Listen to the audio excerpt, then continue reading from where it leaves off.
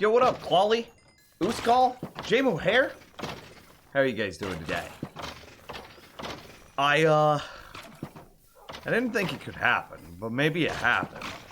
I was working on the Wither Skeleton farm. As you can hear, I am sure. I was working on the Wither Skeleton farm, and, I think I came up with a way to make the collection system even better. Man, I really hope that James shows up today, because he was talking about doing something like this. I'm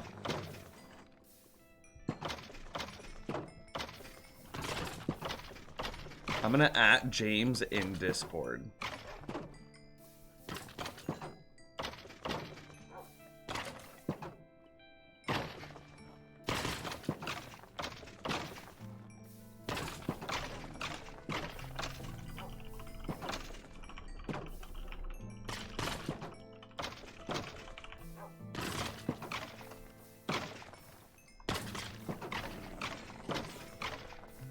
I'm adding James. I'm gonna be like, yo, James, you just gotta get in here.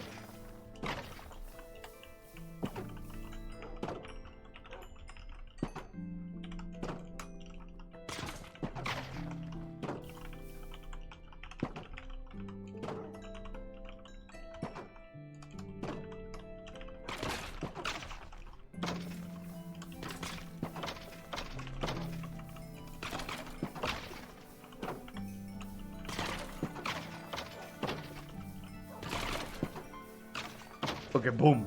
Got him. I hit him up with that that public you know, just to shame him into joining the stream, as you do.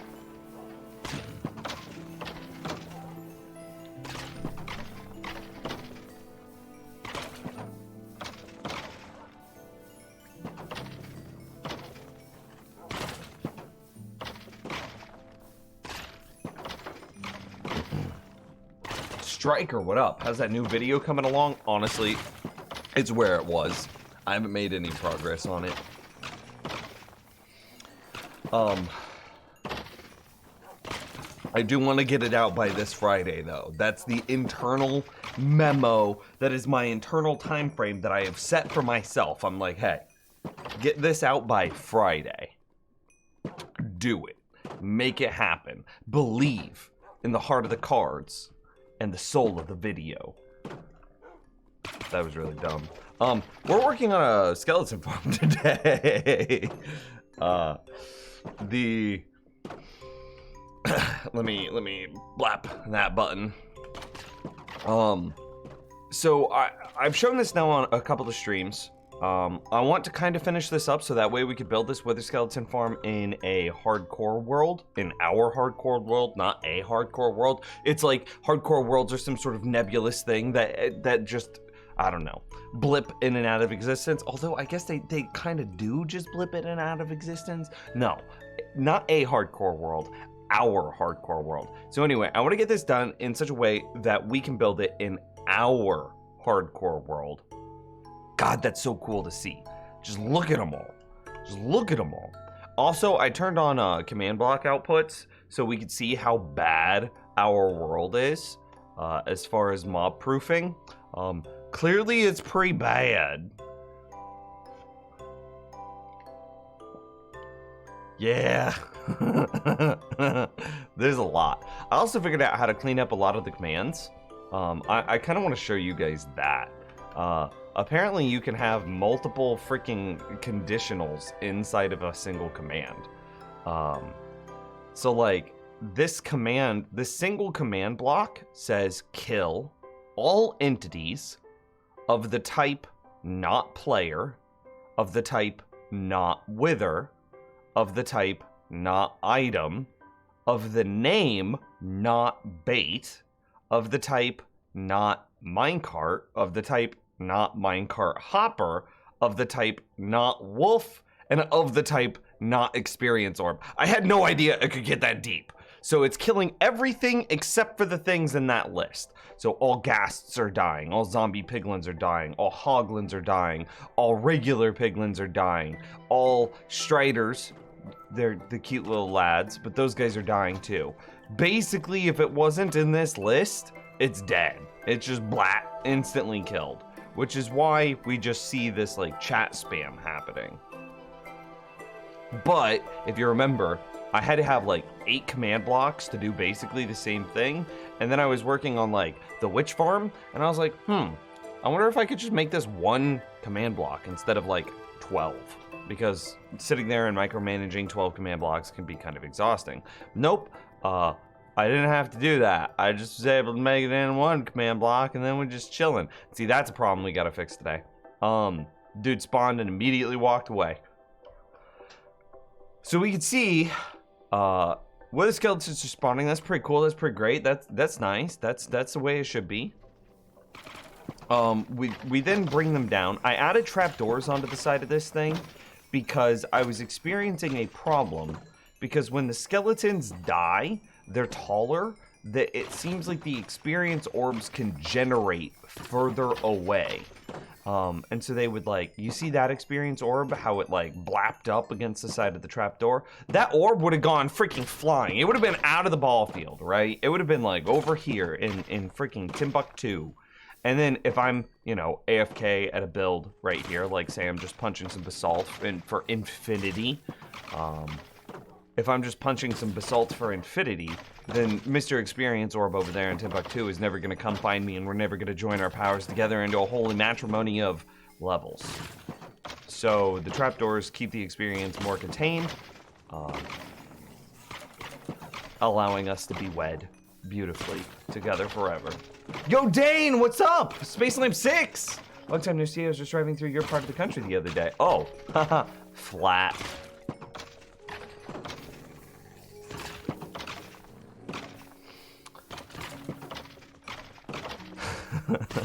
Raw milk, whatever.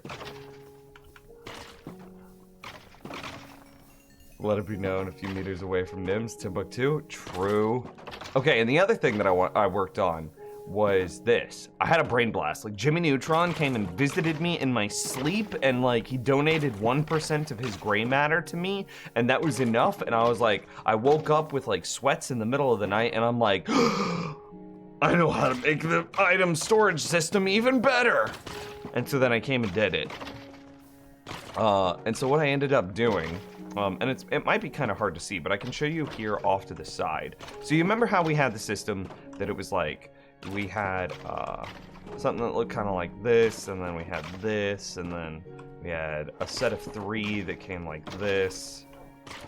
Yeah, and it was, and then we did, this is the old system. This is the context I'm giving you. Son of a dang it. Okay. Son of a dang it. Okay. We had like a system that looked kind of like this, right? Yeah, we all remember this. And then they would just like zigzag back and forth forever and ever, gathering all the items. And then this block was like hoppers and blah, blah, blah, blah. I made it better.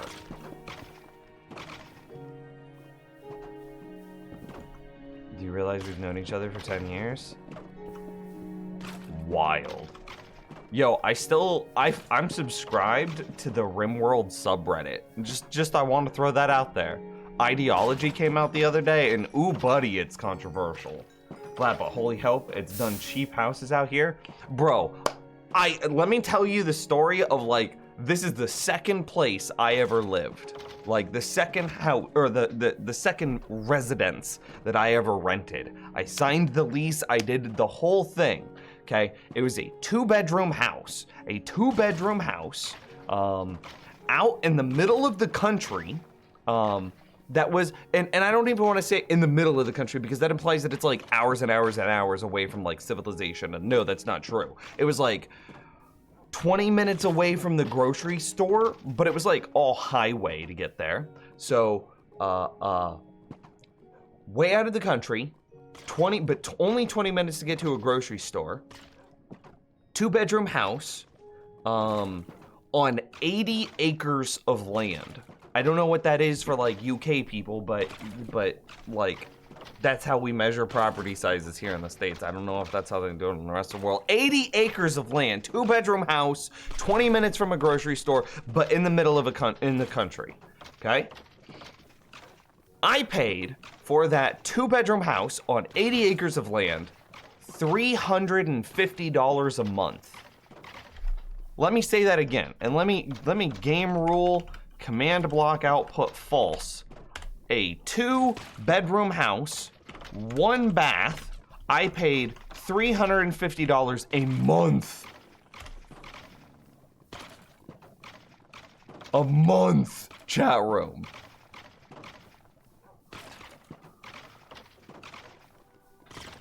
Yeah, what, Yuffie? Of course I remember you. What up, dude? And I did this from like, I did this from like 2010 to 2015, give or take. Yo, what up, Clawley with the 500 bits? Give or take.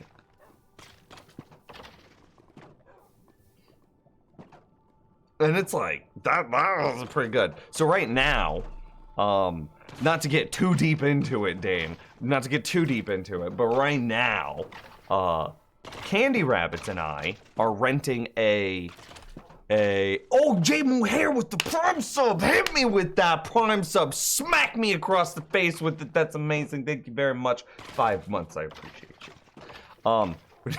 Right now, Candy and I rent a 3-bedroom with a 2-bath, with a finished basement, and like basements are super common here in the Midwest because we get tornadoes, and so like everybody has a basement because, you know, when freaking like the tornado comes rolling through, you're not just, well, we stand outside and we look at it until it's like a block away, and then we go into the basement. But you're not supposed to do that. You're supposed to just go into the basement right away to hide from the tornado, but nobody does that. Everybody's like, oh shit, the tornado sirens are going off. Let's go look. It's a Midwest thing. Don't worry about it. Anyway, this house is 3-bedroom, 2-bath with a finished basement, which is an important note because sometimes basements are just like concrete and gross. This basement is, well, there's still bugs because it's a basement and basements just get bugs. But it's not a gross basement, minus, you know, a couple of crickets every now and then. And this house currently, up until 2 months ago, it was $995. And we're like in the city. Like we have a Kansas City address. Like we are, boom. And we're like 15 minutes from all the venues. We want to go to like a Chiefs game, boom, like 15 minutes away. We want to go to like all the bar districts, boom, 15 minutes away. We want to do anything in the city, and we're 15 minutes away. It was $995 for the first 3 years that we lived here. And our rent just went up, and our landlord was so apologetic. She was like, oh my gosh, you guys are so wonderful, and we love you so much, and you're such good renters, and blah, blah, blah. But my personal property taxes went up, and now I have to increase your rent, and now our rent is $1,100 a month. For a 3-bedroom house with a finished basement, 2-bath, in like the heart of the city. I'm like, yeah, things are just ridiculously cheap in the Midwest.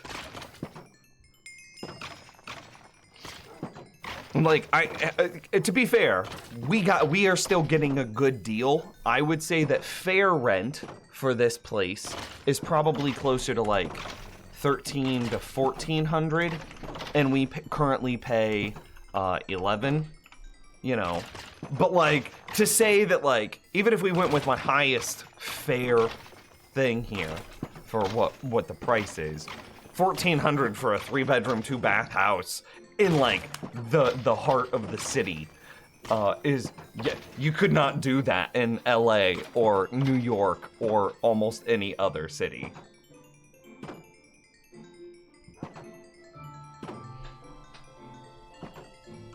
Yeah, it's just wild here how cheap it is. I never understood how different areas can have such different prices for houses / renting all over the US for seemingly the same space amenities. I am not an expert, but my knee jerk would be supply and demand. there is a lot of supply in the Midwest. There's a lot of space and a lot of like, just a lot of room. And there's not that much demand. When's the last time that you heard like that touchy feel good story of like, oh yeah, I'm gonna run away and I'm gonna go start my career in fucking Missouri. Nobody does that. Everybody's like, oh yeah, I'm gonna run away to New York and I'm gonna start my acting career and it's gonna be, or my Broadway career, or my artistic career, or I'm gonna go to LA and I'm gonna do this and it's gonna be incredible and I'm gonna have so many opportunities in LA or New York or whatever. Nobody's like, I'm gonna go to Kansas. So that's my knee jerk. I don't know if that's true, but it makes sense in my brain. Anyway, back to Minecraft. If you were to do something like that here, it'd be 2,000 plus. Yeah, no. I don't think I have ever seen a property, because sometimes Candy Rabbits and I will like to go on rental websites and just like make fun of the decisions, like the Joanna, what is it? The Joanna Gaines, the HGTV reality shows where they like flip houses and whatnot, and then they do like the awful shiplap garbage, disgusting, and they just totally destroy cute homes with their updated renos, blah blah blah. So we like to go on rental sites sometimes and make fun of all the terrible decisions that these places have made. And in all of the time that we have gone on these rental websites, we have never seen anything above $2,000. I don't think I have ever seen a rental property in the area that starts with a 2. 2 bed, 2 bath, 1 car space apartment. Oh yeah, we do have a garage as well, an attached garage. 2 bed, 2 bath, 1 car space apartment. $450 a week. That's weird that you guys pay by the week. I think that's so strange. Whenever you sign a lease, do you have to sign, is it a weekly lease? Like, do you agree to rent the place for like 50 weeks or something? Anyway, Yuffie, check this out. We don't pay by the week, but it's negotiable based on people's income. You can negotiate rent? That's interesting. I'm sure that you could negotiate rent here. Especially, not with like, there are big corporations that own a lot of the rental things, and there's no way that you're negotiating rent with those people. But like, our landlord is just a husband and a wife. The wife manages all the properties, and then the husband is like a handyman, jack of all trades sort of thing, where if there's a problem, he's just like, okay, I'll be out there later afternoon. And he kind of sounds like that too. Okay, I'll be out there later this afternoon. And so then he fixes all the stuff. He maintains the property, where the wife is the one that like handles all the, like, call it the relationships of the property. She's the one that finds the tenants and collects rent and blah blah blah blah blah, right? Anyway, Yuffie, I want to show you the, check this out. Check out this stuff. Also, Yuffie, how's college? So first, this is 2 Nether Fortress intersections side by side. This is pretty standard, right?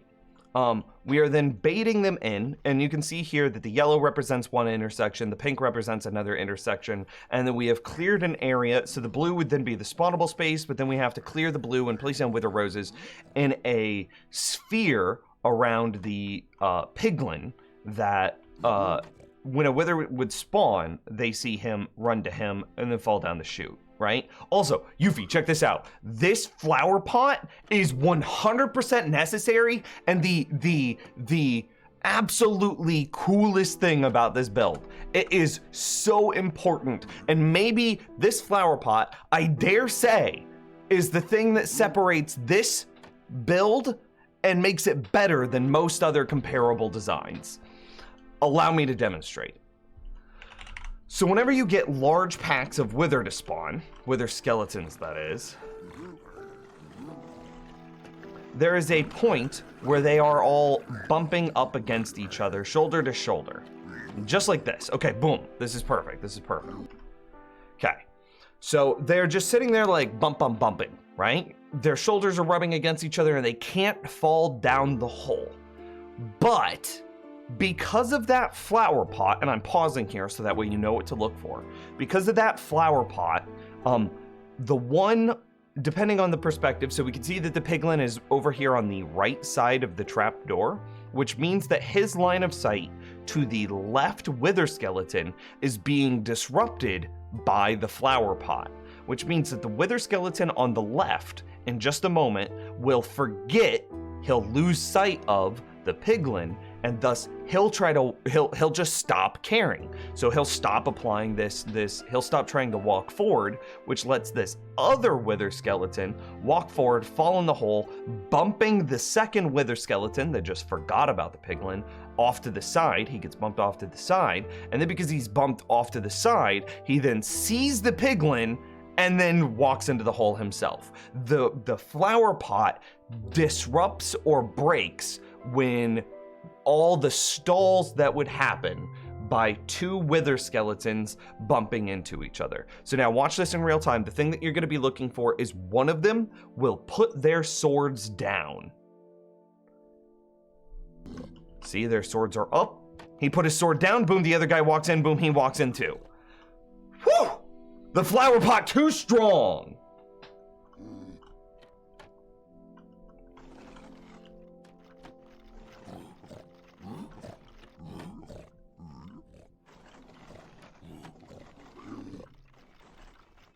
Okay, so now here, let's see if I can set it up in real time. Yeah, perfect. His sword goes down, he walks in, he sees him, he walks in himself, he goes down, boom, processed. Woo! Nico-like with the prime sub for 41 months says, hello, Wave. Hello, sir.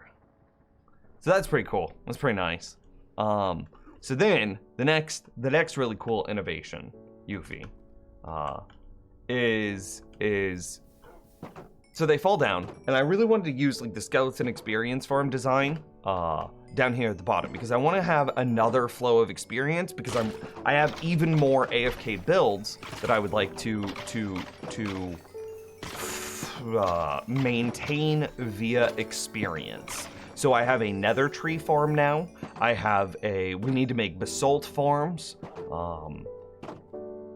Shoot, there was something else. Nether tree farm, basalt farm. I don't remember. But those two things are definitely worthy of being fed experience via some sort of experience farm. So I was like, okay, I need to get my wolves to kill the skeletons. A problem that also exists with a lot of other designs is the invulnerability frames of skeletons falling prevents them from being hit. I, the player, have like wit or strength 1 billion, so I can one-shot literally anything in the game right now. Let me see if I can get the timing right.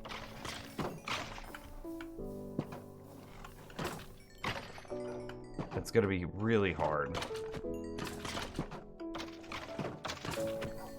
I can't get it. I'm having problems. I gotta be faster. It's not working for me. But you'll have to trust the invulnerability frames that prevent me from that are created by the wither skeleton spawning would sometimes allow the wolves to attack the skeletons while would allow the wolves to attack the skeletons while the skeletons are invulnerable. So the wither skeletons would then retaliate, thus killing my wolves. But this fence gate system that opens and closes hides the wither skeletons until their invulnerability frames are over, and then opens the door, allowing the wolves to kill the skeletons, then closes them so that way the next set of wither skeletons can fall and receive their fall damage.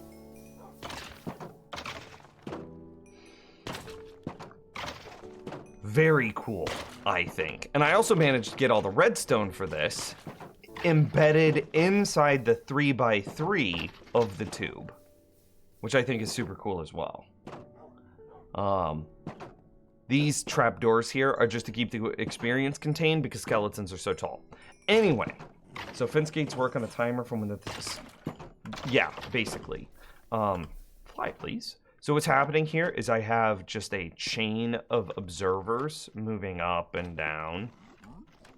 When it reaches the top, we hit a redstone into a 4-tick repeater, which then triggers a trapdoor. Let me spawn some withers for you real quick. Not withers, withers. We're gonna hit up some withers real quick. Okay. So there's powdered snow here, which works in the nether, which is cool. They chill on the powdered snow to guarantee their fall height. And then the trapdoor opens for 4 ticks, which is long enough to allow all the withers to pass through, even if they're jumping. Yep. They pass through, and because that's on a known timer, we know when that happens, we can then observer all the way down, which we then send into a 4-tick repeater, into a pulse lengthener, so a comparator with 3 redstone dust. So it goes 15, 12, 9, and then it cycles, and it goes 6, 3, 0. So you can see that happening. You see how it quickly counts down. We take a 4-tick repeater out of that, power this redstone, and then this redstone here powers our trapdoors. So it is and like conceptually this could come up. And like that doesn't, yeah, that could be there. Whatever.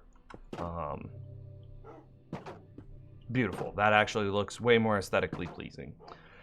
Anyway, yes. So then because we know when the trapdoor opens, we can send out an observer pulse all the way down, create this like pulse lengthener, and then blah blah blah, and then it's just on a loop. So then it goes back up, and the system resets and does it again.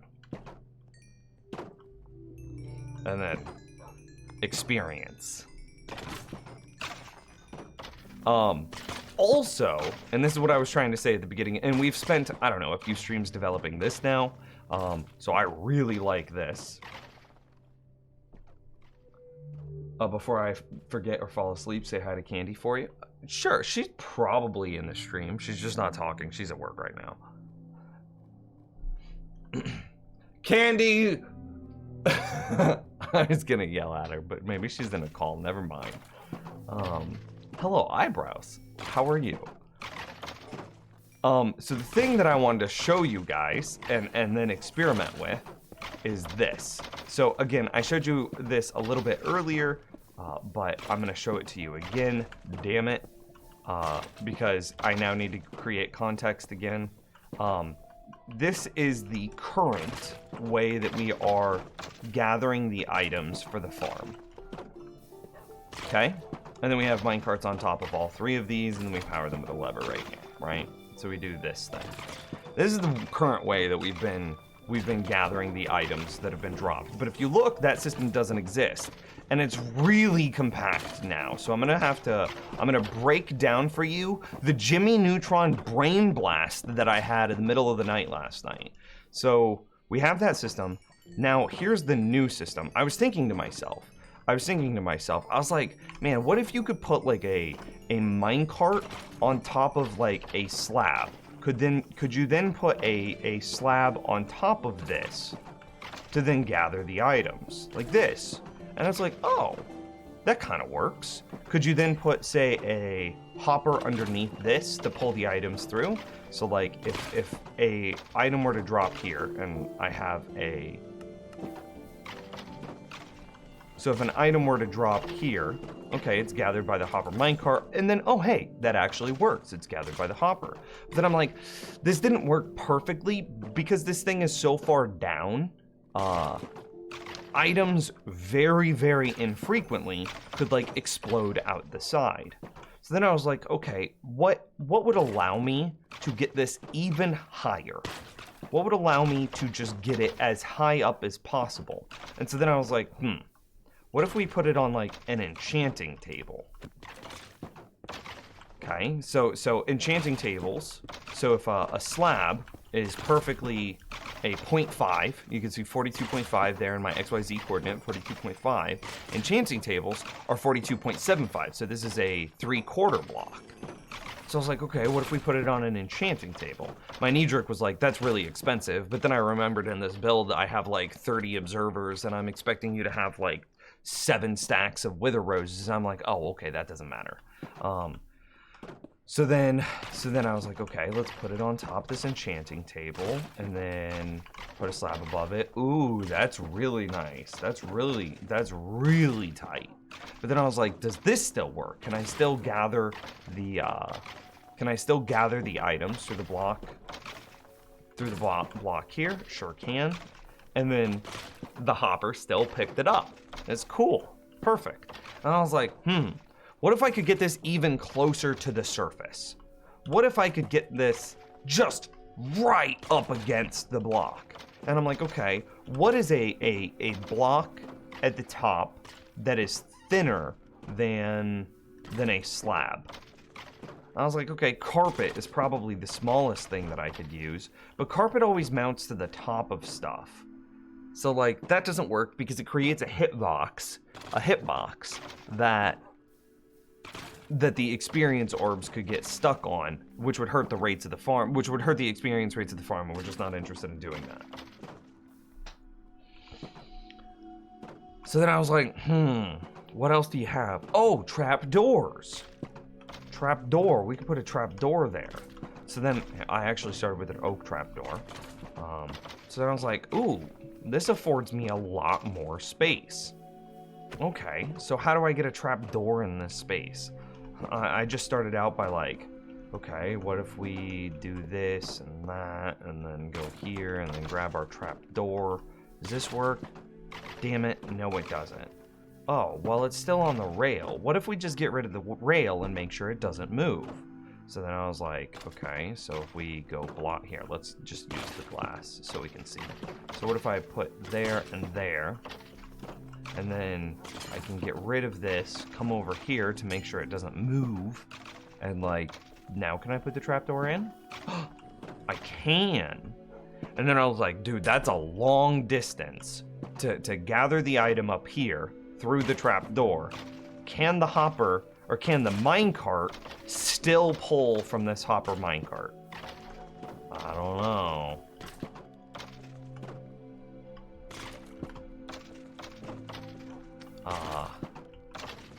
How'd I do this? Oh, no, it can't. But then I'm like, wait, why does the minecart have to be this far down now?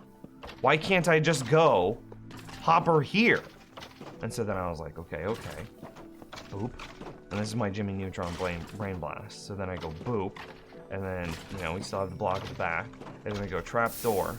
And then I went, and that works. And that just works,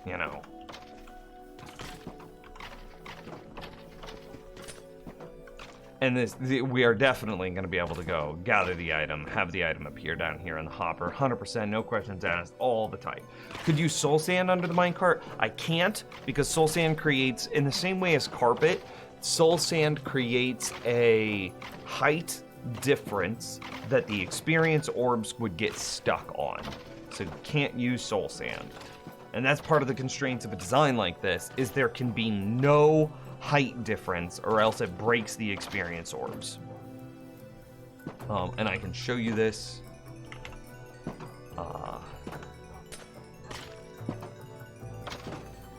Yeah, you can see them over there. They're just stuck now. Just stuck forever and ever. So it can't be soul sand. Conceptually, it could be soul sand for the record, but then the entire platform would have to be soul sand. And I don't want to just walk around soul sand every time I come to the AFK farm. So, yeah, not soul sand. But then I was like, this works.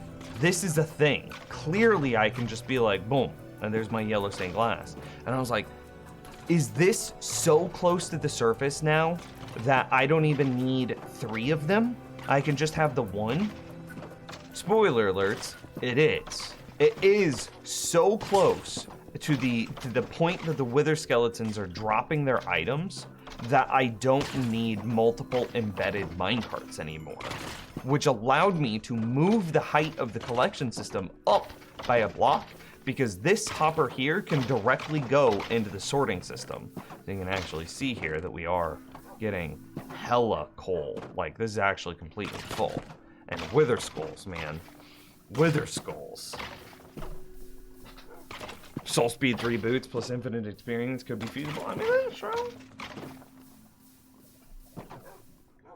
I've been working on a glow squid farm. You'll never guess what the major limiter for that is. Major limiter for glow squid. You can get rid of axolotl.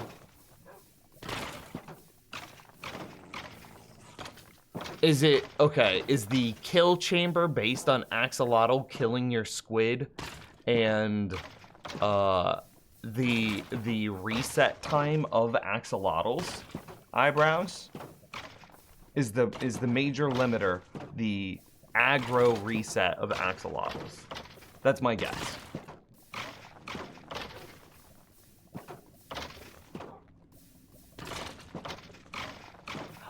So yeah, I was able to just out here and then run this directly into the filter systems, get hella stuff. I also found out that like lava cauldrons can be placed directly under droppers and work as a super compact item destruction system. By the way, you asked me before how college was, right? I did. I graduated 4-year major and minor in energy engineering and environmental systems engineering. Nice.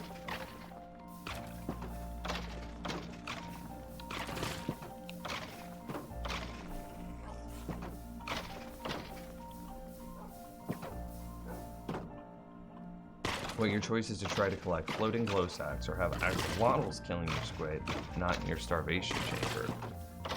Floating glow sacks.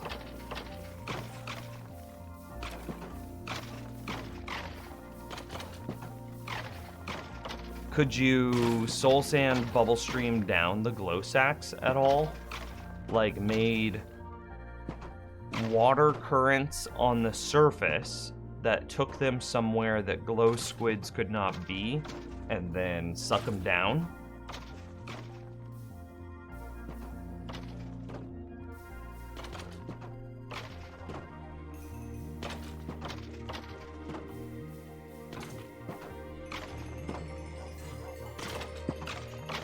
Or just like float them over into a hopper. You might not even have to suck them down, actually.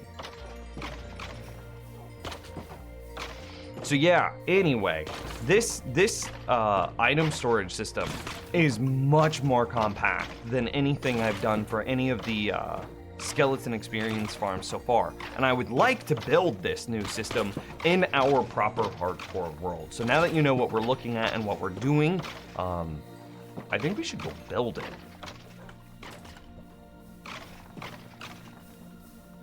Double checking. Is there any other efficiencies that you guys see that we could tease out? Also, Yuffie, have you seen our hardcore world?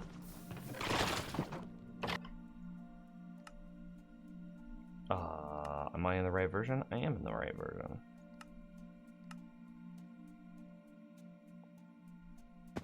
Boom. Probably not. I haven't caught the stream in a good long while. Okay. Hardcore. So firstly, before I show you anything else, I want stats. Time played, 49.15 days. I have been AFK for some of that, so be aware. Alexa, what's 49.15 multiplied by 24? 49.15 times 24 is 1,179.6. That's 1,100 hours in this world. Now, admittedly, I've been AFK for some of that. But yeah. All farms strewn together and connected? Yeah, man. I'm running into lag problems now, which is why I'm so interested in lag busting, and reducing the overall size constraints and footprints of a lot of my farms. Redstone dust is very laggy. See, like, look at that. 3 minecarts all operating in unison. That's a problem. We don't want that. Oh, there's also one more thing that I meant to show you. It's kind of fine. But it's iron trap doors. Mobs can't spawn on iron trap doors, which is pretty nice.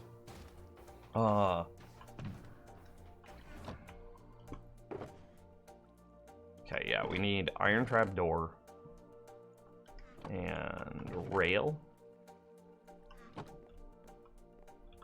I think that's what we need, plus this. Redstone dust, chest or tile entities, those 2 spring, yeah. I went very light on chests. This is my entire storage system. It is very minimal. I tried to use as few as possible, and then like pulsing redstone is very laggy just because of the amount of block updates that it does. Also, pulsing lights is very laggy. Just for the same reason. It's just an absurd amount of updates. So I try not to have any pulsing light updates, any pulsing redstone dust, and as few chests as possible.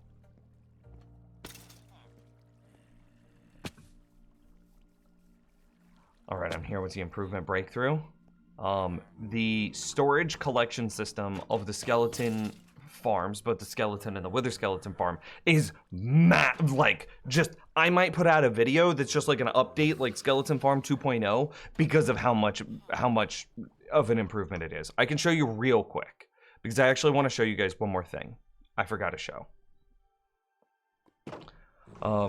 This is it. Look at how tiny it is now.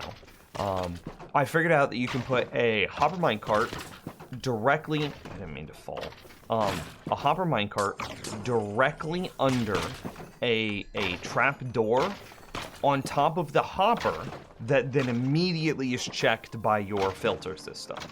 Which this cuts down the number of hoppers, the number of minecarts, the number of moving minecarts, your noise, everything significantly.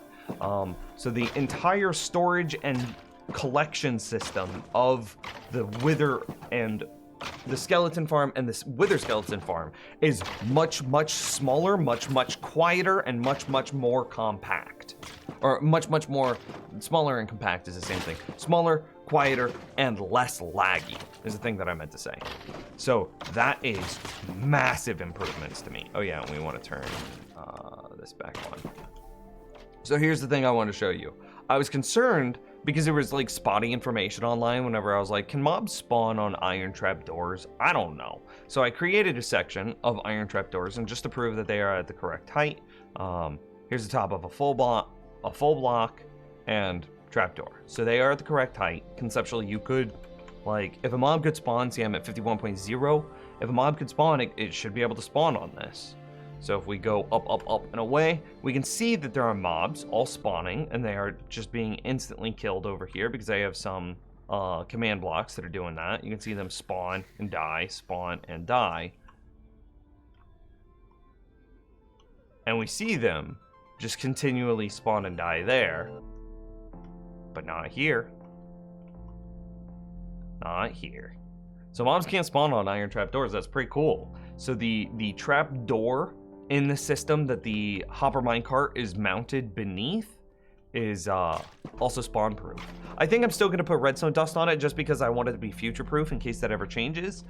Because I think that wood trap doors are not mob proof. But if we put like a button or a piece of redstone on it, then it is mob proof. Mobs can't spawn on redstone. So what I would like to do today is basically update and compact this entire system here. Yeah. Okay.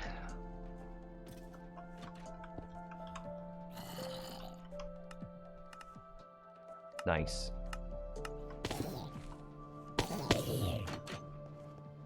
Well, that's interesting. Even in creator mode, your game still registers you as a player unit, so mobs won't spawn in your range? Correct.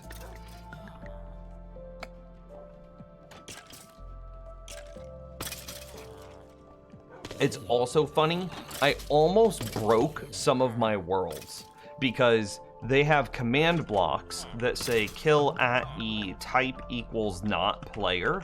If I miss that exclamation mark in a repeating command block, I can never live long enough to destroy the command block, which means that I break the world.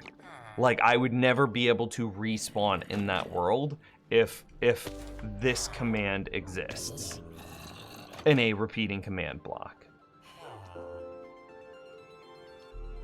Can I see your Mob Farms minecart doc? I want to compare it to my own. Sure. So it goes around, comes back around. Okay, so then the sideways, we have a comparator into a redstone torch, into a block, into redstone dust that's there, and that's a T redstone. Cart parks. This shuts off. This empties, rather, which shuts this off, which turns this on, which turns this on, and sends the minecart back out. Then, this empties directly into the dropper. Into the dropper, and that dropper has a comparator right into the back of it, into a block, into a T redstone, into a block, into a one-tick repeater, into a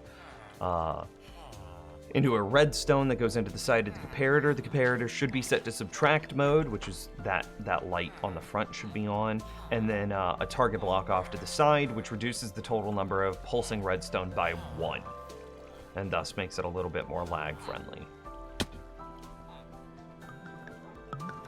Yeah, well, I would probably, if I accidentally did that, and I did almost accidentally do it once, then what I think I would do, I'd have to go into MC Edit and destroy the repeating command block. I would have to use some sort of external tool in order to fix that blunder. Okay, so how do we do this? So the first things that we want to do is... I'm thinking about orientation and whatnot. I think I just want to destroy all of this. TBH.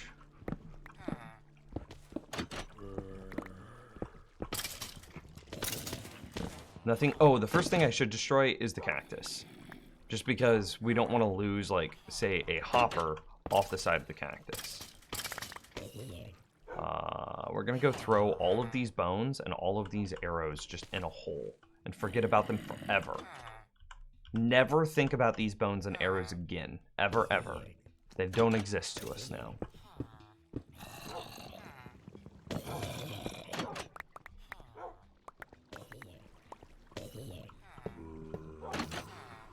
Okay, I do want all of that cobblestone because I believe all that cobblestone is named cobblestone. I believe it's all named placeholder. Sure is.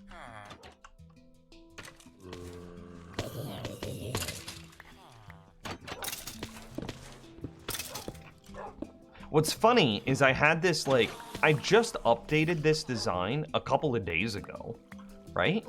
And now we have this, like, giant improvement, this mass innovation that just makes it so much better.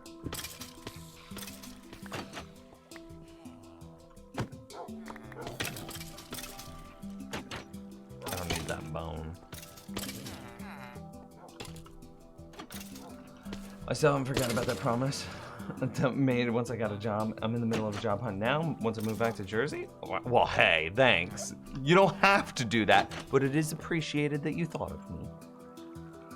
I'm not a hopper. You wouldn't want to lose some of your infinite iron or infinite wood. Okay, I have to work real hard for both of those, okay? I don't appreciate that sass.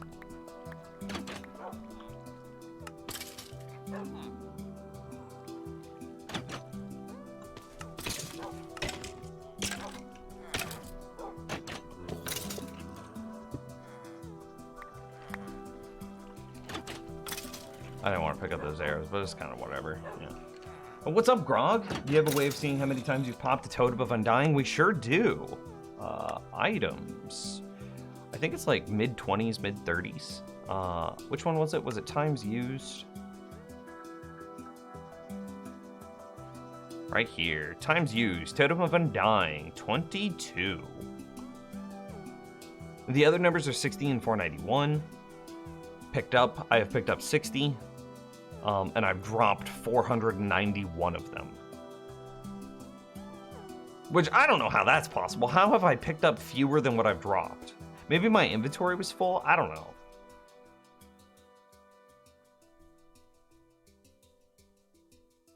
Yes, but times used, 22. Now, I would like to kind of asterisk that number. That isn't 22 times that we have popped a totem and almost died, because sometimes I pop a totem just to stress out chat room. But those were totem pops, even if they were meme totem pops.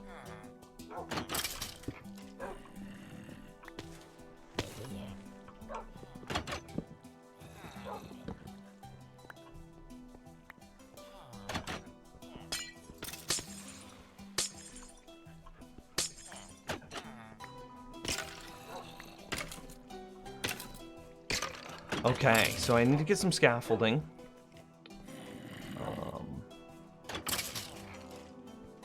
Okay, we actually have a few things that we gotta do. We actually need to move the wolves before we do anything. Which that might be a little bit awkward. I guess it's falling in from the chest as a cat is picking them up. Oh, that's probably what it is. You're probably right.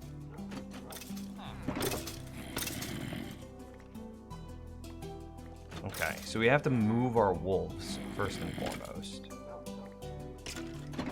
Also, I kind of need to shut off the skeletons because it's going to get overwhelmed with items real quick.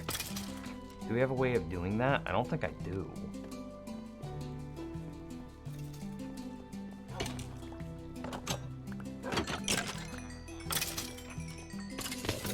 How do I get the skeletons or the wolves out and not push them further in on accident? Like, I need to do this, but how do I make sure that they come out and not in?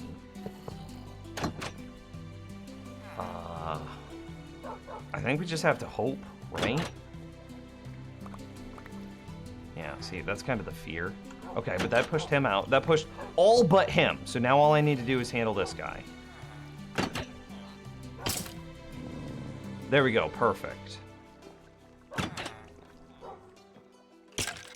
Okay, and so now I destroy this, this, this, and this. And then I need to mount my... I need to mount the stuff.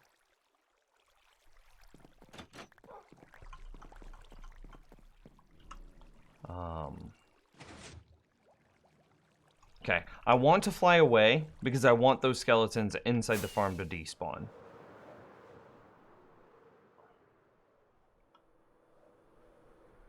Take your time with hunting. I know your worth. Do your research. Don't settle for the first opportunity. I mean, true.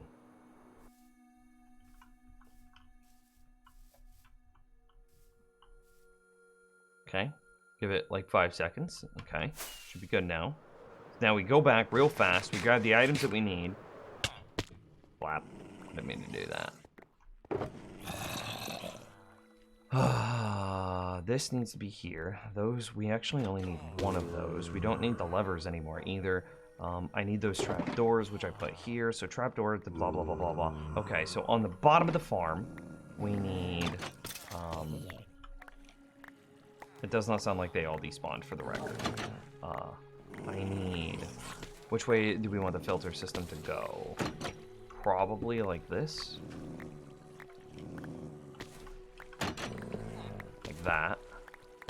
And then on top of that hopper is where we would put the minecart.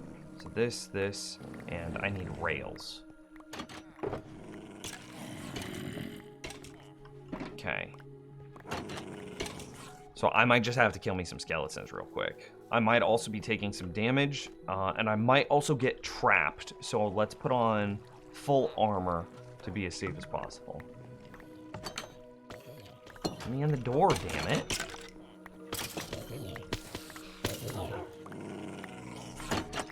Oh god, my reaction speeds. Okay. So that's, yep, that's what we want. And we need to do this. Put that there. Put that there. Now I need to destroy the...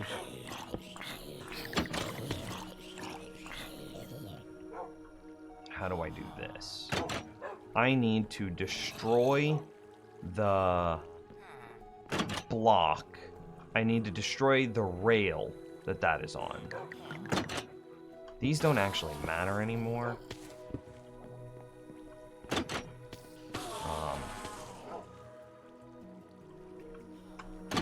Actually, the cobblestone next to it. No, the skeleton just pushed the thing off. Okay, that's fine. We could do this again, but we could do it better, smarter, faster, stronger.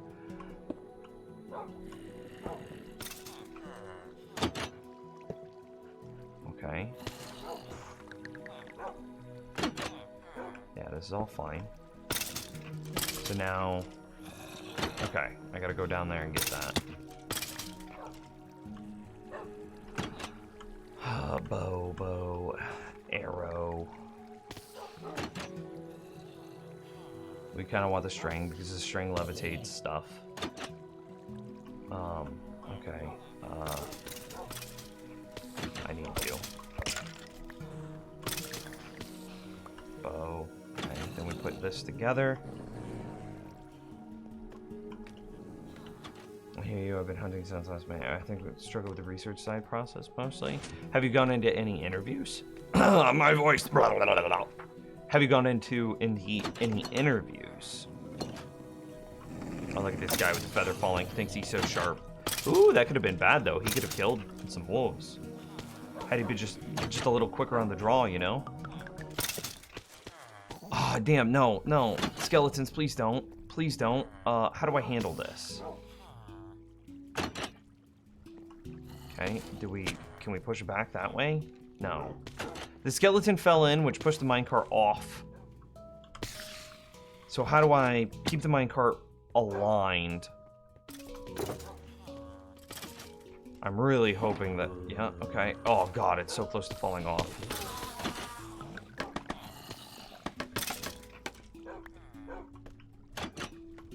Okay, so I'm hoping that I can push it back. Come on. No. Yes. No. Yes. Maybe. I don't know. Can you repeat the question? You're not the both of me now. Okay, that looks good. Alright, so very quickly now, I need to put the wolves back in place.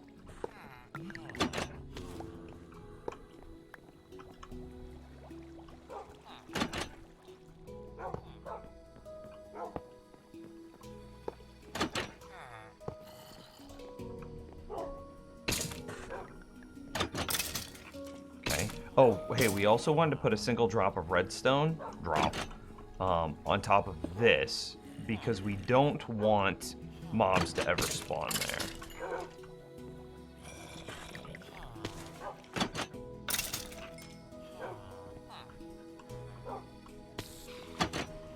It was a good show. I barely remember it.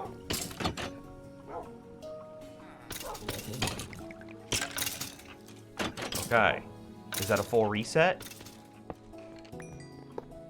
I think it is. Let's go get some spruce wood, fill in those blanks. That's fair. Think about the business work environment. Think about what other companies they affiliate with, how they've treated their current and previous place, how they handle the application.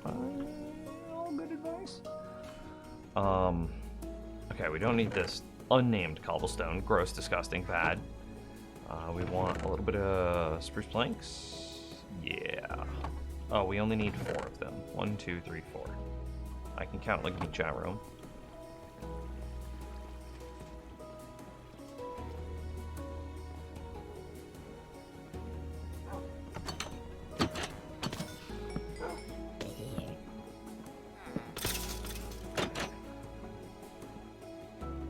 Yeah, that's looking much better. And then all of those items should now be stuck in here, which they are. So first things first,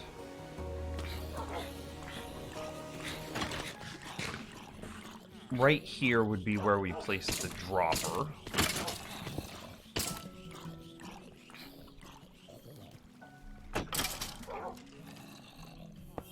Okay. Yeah, this is going very well. So then the let's work on the redstone for the dropper first, so that way we get like an item destruction chamber, which would give us like, so that way we know, because like, look at this thing is just getting completely filled up. Yeah, all of this is trash, garbage, bad, which is the nickname my parents gave to me when I was a child. Let's see.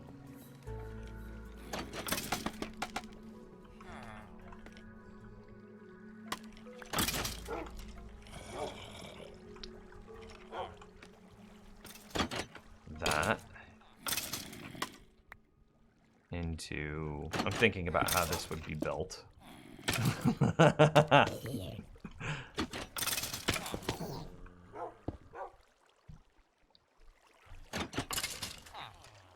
Comparator block dust.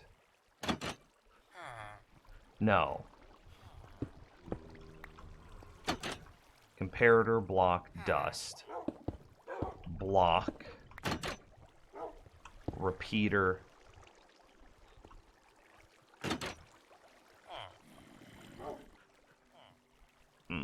How do we do this?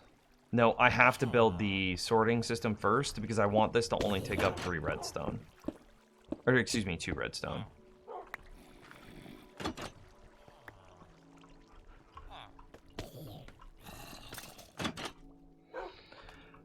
So let's see. So we would have here and here. So this is the beginning of the sorting system. Flap, flap. And then directly under this. Ooh, buddy, this might be tight. So this is where the comparators sit. Let's grab some comparators.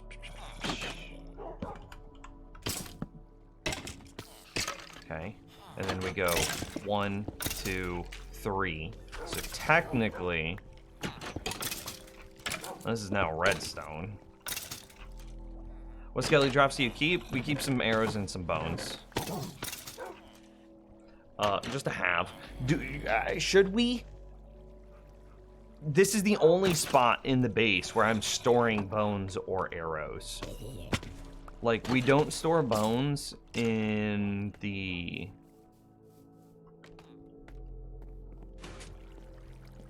We don't store bones here, I don't think. Yeah, this is string. So there's no bones here, and this is the only other place that we could have bones or arrows. And it's like, do I need bone or arrow storage? Probably not. But what if we did someday? You know what I mean?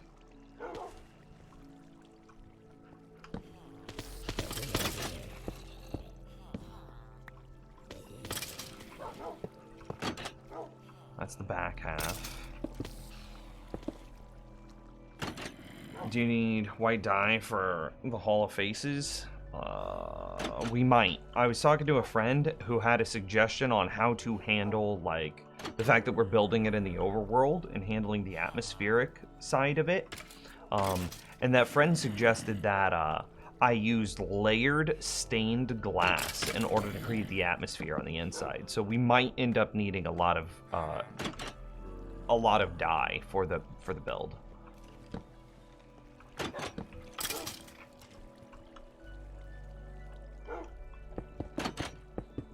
Okay. Progress.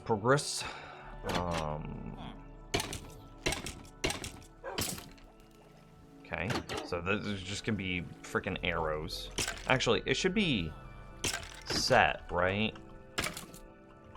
That's just gonna go right back in my inventory, I know it. Okay, so this one actually needs to be bones. I'm an idiot. Okay.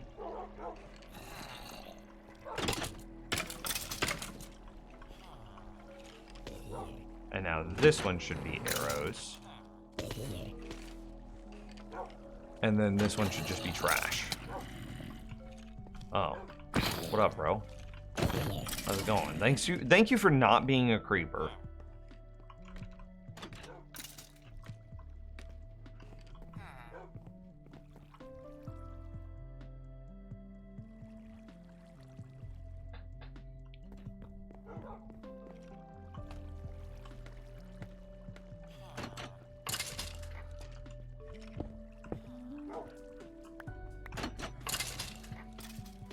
Okay, so that's the filter system set up.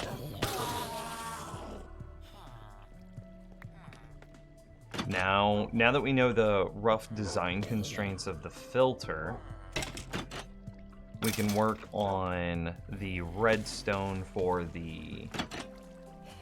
this guy.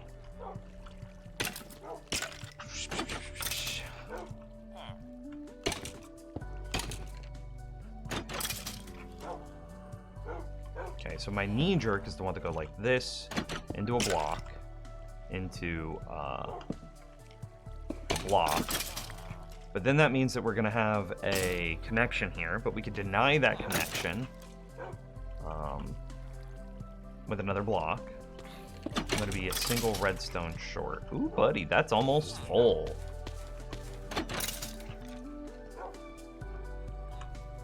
I think that we can go Target block here into there. I'm out of redstone dust. I need one more redstone dust. Did I lose a redstone dust at some point in this build? I don't know.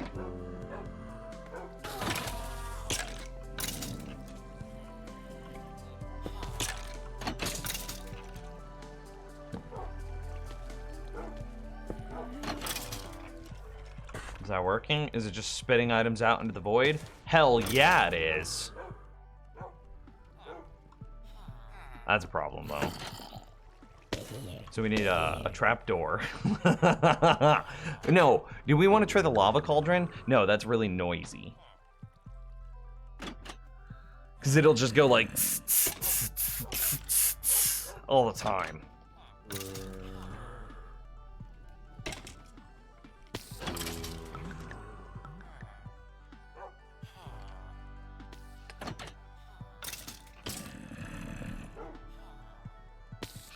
Yeah, I think it is cactus, and I think that we go trapdoor.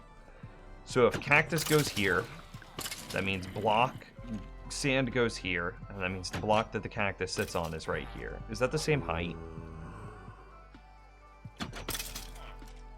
Okay, let's try another idea. What if we spin this? God, I just picked up so much garbage. Which is what my mother would say every time she picked me up when I was a child.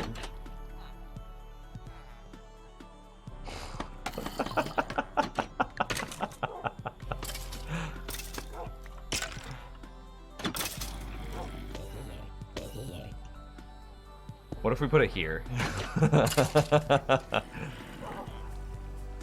And then I spat it onto a cactus, say.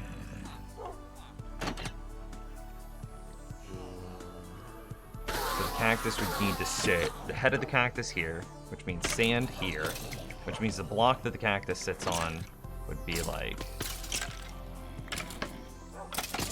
somewhere in this height. Okay. Can't put the cactus here. So the cactus wants to live right here, which means that the sand is right here, which means that the block is right there. Okay, got it. I'm a genius. A genius.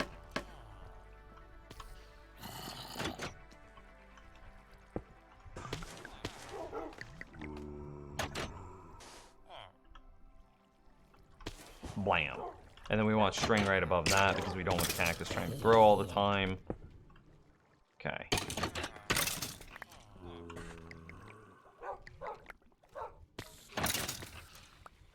Please be getting destroyed? Okay, it wasn't. Let's try again.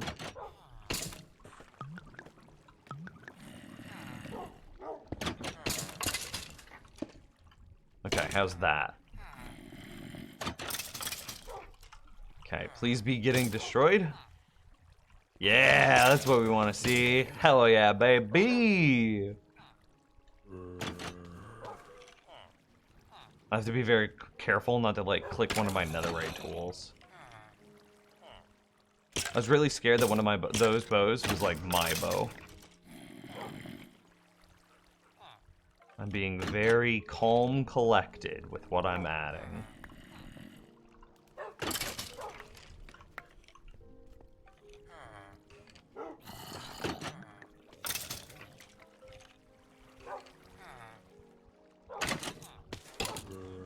Calm, cool, collected. Calculated.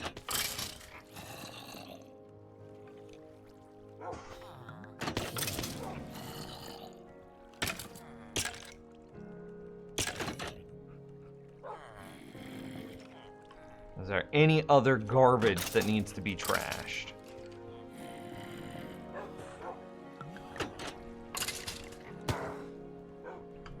Oh, yeah. A lot.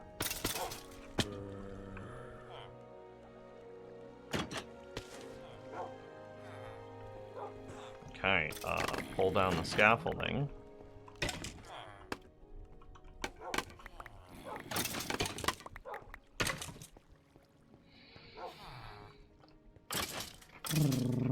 How do we feel about this? This is much more compact. Let's double check that it's working from the inside, and that we don't have, like, bows, arrows, whatever, being collected on the inside.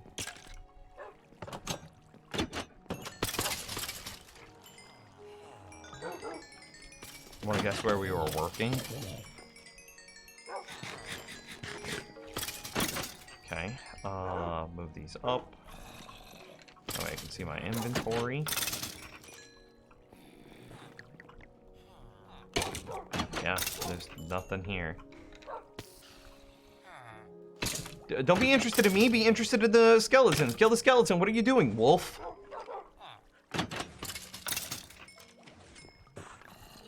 Yeah, there's no items here.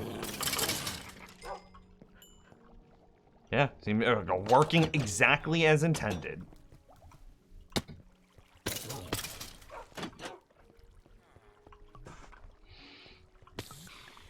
Hell yeah. There's our arrows, there's our bones, there's the arrows and bones waiting to leave. Okay, let's go. Do we just pop these two chests? I think we popped these two chests. Okay, I picked up the chest, which means I destroy everything else. Woo, buddy, that's a lot of items. I don't think that we're gonna go as big this time, for the record. I don't think we need to. I think just a single chest is more than enough bones and arrows for this world.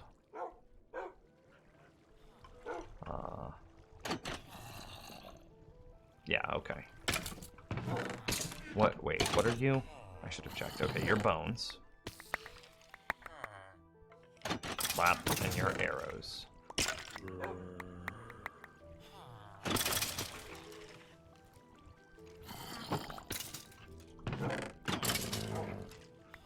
Yeah, we're okay.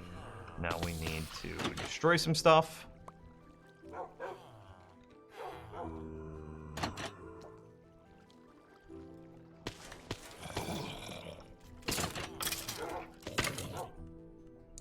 That's what we got.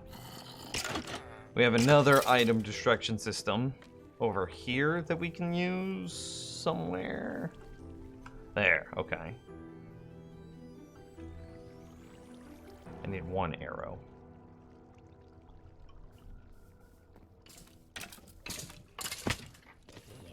And or alternatively, we could just give it 5 minutes and all of this will despawn. But that's gonna be a laggy 5 minutes, chow room. But look at all going. We could also load this up. Yeah, let's go ahead and do that too. Okay, that's completely full.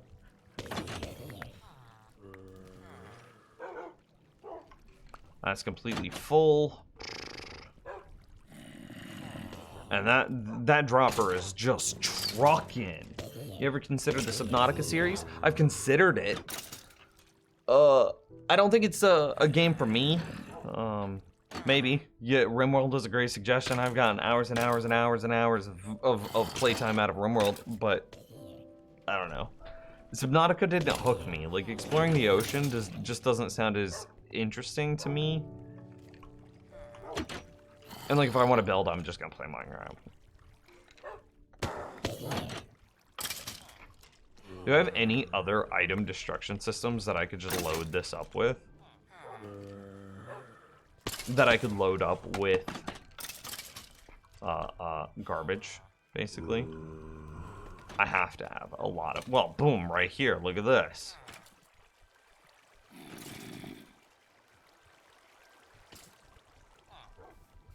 That's another item destruction system that I am now just running. Isn't there another one? Oh, Lord. Where's more? That's a furnace. And then a dropper. That's not item destruction.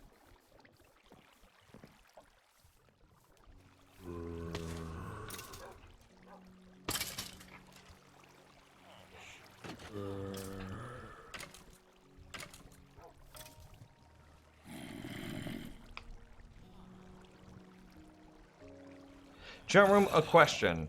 Should we have built this with the redstone going the other way? That way, once we get tinted glass, we can look into our skeleton farm and use this as a hallway?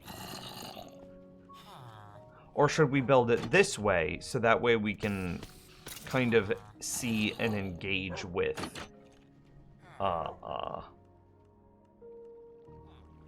the furnace or the chests as we clear this space out.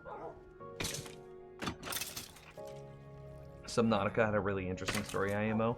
The building is definitely secondary, if not tertiary, to the game. Okay.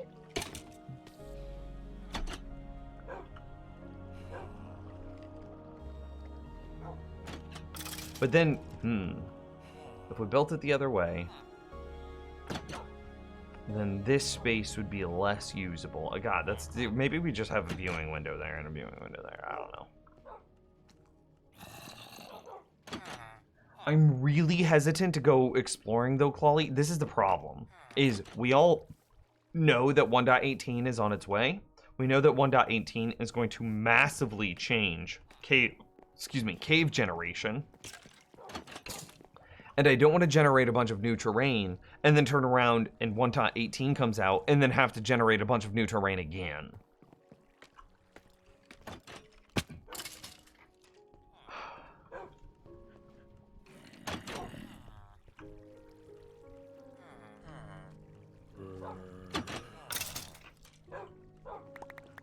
Do we just start a new world in 1.18? Is that really the solution?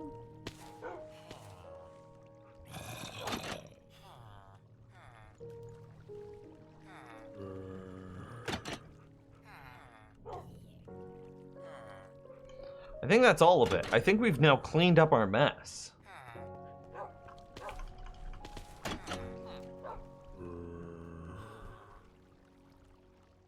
Oh, I did something dumb. Okay, how fast can I click? Am I a fast clicker or am I a slow dumb clicker? Oh, it shouldn't even matter, actually.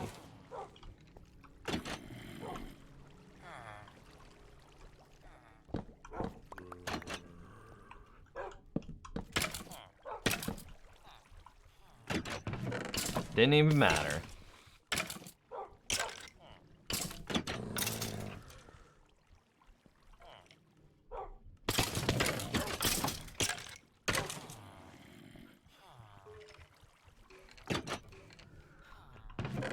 Perfect. Okay. Just go super far away in the nether, make a portal, and do some exploring and mining, then leave it. Don't have to worry about needing that specific spot to be 1.18. I mean...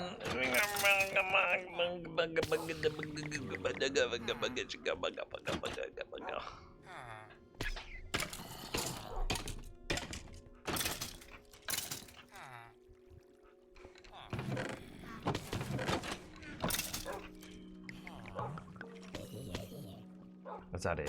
Is that... Oh, Lord. Hello? Oh my god, I almost fell all the way down. We might want to kind of fill in that hole, huh? Look at all these, like, Enderman blocks. Gravel, dirt, gravel, dirt, sand, dirt. Not sand. Grass. How do I get out of this hole?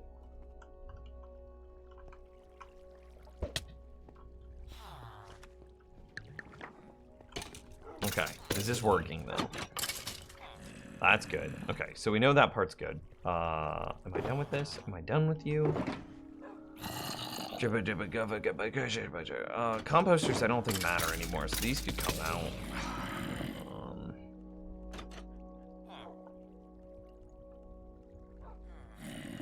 Nope, that's full.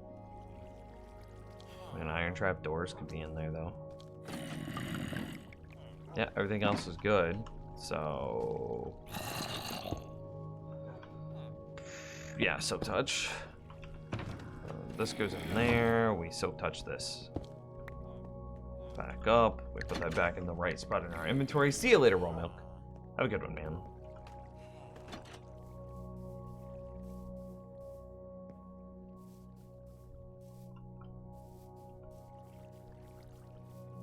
You're gonna get more depth below to explore below the current base. How is that gonna work? How are they going to retroactively update the space below the base?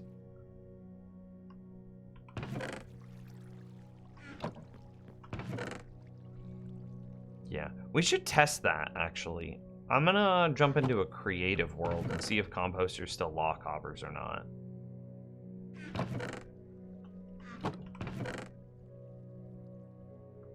That's an important thing to know. Oh, scaffolding. Did we pull all of our scaffolding out of here?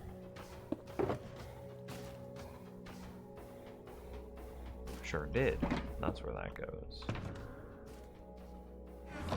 Cobblestone and glass. Cool.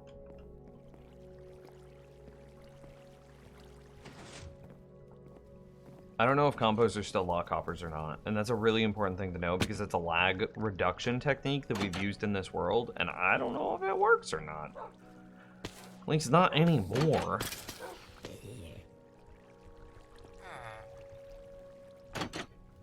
Yeah, all of this looks like it's behaving well. So the only thing that, yeah, see, that's what my thoughts are too, Clawing.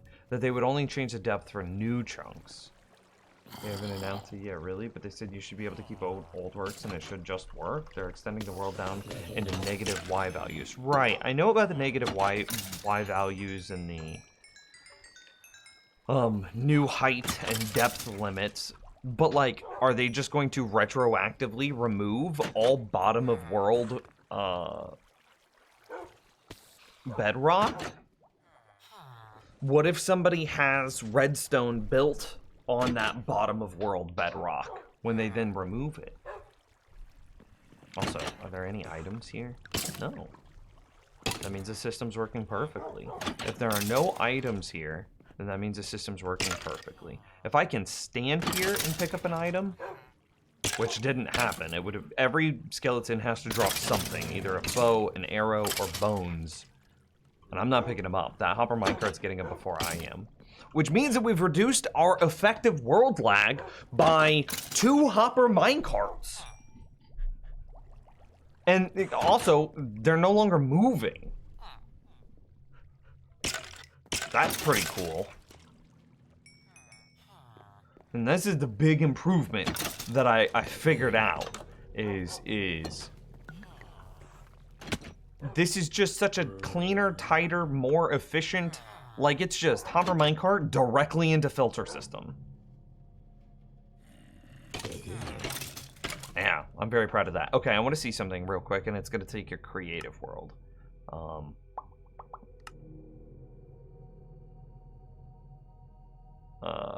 Yeah, that's fine. I don't care. Whatever. No, actually, I do kind of care.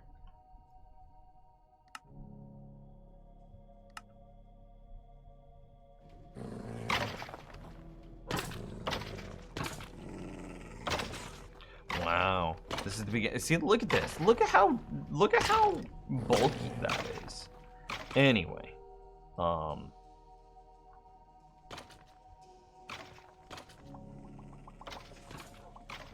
thinking about how to set up the test parameters. Okay, so what I'm really interested in is a hopper minecart, or excuse me, is a hopper shut off when there's a thing above it?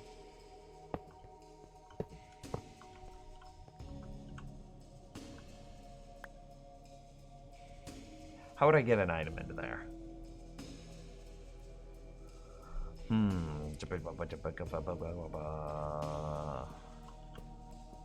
Oh, well that just proved it. It's not.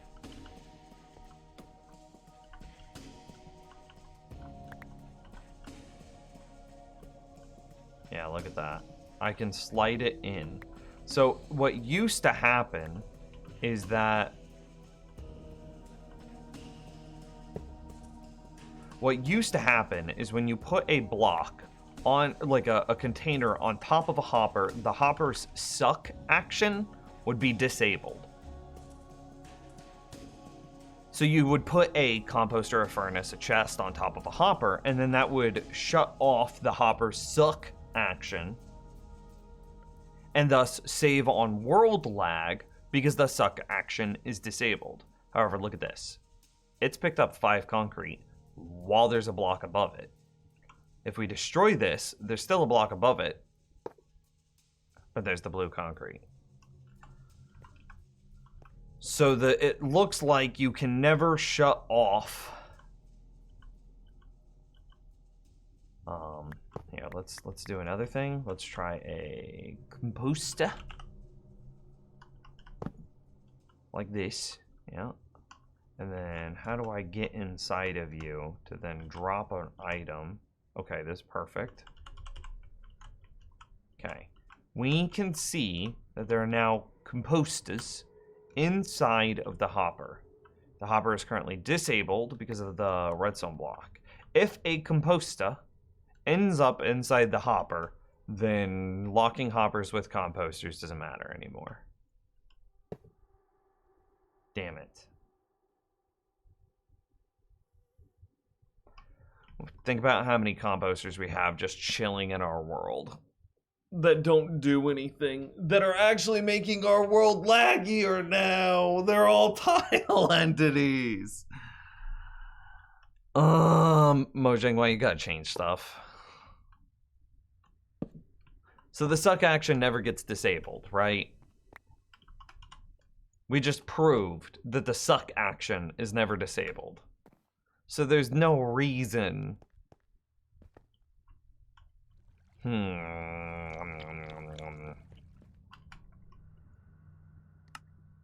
So like,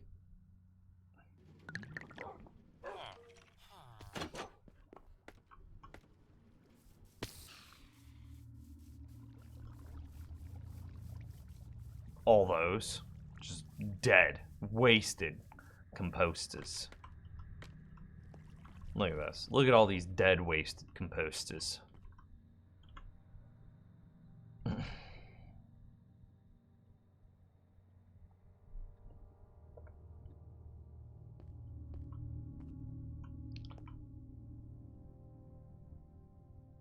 We should probably still put a block above all of the hoppers in order to prevent them from accidentally sucking up something that we don't want them to suck up. As an example, what if a wandering trader spawned up here, then they somehow, like a llama fell, and while the wandering trader was right here, and then the lead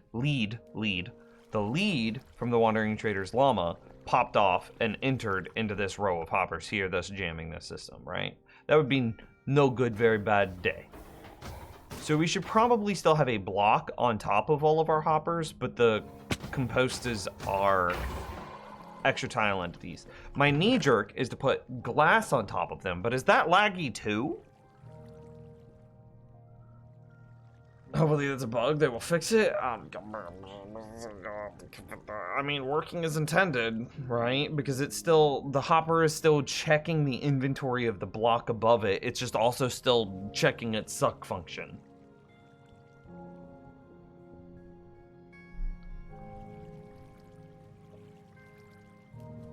We'll put glass on top of it. There's no way that glass is laggier. No, glass is pretty laggy. Wait, no, it's not glass though. It's tinted glass that's laggy.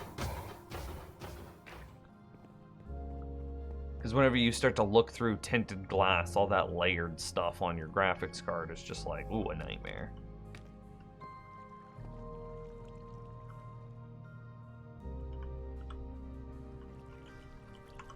I didn't mean to fall.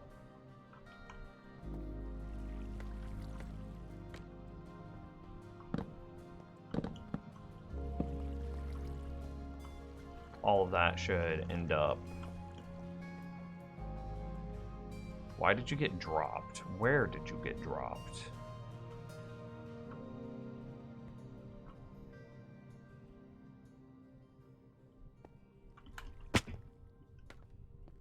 Excuse you.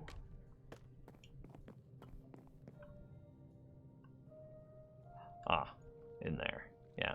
A lead would have broken that farm, for sure.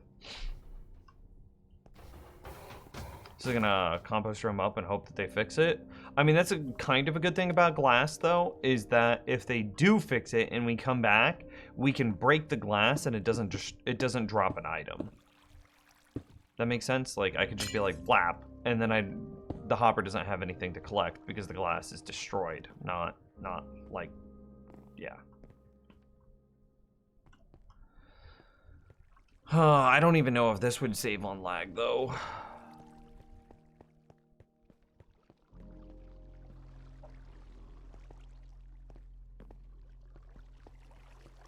I mean, do you want to file the bug report, Yolk? I swear, there's a spot in my base that has like 1 billion composters. There's one right here.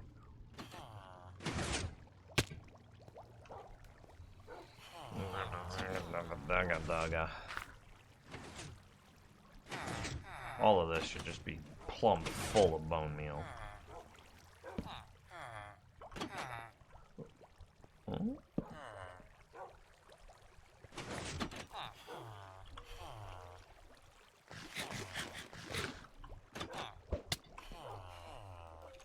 I got a little spooked. Not gonna lie.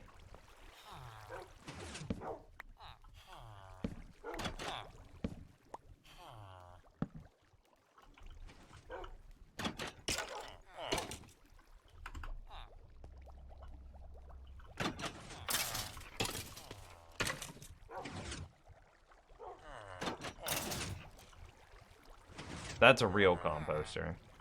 This is a fake composter, but this is item destruction, and I don't want to have. And it's like item destruction with a cactus next to it. I don't want to have to worry about that. LOL scaffolding with composters. These are also real. That's fine.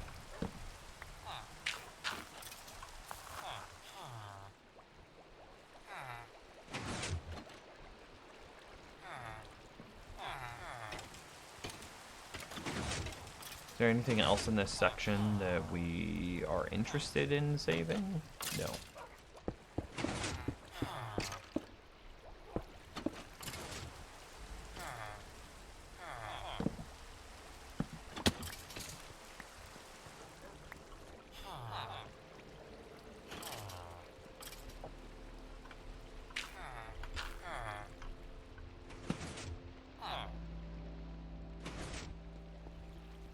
Torch spam lag?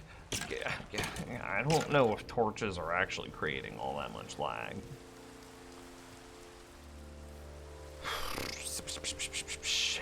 I mean, the alternative to the torch spam problem is to go through the world and replace, like, all of these torches with pumpkins.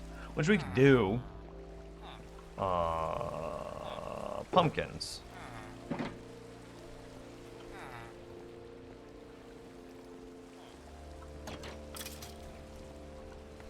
Oh, okay. I got gathered. What up? Does your Darkroom mob farm generate you Enderman? Oh, I just realized a bad thing. I can't just throw items on top of my wolves now as trash. I used to do that. I'd just be like, blap. Well, I guess it kind of still works. I just have to get it deeper. Uh-oh, this is a problem. Okay. I was trapped. It could be gridded better. I mean, you could be gridded better, Uskal.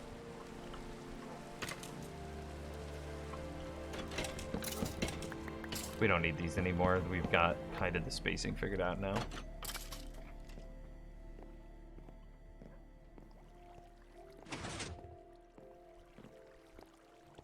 I mean, we absolutely could. Do you want to do that? Hang on, let me see. Let me see what that would feel like. I don't know if I'm committed yet.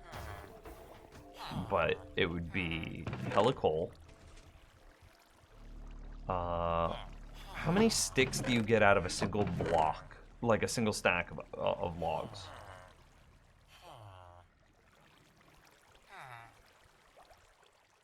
Here, we'll test it actually. So we'll go here. We'll go here. You get 4 stacks of sticks. No, you get more than that. You get 8 stacks of sticks. Okay. So we place all those. We grab another stack, and then we grab 8 stacks of charcoal. 1, 2, 3, 4, 5, 6, 7, 8. Okay, that's how you do that. And now we have plenty of torches. It would only be graphic lag, right? From the flame. It could also just be more textures rendered.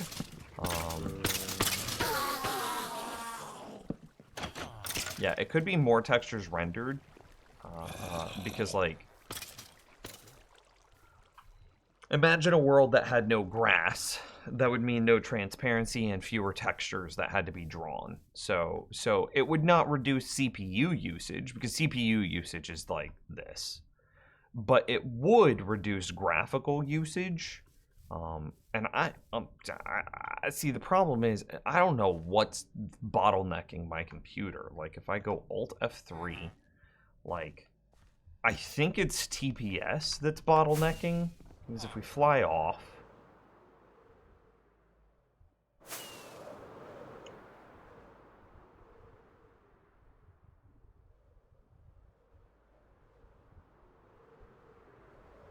see, now, as soon as my base starts to... Look at all these sheep eating all this dirt.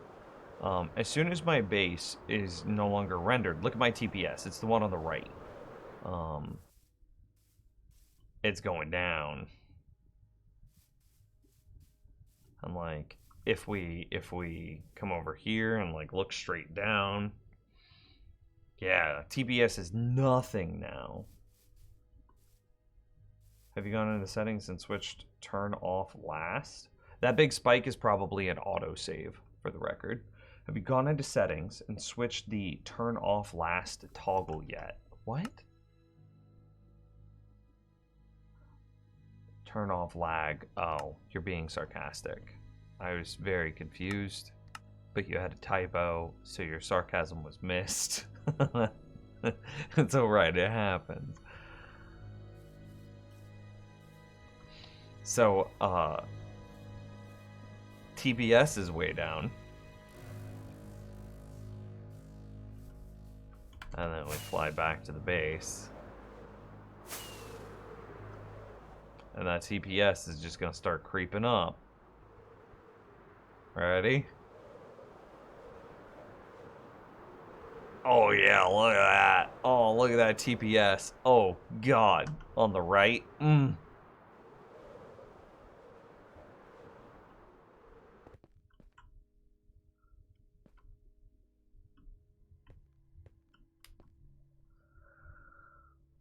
Finally started using Optifine again, and boy oh wow, does it feel better.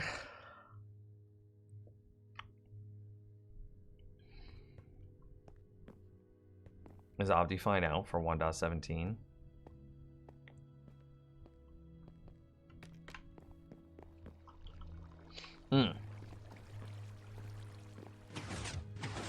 So, like, I think it's my CPU that's the bottleneck.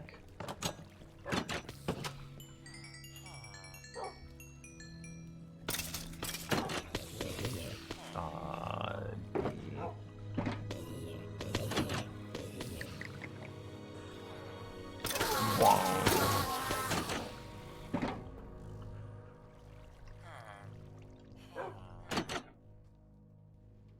It's offhand pumpkins, I believe.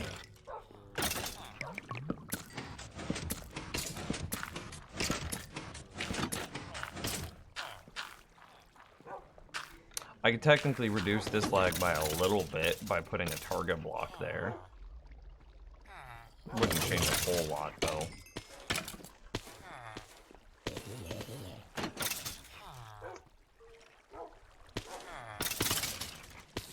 Yeah, wouldn't change a whole lot.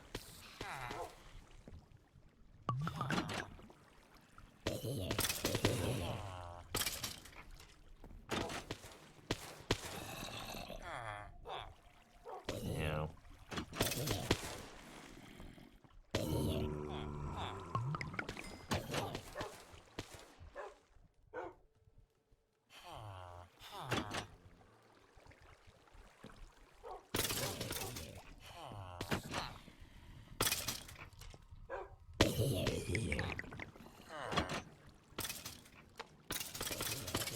Well, yeah.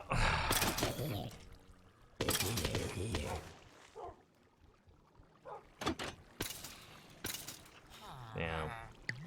Not really. You could also do, since this redstone has to exist, what you could do is you could go target block here.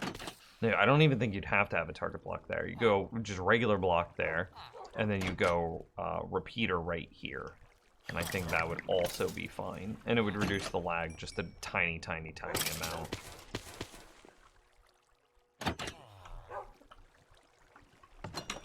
Let's see.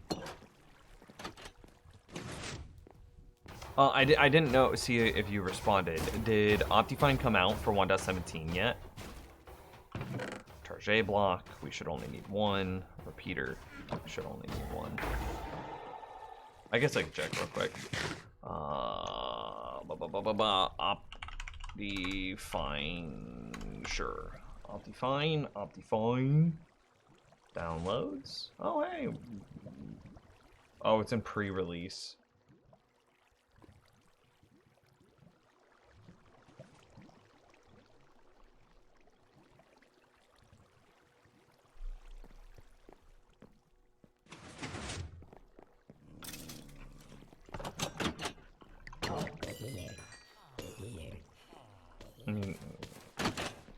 Using beta release and only had issues with maps. Okay. How did that happen? How did I place it? And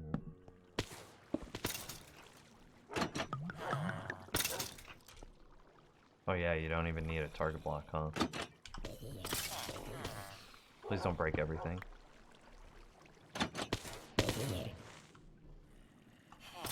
Well, that's interesting. Okay, okay.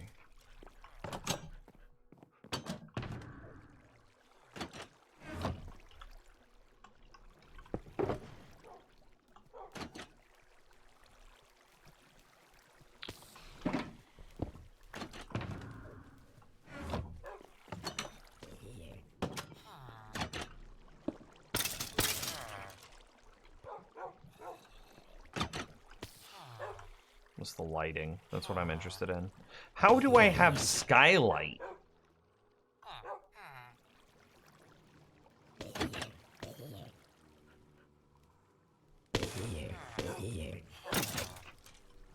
Where's skylight coming from? 4? 1, 2, 4.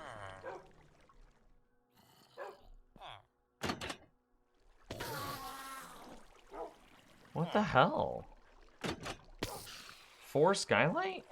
Hello there, does this guy talk? Yup, K, hockey gamer. No, I have never said a word at all in my life. I'm 31 years old and my parents are still waiting on my first words, dude. I have no idea what to tell them. But I can't tell them because I don't talk. I just got my personal best from 25 to 23 minutes on a trail by my house. Now I'm dead and unable to breathe. RIP. A moment of silence in chat for us non-speakers. Zombies, be quiet. It's a moment of silence. He's dead. I don't understand how there's 4 light here. Or 4 skylight. Like, and why is it just here? What the fuck? Like, why doesn't it go up? Maybe it was coming through this. I don't think the redstone lamps are transparent, but fuck, maybe. But nope, it went down. We step back this way, it's still 2. Oh, it's coming from over here. It's definitely inside the fishing farm. That's where it is. Cool. That checks out. Makes sense. What farm are you building? I was doing just a little bit of maintenance here on my pumpkin auto carver. After today, we updated our skeleton farm. Oh yeah, I want to just go build the thing in the wither. But my pumpkin, oh, that I misclicked. Yeah, that's fine. Pumpkin auto carver. All I have to do is hold right click and then it just carves. Which there's a lot of torch spam that happens at the base in order to make sure that everything is lit enough. And so chat room has been telling me that I need to change the pumpkin or jack-o'-lanterns for a while now. And the only way that I'm gonna have enough jack-o'-lanterns is if I just pumpkin carver a lot, which I'll probably do this off stream. But something cool, since you're new here, is like the skeletons fall from a skeleton spawner, boom, land over here. Wolves automatically kill them, and because the wolves are tamed and owned by the player, when the wolf kills the skeletons drop experience, and that repairs my Unbreaking 3 mending shears. Have you ever seen mending on a shear? No, I didn't think so. What am I doing with my life?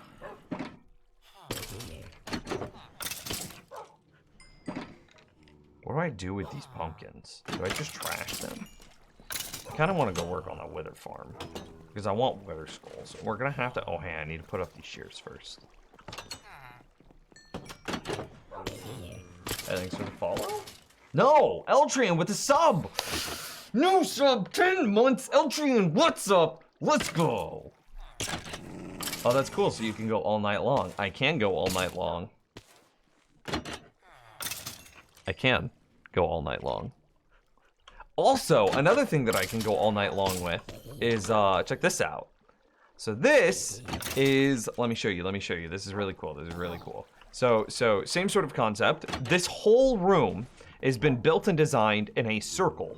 The size and diameter of the circle is exactly the distance that an experience orb can track to the player. So you see whenever the skeleton dies, boom, experience comes out, and it doesn't matter where I'm standing in the room, the experience can track and get to me. Blam.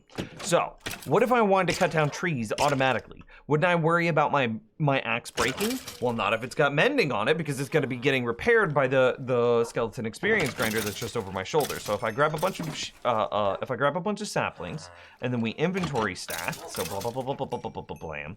We go saplings in my offhand, axe in my main hand. I step in, I close the door, I jump up on this trap door, and then I look, just right here, just under the top pixel of the first block. And then I hold right click, I hold left click.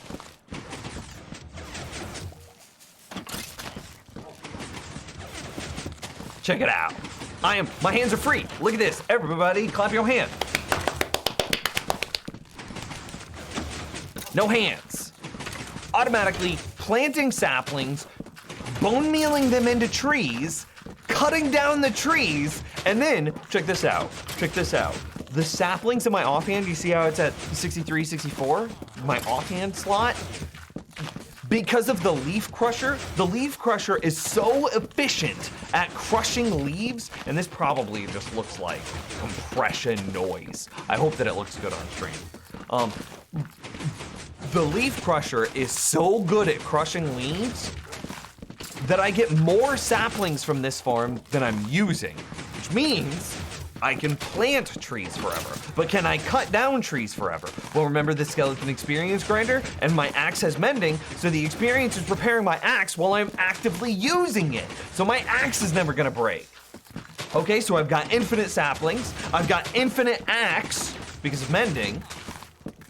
What about the bone meal? Well, the bone meal that is instantly growing our trees is being generated by a pumpkin and melon farm running into a composter array, creating ridiculous amounts of bone meal, allowing us to go, you guessed it, all night long.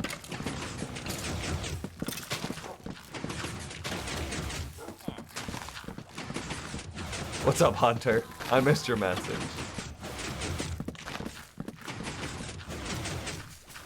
So, I'm gonna shut this off now.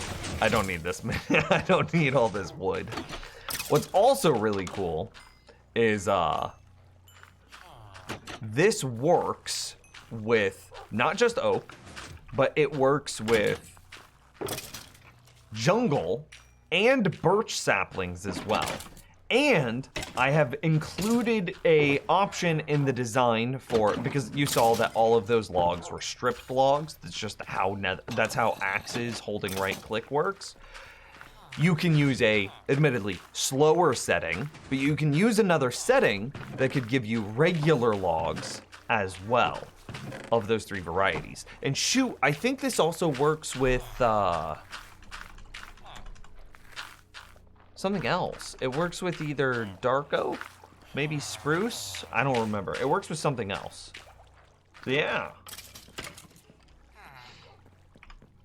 Let me sleep real quick. It's bedtime. We tired. All right, time for me to take my doggo out for poopsies. You have a good time, Dane.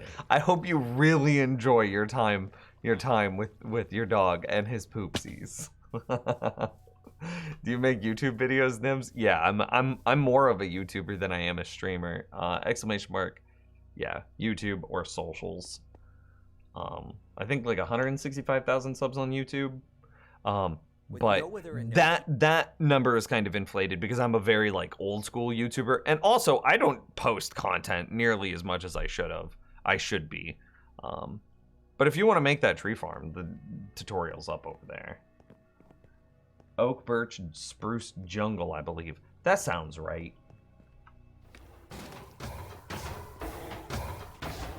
So the concept of this base, since you're new here, is everything is interconnected. I need more rockets before we go on a small tour, little bitty baby tour. The signs are projects that I need to work on.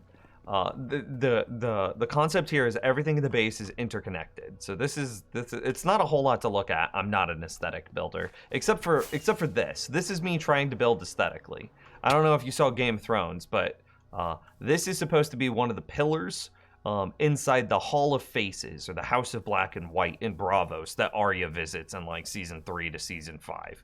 Anyway, that's me attempting to build aesthetically. This is just like brutalistic architecture designed to make redstone work. Anyway, so everything's interconnected. Do we have the picture ready to go, chat room? I've got the picture ready to go. Here we go. This is V3 of my base layout. So hang on. Check this out. Boom, look at that. Let me pull back up OBS, make sure this is working. This is the base layout. So this is everything in the farm is being run by everything. So if we look here, this is probably the spot that like is most interesting. The fully automatic skeleton farm, which you kind of saw a little bit already, is creating experience that we then use to repair the axe in the tree farm, the shears in the pumpkin carver, our pickaxe in the stone, cobblestone, concrete, or converter farm. Yeah, it's like a 4-in-1 farm. Don't at me. We also use it to like still give us experience while we sit at an AFK nano farm and at an AFK netherwart farm. All of those are just being run or being given us experience while we're AFK at the farm, which is how I'm level 535 in this hardcore world. So then we also have tons of other things while we AFK in these spaces. The Darkroom Mob Farm is running, which is giving us all of these things, which then like we get glass bottles, send the glass bottles to the honey farm. The honey farm then uses the glass bottles to convert them into honey bottles, and then we send them back, blah, blah, blah, blah, blah. We also are getting like bamboo, which is going into a bamboo bulk storage, which we then do something. I don't even remember what. We use the bamboo to smelt something from the Darkroom Mob Farm. I don't even remember anymore. Like moving back to the skeleton farm. The skeleton farm gives us experience, which we use to run the tree farm. The tree farm gives us hella logs. We then detect our log overflow, and if we detect log overflow, we automatically run those logs, the extra logs, into a charcoal factory, so that way our skeleton farm is feeding our tree farm farm is feeding our charcoal farm is then feeding everything is connected to everything else. everything is connected to everything else, except for the mushroom farms. The mushroom farms are just kind of like, they're loners. They're edgy, emo loners that are just off doing their own thing. Like, they don't like people. The mushroom farms are just chilling. Also, Clawley gifted a sub, 2 gifted subs, 1 to Hockey Gamer and 1 to Ball Baby. Clawley is a legend. Also, everyone, exclamation mark Discord, join the Discord. So yeah, this is the world. And this is even old. The farm is way more, or the base is way more complicated now than even that infographic would have you. Because it doesn't account for things like, we have glass bottle, or excuse me, we have water bottles coming out of the fishing farm that are automatically sent and added into our automatic potion brewer. Yeah. So the water bottles at the fishing farm are being sorted and sent over here into the automatic potion brewer. So, yeah, that's not included in the thing. Oh, we also take the poppies from the Iron Golem farm. We store the poppies, but then we take the overflow poppies and run them through a composter array, and then we use that in order to feed the tree farm as well. So the tree farm isn't just being fed by, yeah, see, here's the poppies. The tree farm isn't just being fed by a pumpkin melon farm. The tree farm is also being fed by poppies from the Iron Golem farm as well. Yeah. We also, like, this is something that's not in the design as well. I have a cactus farm. The cactus farm is being run by, well, we have the bamboo farm. Bamboo farm then just gets stored here, but then we take the overflow, so we can see that this is completely full. We take the overflow and send it into a small little furnace array. We don't need a big one.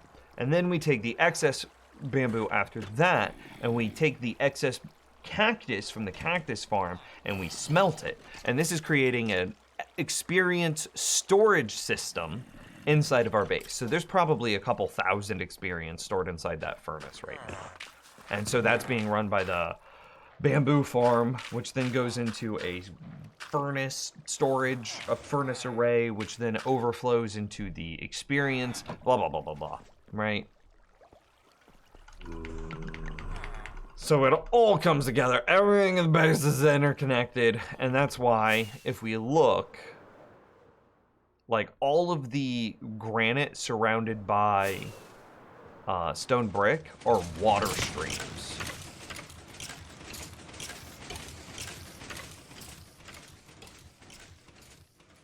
There must be a skeleton jockey in there. Anyway, all the granite surrounded by stone brick are water streams, just moving items around our base.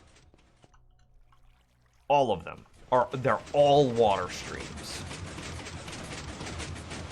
Think of them as like conveyor belts.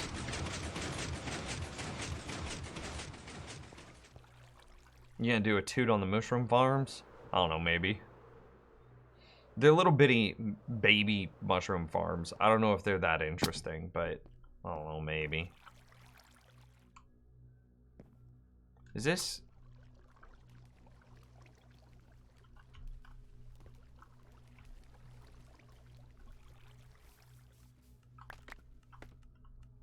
How did I pick stuff up? Oh, it must have just gotten shot out right then. This should be updated. Yeah, this should be updated. That's a legacy design, and that's creating unnecessary, like, this is gonna sound really weird if you're new to the stream, but I am very lag conscientious. Because this base is so big and ridiculous and has so many things happening all at the same time. Wow, I have so many jack-o'-lanterns in there. Because the base is so big and ridiculous, I have so much happening at all times.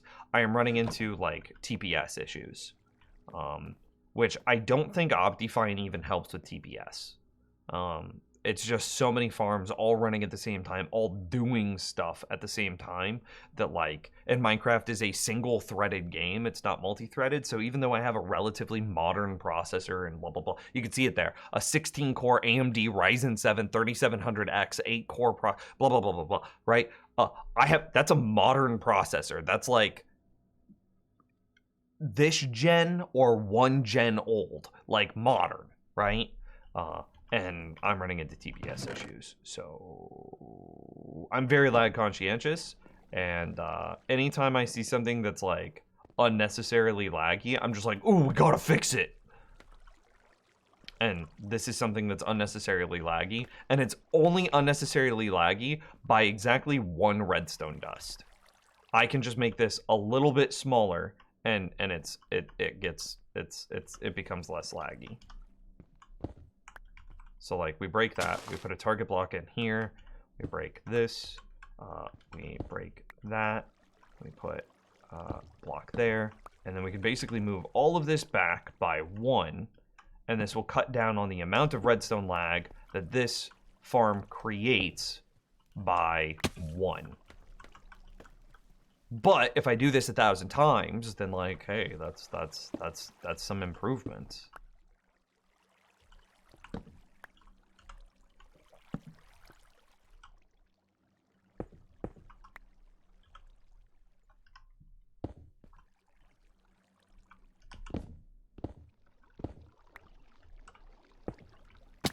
Okay. And set to subtract mode. Okay. This works exactly the same, except now it only uses 2 redstone dust instead of 3, and therefore is less laggy.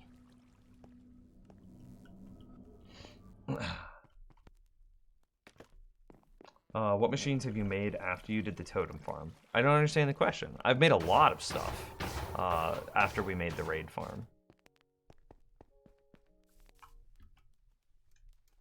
What specifically? Oh god. A lot of nether stuff. I really didn't go into the nether because for a long time, because this world started in 1.15 and the nether was updated in, maybe it started in 1.14. And the nether was updated in what, 1.16? Are these the target blocks from my redstone shulker? No. I just have hella target blocks, I guess.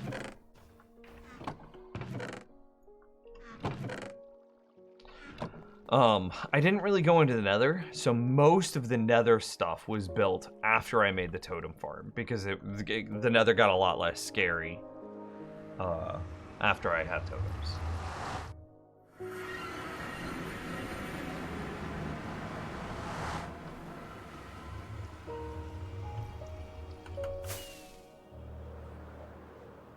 So other stuff that we built, this is my, oh god, how do you describe this? Zombie piglin gold farm that runs a quad piglin bartering array. Is that unnecessary number of words? Let's try that again. This is a gold farm running a quad bartering system. This still sounds unnecessary, but that's what it is. That's pretty much as few words as possible. A gold farm running a quad barter array. I don't know.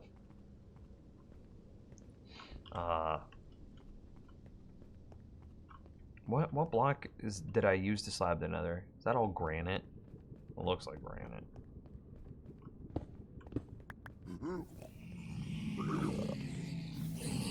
But you make granite with quartz, right? That's why, yeah, okay.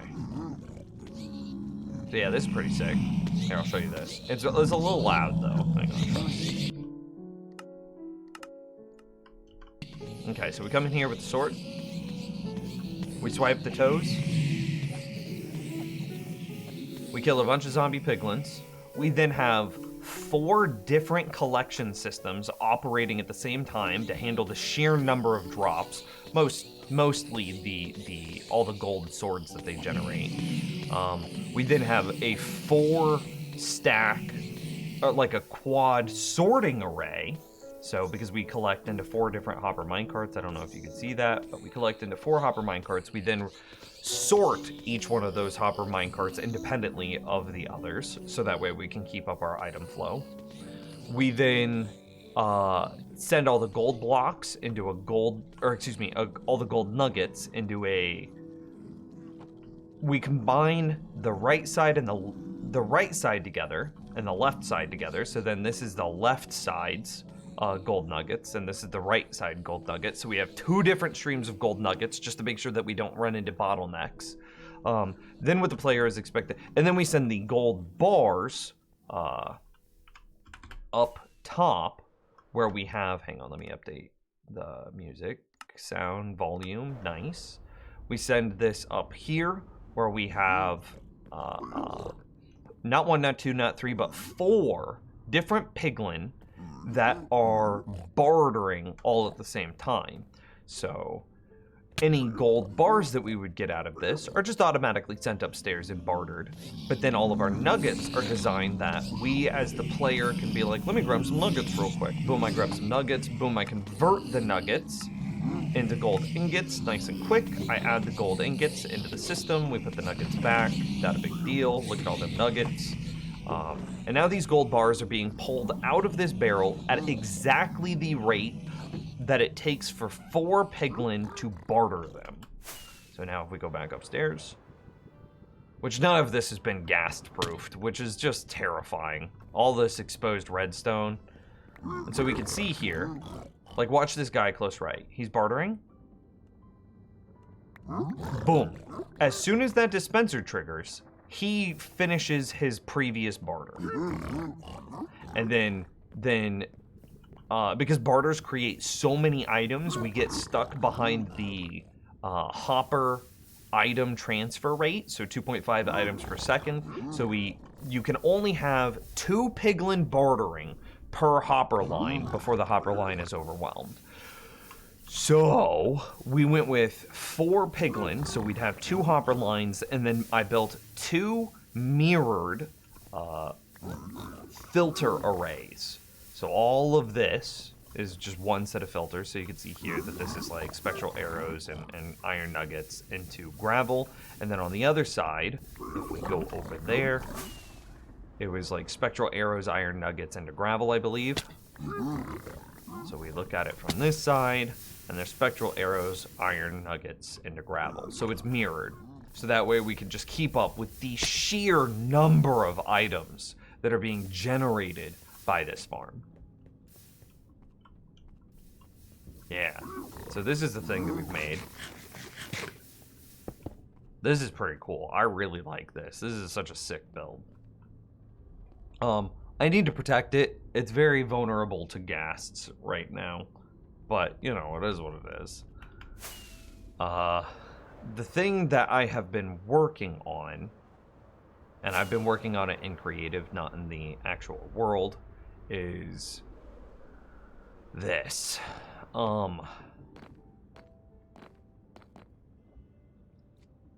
I want to start work today. I know, we're gonna have like 17 projects all going at the same time. Don't at me, chat. I do want to start work on the... What is this called? The Wither Skeleton farm. But all 17 projects are related? That's true. Yeah. So what do we need? We need a bunch of netherrack, a bunch of wither roses. And a bunch of diorite slabs.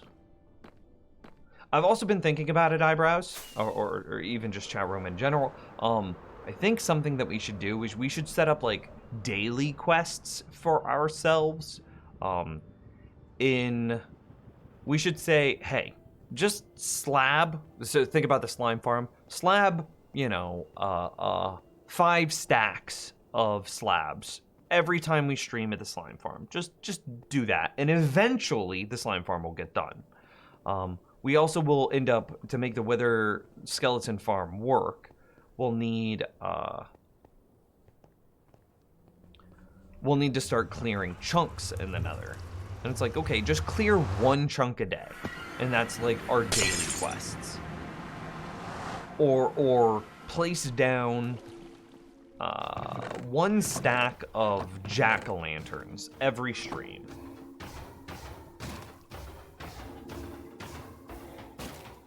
I bet someone made a daily quest program you could use to roll yourself random quests. Bro, I could build that in Minecraft, actually. It would be super easy. Wait, no, do we build ourselves a daily quest, like, generator? I could. It would be easy too, like, conceptually. Hang on, watch this. It would be so easy. Project 18, let's go. It would be so easy to build a daily quest generator. It would be limited by 9 daily quests, the easy version. I'm sure that you could build a deeper one, but my knee jerk is that it is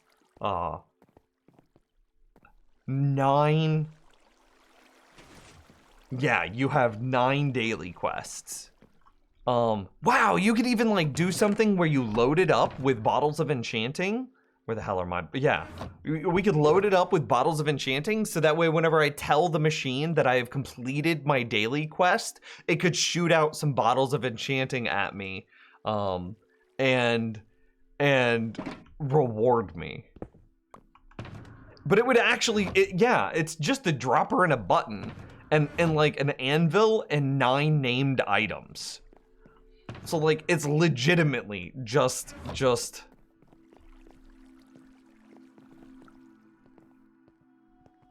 like you have a let's go dropper. You just have a dropper. Then inside dropper you have here, let's name our items real quick, just for the memes.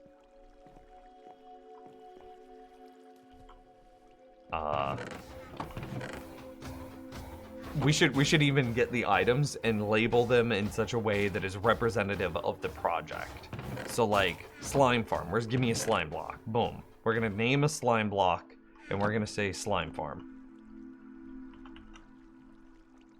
Oh god, this is gonna cost experience. Oh, it'll cost me 1 level? Bro, but that's like 10,000 experience. Oh. Okay, we're not gonna name them. We're just gonna use blocks to represent them. We could say, do I have any wither skulls just lying around? I should. What did I do with my wither skulls? I thought I had like 1 spare skull somewhere. Oh, there it is. Yeah, okay. It's a slime farm, wither skeleton farm. What else? Oh, jack-o'-lanterns to represent the torch, to update the torches.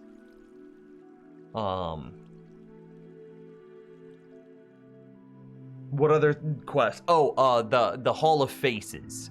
What would we represent that with? A lightning rod? How do you make a lightning rod, chat room?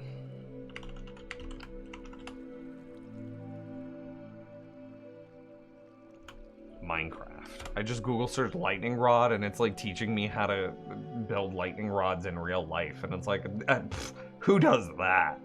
Triple copper.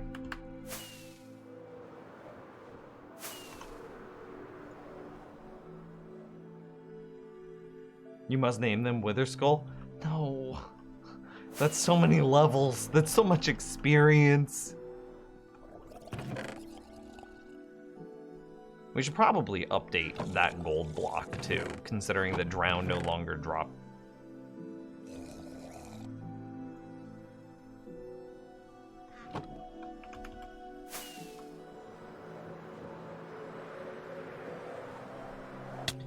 Flap. I have an idea. Each time you complete one, put them on a piece of paper in a specific chest so you can track how many times you did a quest to finish the big job. Yummy. Okay, lightning rod and the block of copper. Boom. Aren't I supposed to wax this, though? How do I wax it?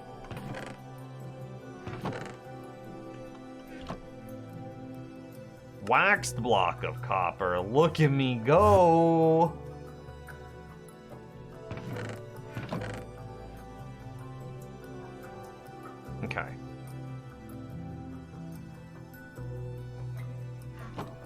You know what? It probably shouldn't be a lightning rod, but I'm happy we made it. It should probably be a block of black stone, because that's what the majority of the build is made out of.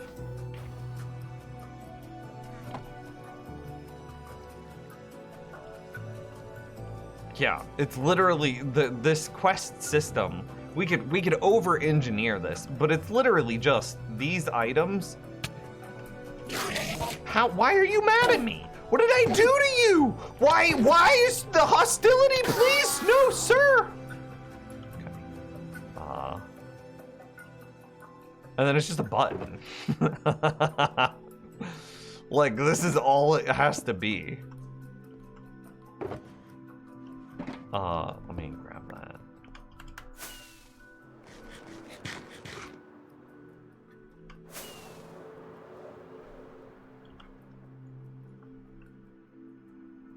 I'm not gonna make it. Yeah, I made it. You guys saw nothing.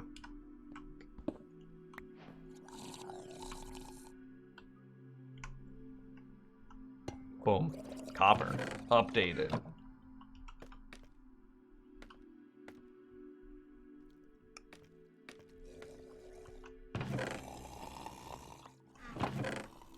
We should run this for like a night and get a lot of copper.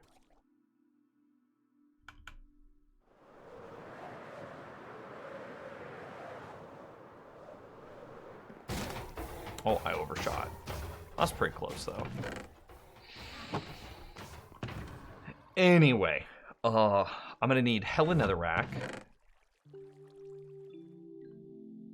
We'll just grab it from here. That's fine. Hella. Here, let's do it this way. Let's grab some empty shulker boxes and start filling these up. So I need lots of netherrack.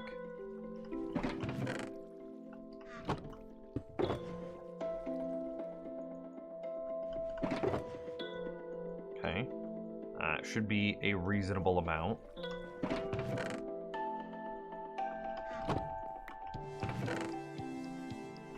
And then I need tons of wither roses, which, yeah, I got them.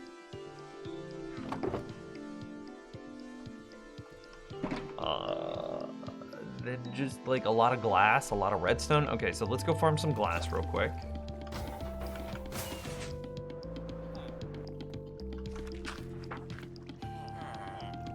This is filling up, that's a good sign. I remember I was worried about that for a bit.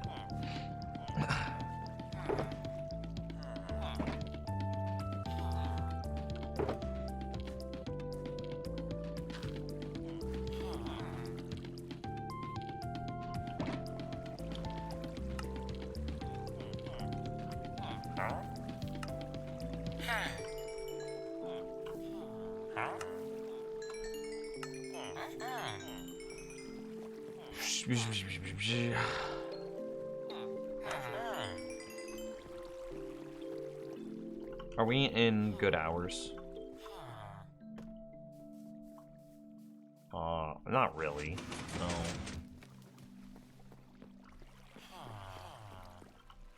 Yeah, he's just not gonna reset. It's too late in the day for him.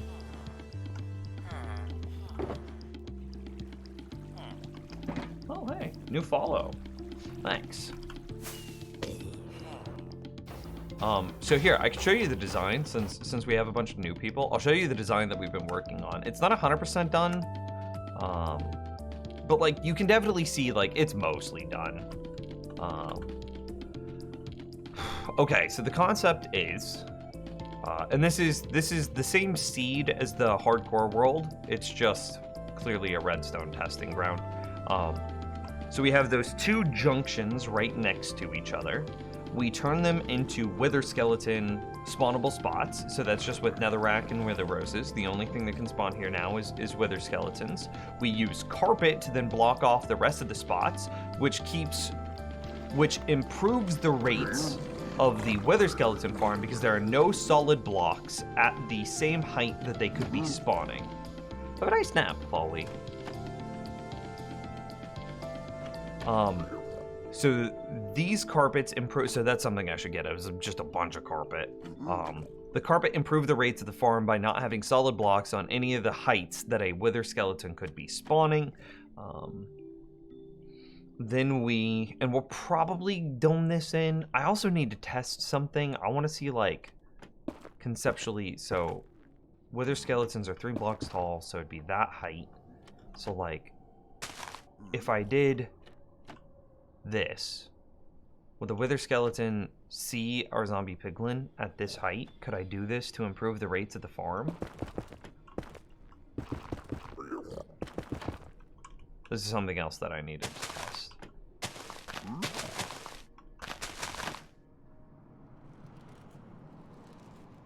Can wither skeletons even spawn there? Is that inside the correct height?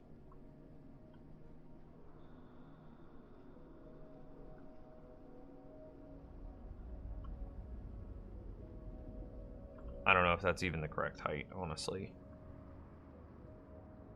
Here, let's do a thing. Let's make this a little bit better. Let's go 2, 3, 4. Yeah, from there.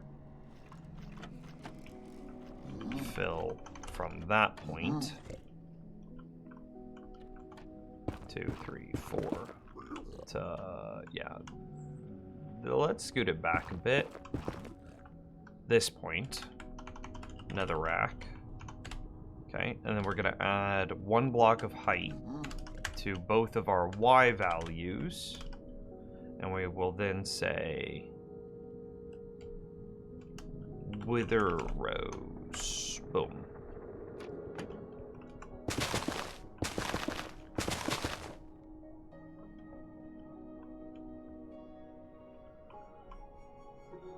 Does that... Can wither skeleton spawn there? That's my question.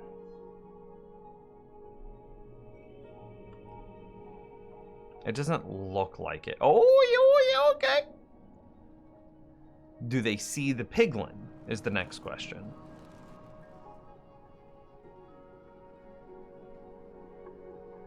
It doesn't look like they do. Okay, so is there a way that we could keep the piglin trapped that doesn't block skeletal line of sight to him? I found an absolutely wild wither skeleton farm last night that uses the nether roof. I bet you'd like this, creator Nims. Very informational. Yeah, put it in the Discord.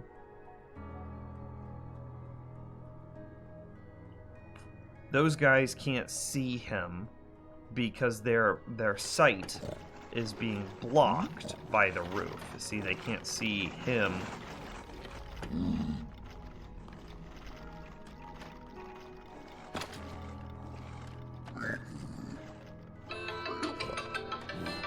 Hang on, I think that's my landlord.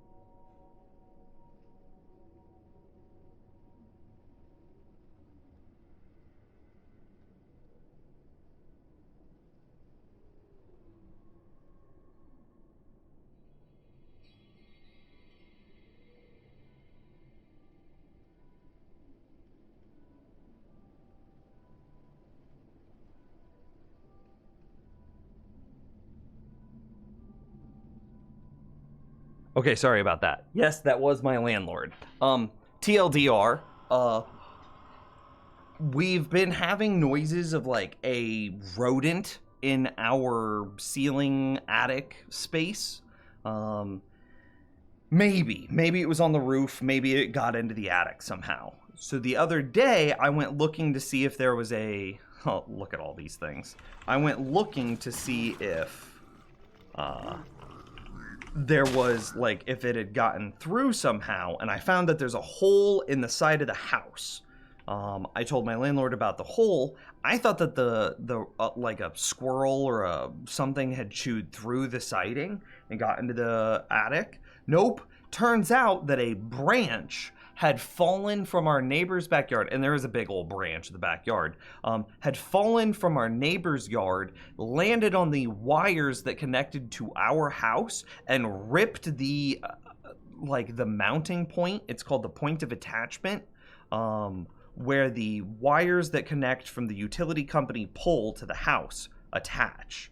So it had ripped the point of attachment out. The wires were still connected, but they were hanging on just by like a couple of screws. Like there's like a PVC tube that the wires go through to go into the electric meter. And that tube was only being held on by a couple of screws now. And that's how all the wires were connected to the house. Super dangerous. And so, you know, as soon as we find that out, we call the landlord and tell them all this stuff and blah, blah, blah. So they had to first fix the mounting point for the wires, the point of attachment. So they had to call a bunch of electricians and redo all of that and blah, blah, blah, blah, blah. And then the electric company had to come out and get the wires attached from the pole, reattach the wires from the pole to the new point of attachment. And now the landlord was calling to see when it was a good time for them to come out and fix the hole that was left behind from the point of attachment being ripped out by the tree limb falling in the first place. So they have to now fix the hole, fix the siding, fix the blah, blah, blah, which will also fix whatever rodent is getting into the ceiling or attic or roof space. So, all of that, she was calling to confirm that the electric company had been out and had reattached the electrical to the new point of attachment, blah, blah, blah. She was calling to make sure that that was good and trying to find out a time that they could come out and now fix the holes and fix the siding.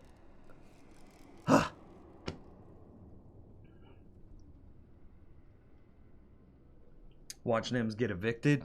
Well, we were a little worried about it because it's just like, is not our fault that the limb fell in the backyard and like kind of messed up the electrical.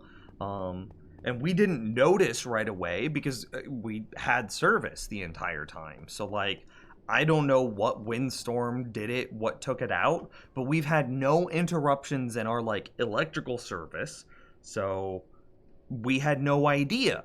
So it wasn't until some sort of squirrel or rodent moved into our attic roof ceiling space that there was even a problem.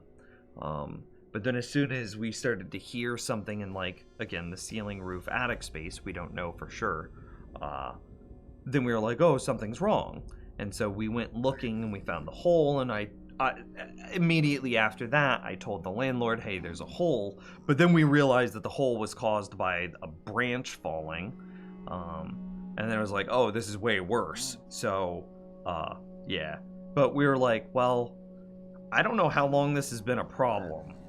I told them as soon as I found out, but that doesn't mean I told them as soon as it happened. And I was... You know, I've had experiences with good landlords and bad landlords in my life. And so I was like, I think our landlord's good, but if she tries to blame us for a branch falling and ripping out the wires and not noticing it right away, it's like that's bad. But she's been great so far, and she's just been like, let's handle it, let's get it done. We have to work order of priority, and electrical and safety is #1 priority. So she's like, yeah, there might just be a squirrel living in your attic for a week, maybe. But it's like, that's reasonable, because having someone get electrocuted would be way worse than just a squirrel living in your attic for a week.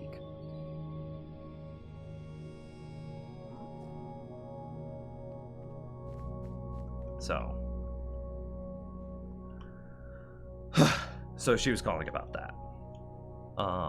Anyway, that platform did not work. I wonder if you could do something else. Like, can wither roses be placed on any other surface? Could they be placed on, like, nether brick slabs?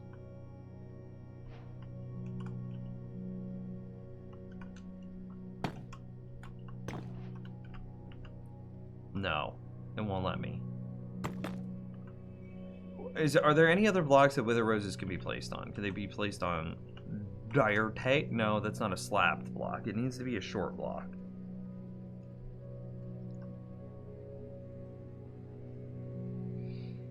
Is there a way that I could get another layer out of this? Is really what I'm trying to do.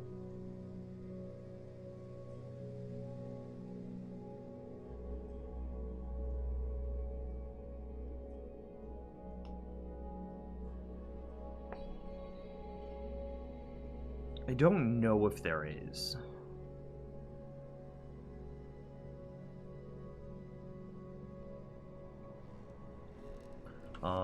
Let's take a look at the wiki. Wither Rose Minecraft. And is there anything that you can be planted on? Wither roses cannot be obtained on peaceful usage farming. Wither roses can be farmed. Blah blah blah. Crafting trivia.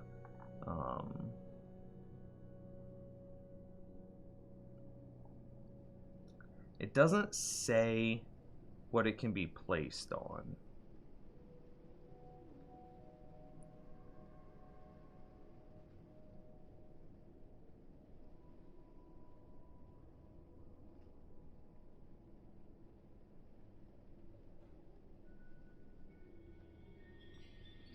Is it only netherrack? You could use dogs to scare the skeletons. We tried that. It's only like 3 blocks. So like, I think this actually has both. Yeah. So if we get a wolf, we tame the wolf, we sit the wolf, we spawn a wither. He only runs a couple of blocks. It's not super great. And so now if we were to do something where, like,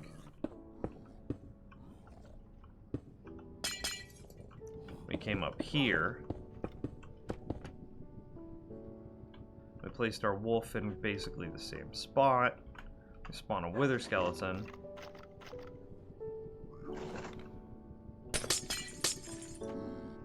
It's not, they don't path super far. See, he's not even scared anymore.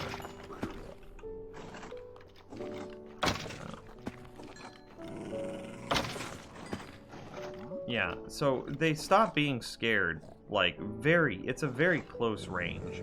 And then we have another problem, and so in the wither skeletons themselves can't see him. We also have a problem of that. The fall height is too much. So I don't think that we can use a second floor, because if they jump down, they take damage.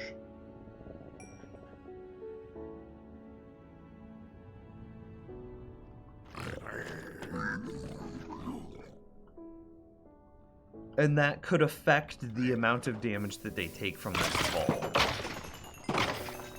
Yo, what up, JPS? Eltrian?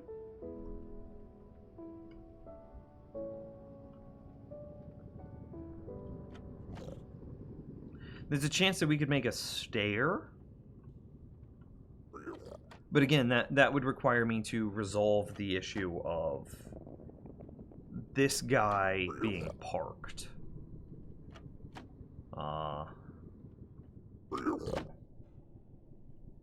Can you summon a mob? Summon Piglin. Name equals bait. I want to summon a Piglin who is named.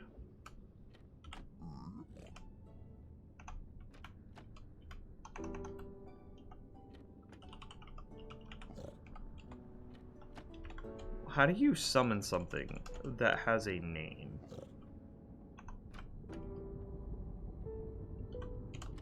It's just entity in position? Do I not get, like... There's gotta be something.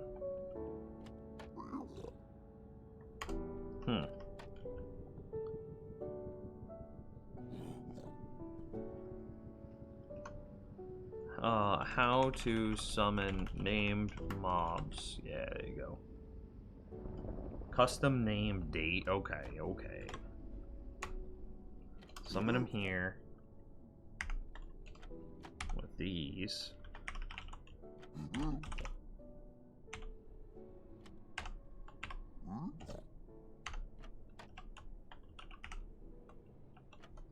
Why does it need those weird things? I don't know. Did I do that wrong? Custom name. I copied their syntax exactly. What if we just named him, do custom name bait, and then... Why does he instantly die?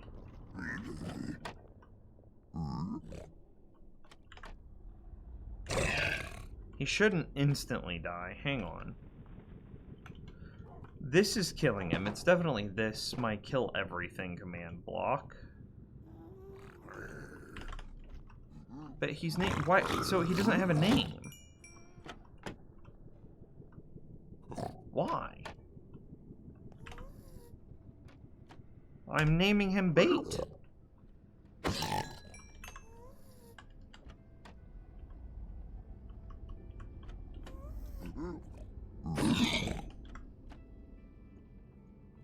Anybody have any ideas?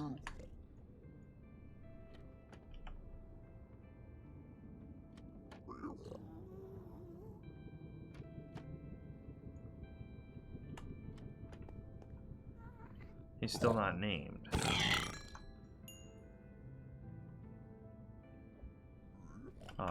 Sure. Data, get, entity, this dude. Yeah. It just says name. No. Oh, this is okay. No.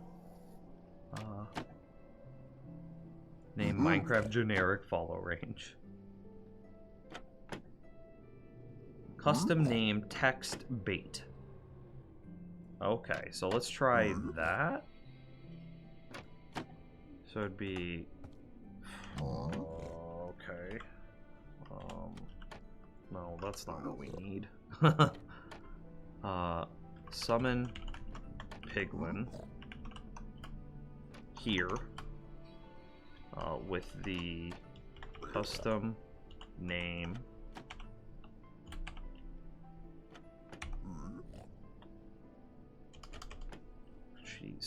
space text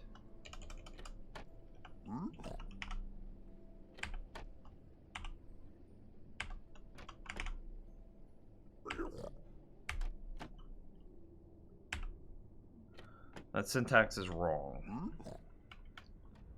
Okay.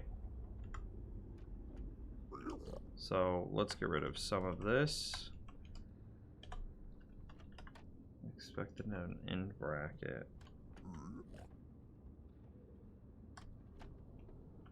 Oh, I missed my second. Okay, so that still didn't work, so let's update it. So there was a space.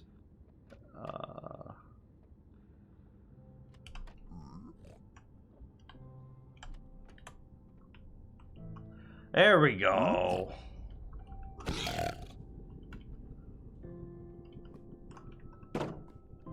So now if I summon him, does he instantly die? No, because his name is Bait. Okay. What if we put this guy in a hopper minecart? Or excuse me, just a minecart. He eventually wiggles himself out, doesn't he? Like, if you have a piglin in a minecart, don't they just wiggle out?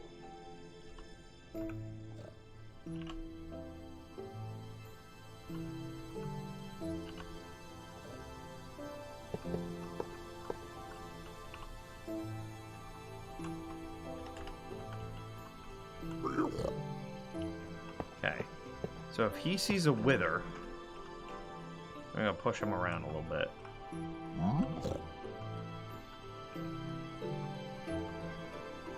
What happens? Oh, he doesn't move? So if I were to put this guy in a minecart, what happens?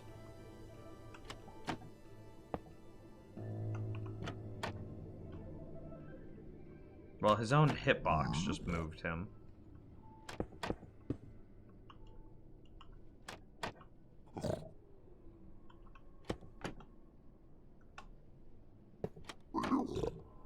His height, his head height just changed, which means that this might not work anymore.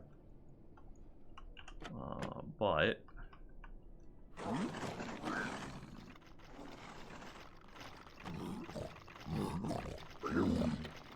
he isn't moving. What happens if we get the bump jam? Come on, let's get the bump jam. Perfect. Oh, both of them forgot. It's not as effective now.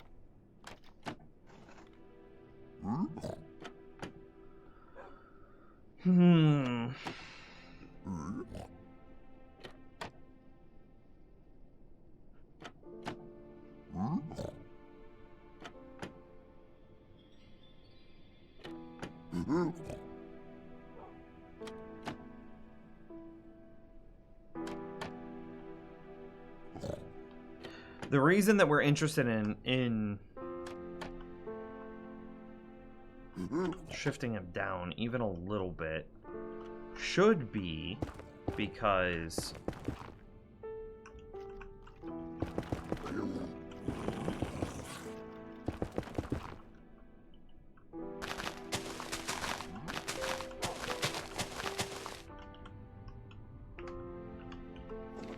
this guy should be able to see him now, and we see this much. Now, the interesting part is, does that guy die when he hits the ground? He sure did.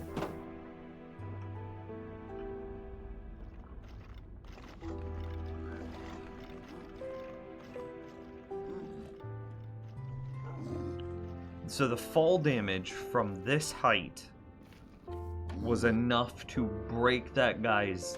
to kill that guy.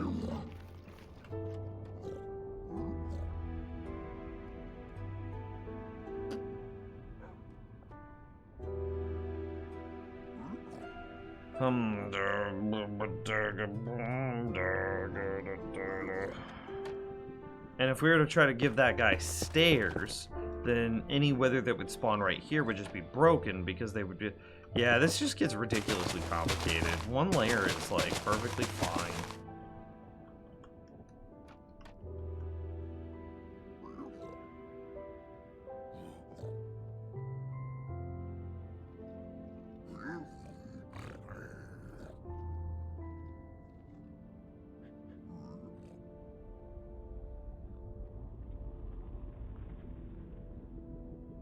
What if... I have one more thought. If we're already committing to powdered snow...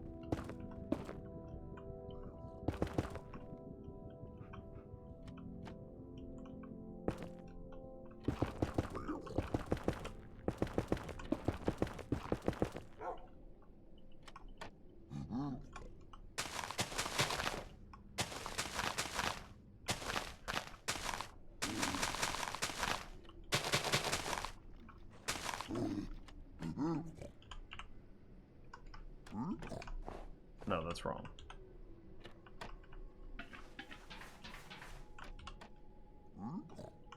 You see what's gonna happen? They should spawn. See this? Yeah! That's horrible. It's so goofy, but it kind of works.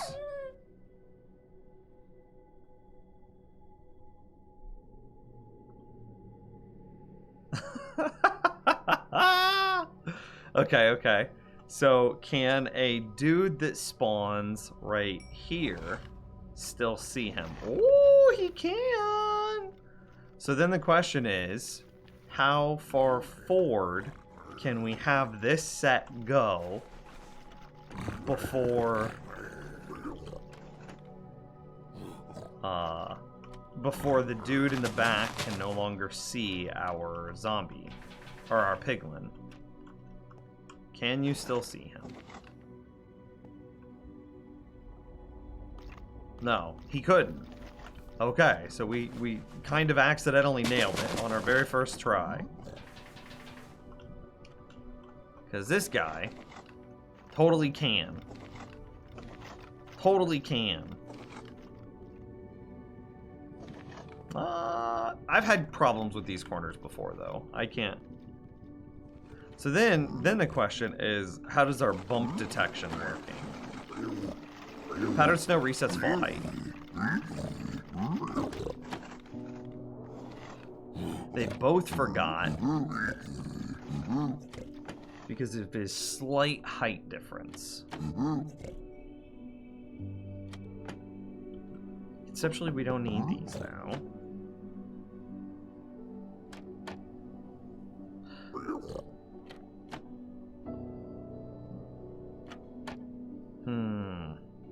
What if we put him back on a rail? Come on, can I not just place you? Okay. Now how does that work? For bump detection.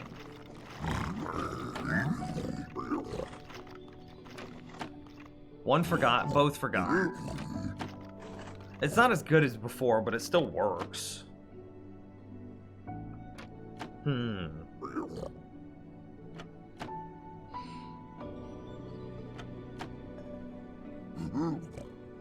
might have answered this, but have you considered putting dogs in the corner so you can uncarpet those light blue areas and get more spawning space? I haven't. The problem with dogs... That's a good question. The problem with dogs is that they don't run in straight lines. So if we put a dog right here, and say a wither skeleton spawned right here, which cannot see our piglin, but the wither skeleton sees our dog and goes running, there's a chance that the wither skeleton does this, which just is no good.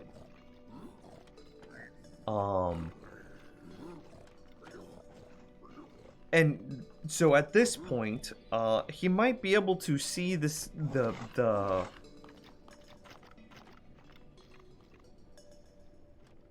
he can see the piglin from here, but the point is, there's a chance that somehow, say the dog is right here, wither skeleton's here, the wither skeleton does this to get away from the dog, and then like paths back into this corner, and then can like never leave. Dogs get really spooky. Like here. Let's see. Dogs, wolves.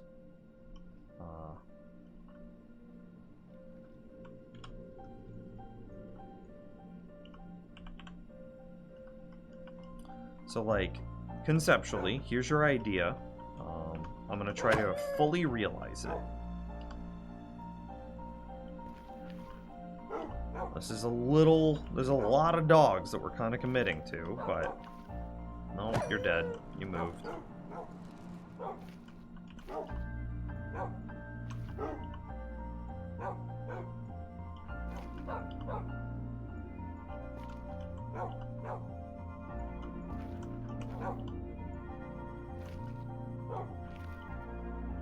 Okay, yeah, that's fine. So now if a wither spawns here, see, he's not running in a straight line away. He kind of ran along the length, which is the problem. So like, what if these guys spawn and choose to run off to the side? See, like, this guy's a good example. Now he's just dead. You could have another set of dogs in the corner. Bro, we're now talking about, like, 50 dogs. If you tried to surround this thing with dogs. Hey, these are real spawns, though.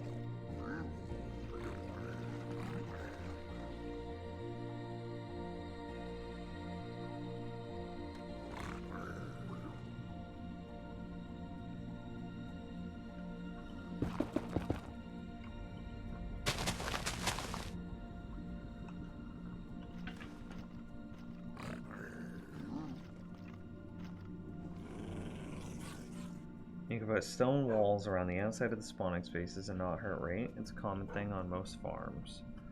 Stone walls outside the spawning spaces and not hurt the rates. Walls don't reduce the spawning rates like solid blocks do? Question mark?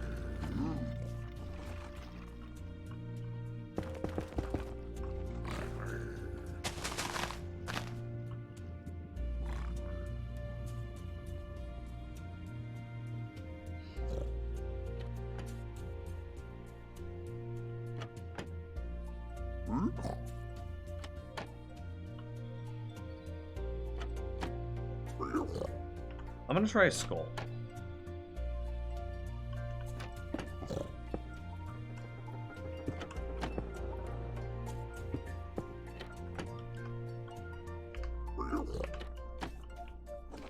See what this does to bump detection.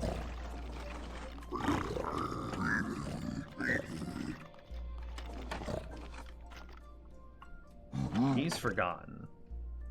Oh, this is way worse. Yeah, that's way worse. Yeah, let's go back to a pot.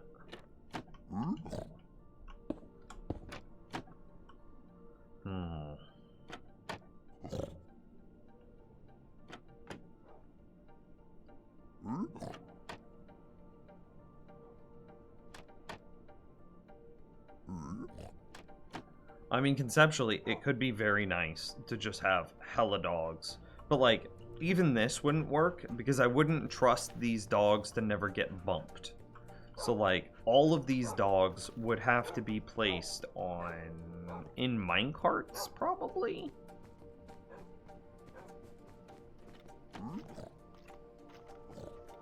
And, like, what if a wither spawns...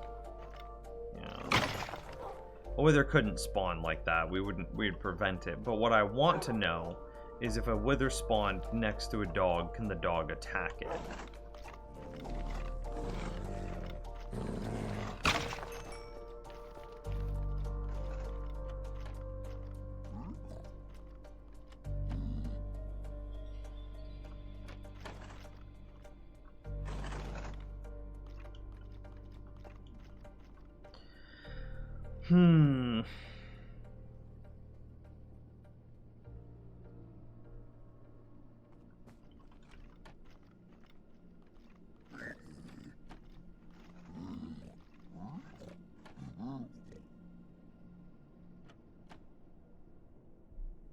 If I were to raise the height of this one more, can wither skeletons still spawn on it?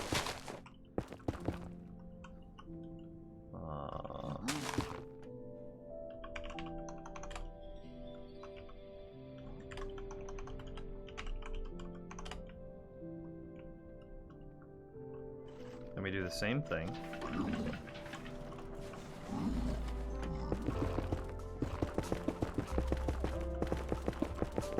I'm gonna have to make so many cauldrons.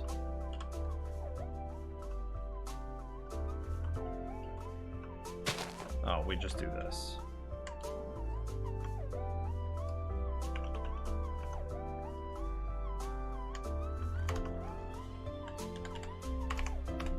Okay.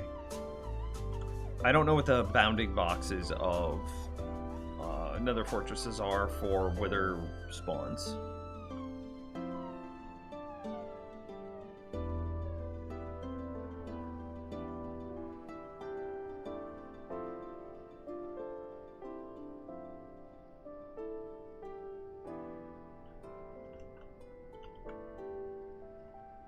See, sometimes they just get stuck here. I don't know why. We've got to figure that out, too. First thing, here, let's do... First things first. Make sure that they can still see him. Okay, yeah, they still saw him. Now can they spawn there? I don't know what the bounding box of a fortress is. Ooh.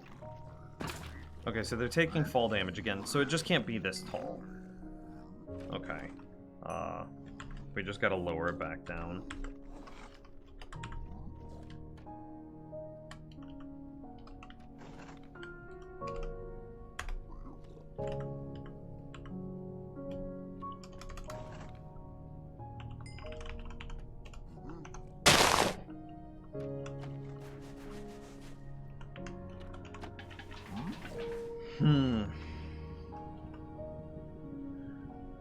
Not sure about Y bounding. It doesn't even matter the Y bounding because, again, we saw them take fall damage.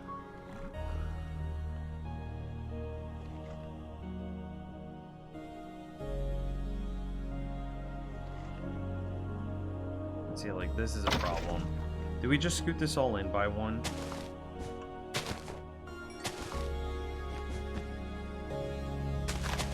To stop this from happening? Because it's been happening.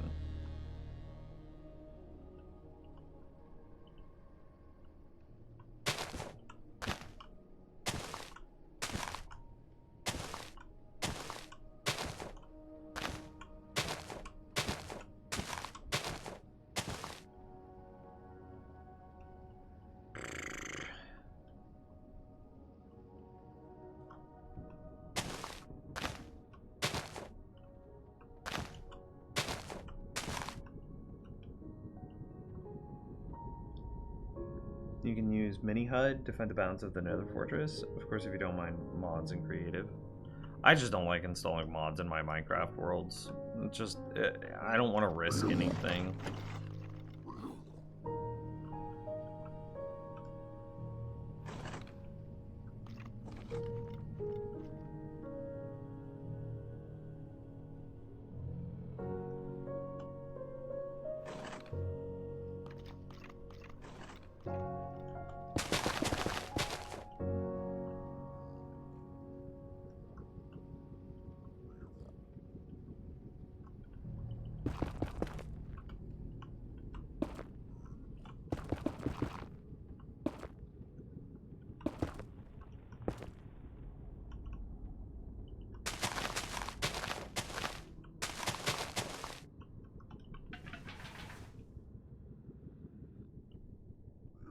Let's mirror it real fast.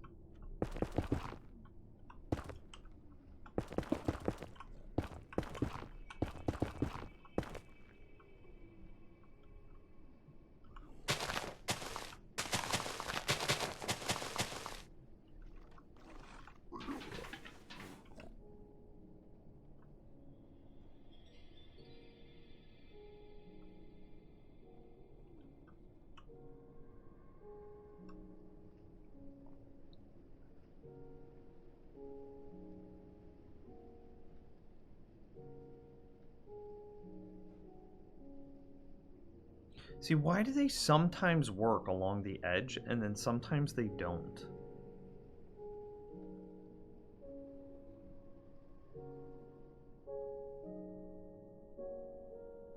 Are walls better? You said somebody said something. Grog said you could put stone walls around the outside of the spawning spaces and not hurt the raids. It's a common thing on most farms. Are walls better than carpet because they would keep them contained? So conceptually, I could pull this back out, the one that I had.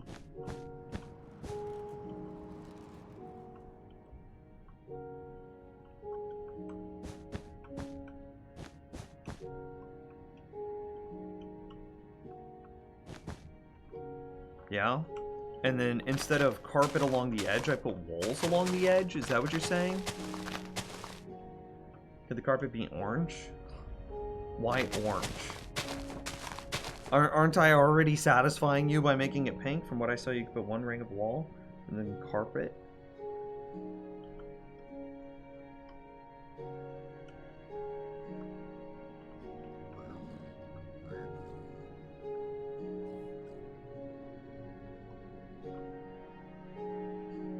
Or like, could we just double stack carpets?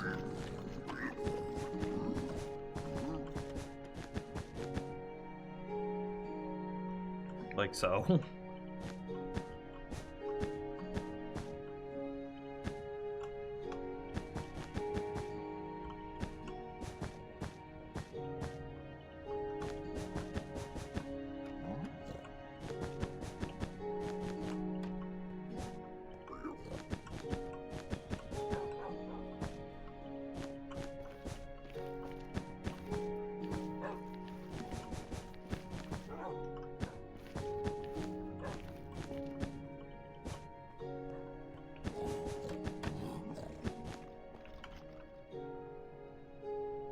They're not gonna try to hop on this.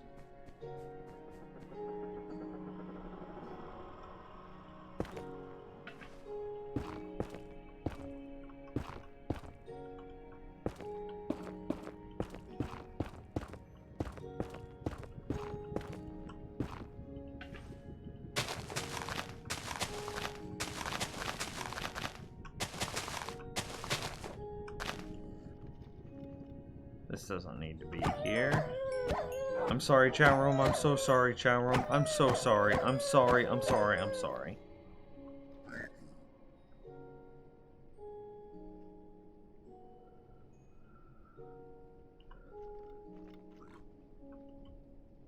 So this is 1, 2, 3, 4, 5 blocks deep.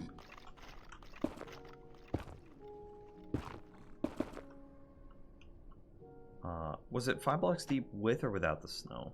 1, 2, 3, 4, 5. Without. 2, 3, 4, 5 snow. I did a bit of wiki reading for Crossroads. The summonable space of the Y coordinates ranges from 51 to 68.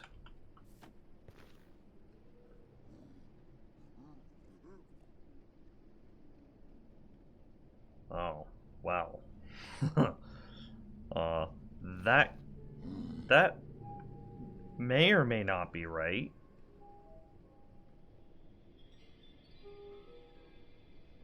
No, it can't be right.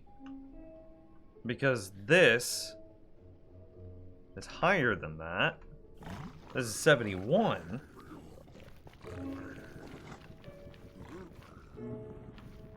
Even the block that I'm standing on is 70.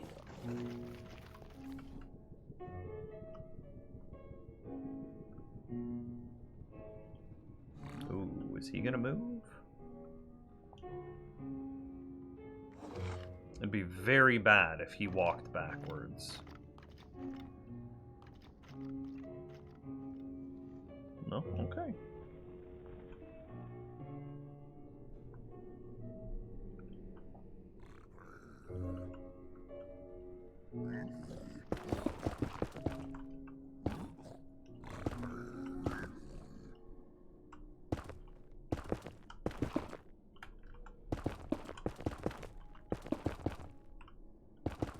Two, 3, 4, 5, 6. Oh, and then 7 would have been the one that I already had.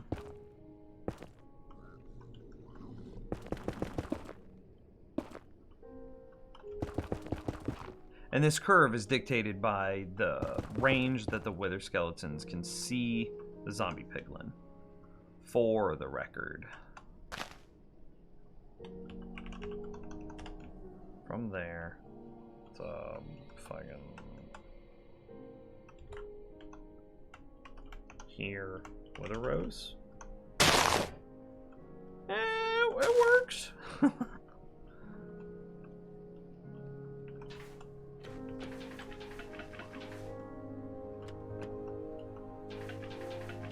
So does this improve the rate slightly?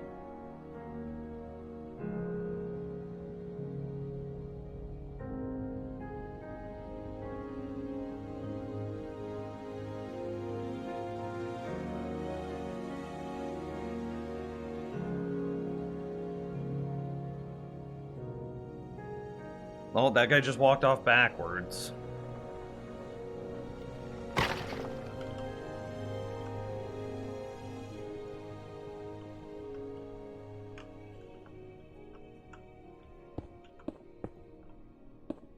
which just proved that it's possible.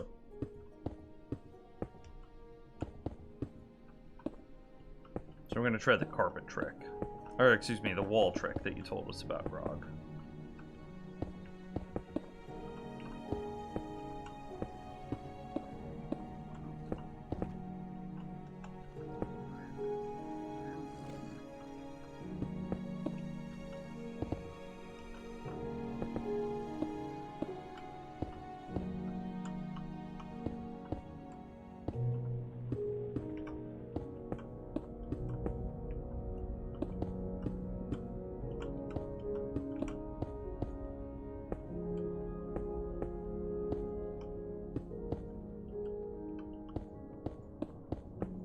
Okay.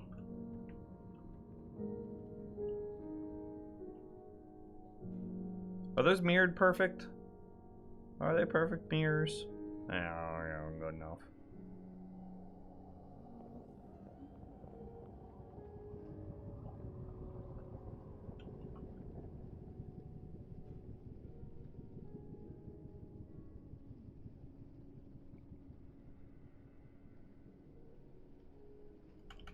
Yeah, it doesn't process them. This new layout doesn't process bumpers as fast.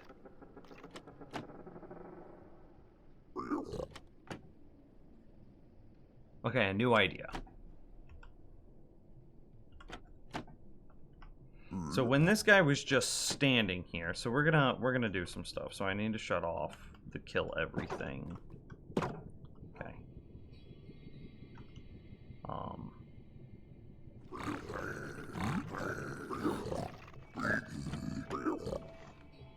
I want to move you here. Let me just see if I can do this naturally first. We're gonna move you, bud.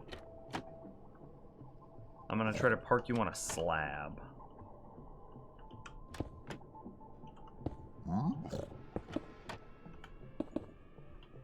Okay, here's the plan.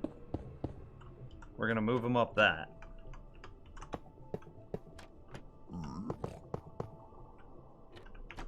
We're gonna park him right there. Away you go, bait. Perfect. Now what if we park him on a slab?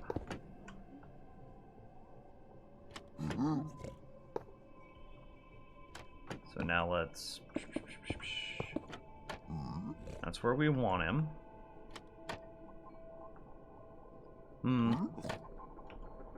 There's something that's like... I need him on that spot with a smaller hitbox. Is there something that is half a block tall but doesn't have such a big freaking hitbox? I mean, another flower pot, non-ironically. Is that possible? LOL? It might be.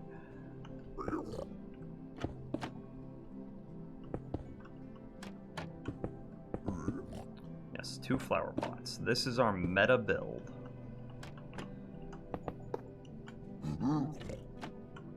Alright, buddy. Away you go. Times 2.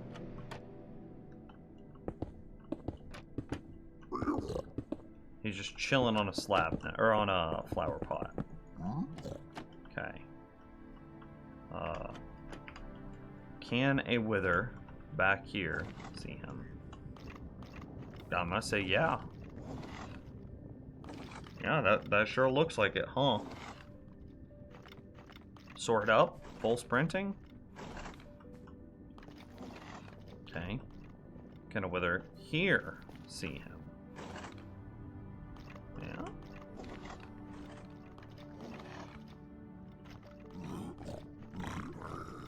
And I really don't want to backseat by saying check out this other redstone builder, but when I see it in farms by Logical Geek Boy, it's pretty reliable.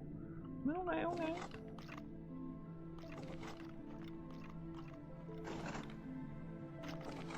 I appreciate your hesitancy, though.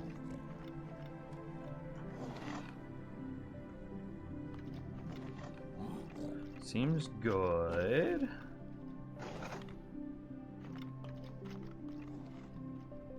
Okay, now how does this handle bump detection?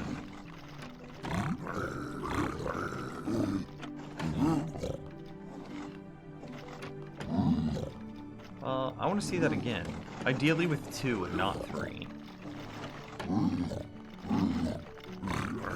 Perfect. Oh, they both forgot.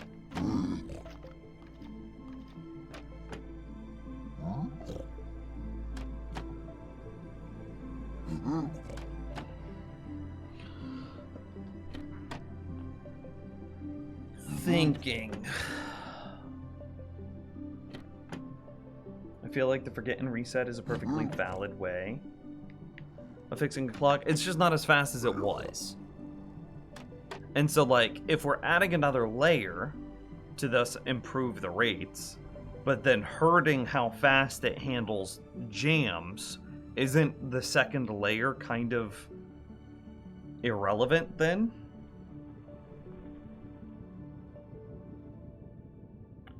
I'm sure you've considered this, but for curiosity's sake, why don't you use 2 drop areas so you cover the entire spawn area? It's a good question. We talked about that a couple of streams ago. It's the consistency of the dogs and the speed of processing. Is that guy still bait? Is that still our original bait? I think it is, yeah. Okay, let's turn back on kill everything, which will cause Hella Wither to spawn again.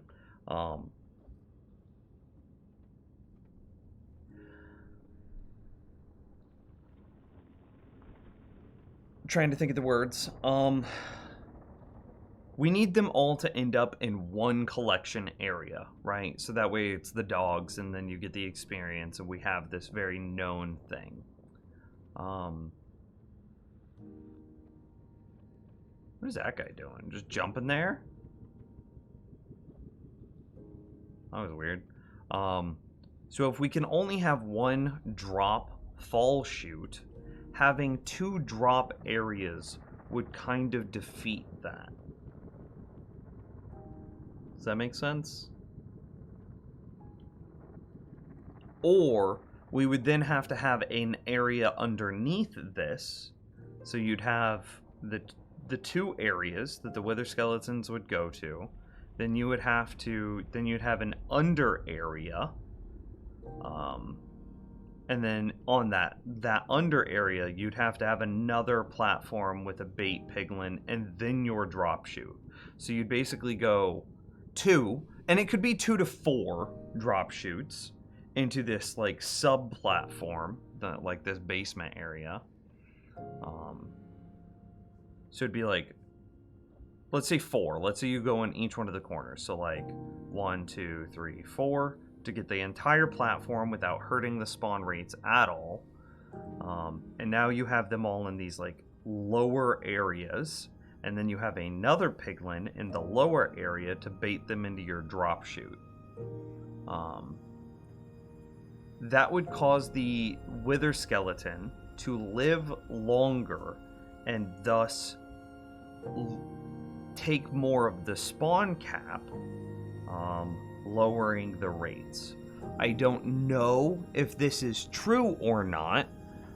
I don't know if that let me rephrase. I don't know if living longer, thus hurting the rates, is a greater detriment than the increased rates by being able to take advantage of a full 2 crossroad spawn platform. Does that make sense? I hope that makes sense.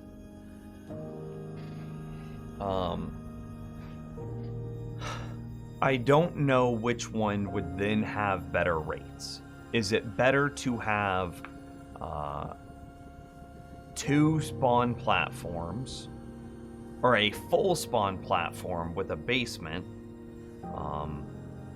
or is it better to have a limited spawn platform with no basement? I don't know which one is technically better, but I know which one's easier, and that's this one.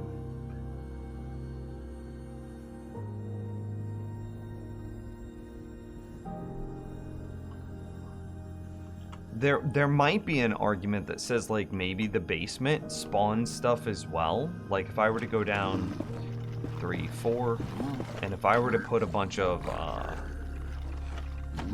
if I were to fill this platform, like, is this an area that withers could spawn?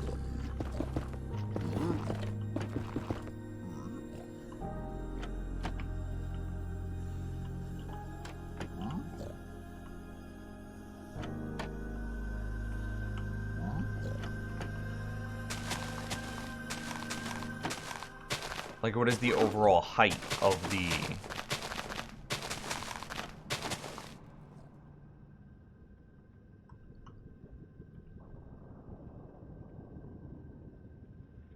Yeah, wither spawn there. So, like, it might be possible to have ridiculous numbers of layers, but then you have to process the ridiculous numbers of layers into a single tube, which is where it gets weird.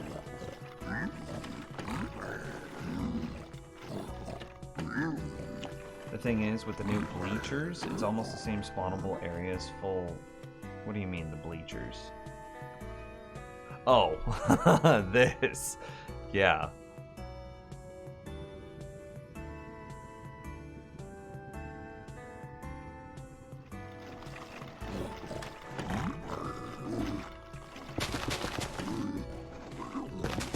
I mean, if I made a tutorial, I would make the tutorial for a single. It's just in my world, I'm going to end up using a double.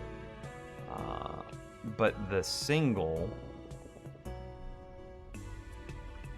How far away is this? It's a 9x9 that you go out 9 blocks from wherever you set up your center dude. So it'd be 1, 2, 3, 4, 5, 6, 7, 8, 9. Interestingly, the bleacher would not work in a single platform design.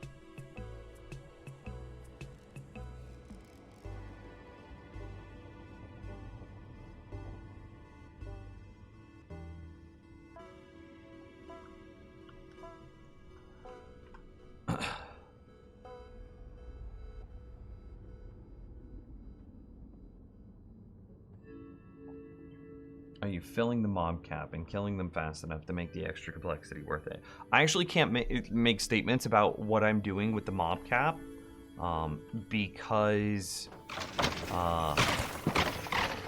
this command block is killing everything other than exactly what's needed inside the farm. So I haven't done a perfect job. You can ignore that. That was just a proof of concept. I haven't made the world perfectly spawn proof. So if we're over here, you can see that like mobs are spawning. Here, this is a good spot. Mobs are spawning, and each time mobs spawn, it then gives Wither a chance to spawn back into the farm. So I don't know if we're taking up the mob cap perfectly because I haven't perfectly cleared the world.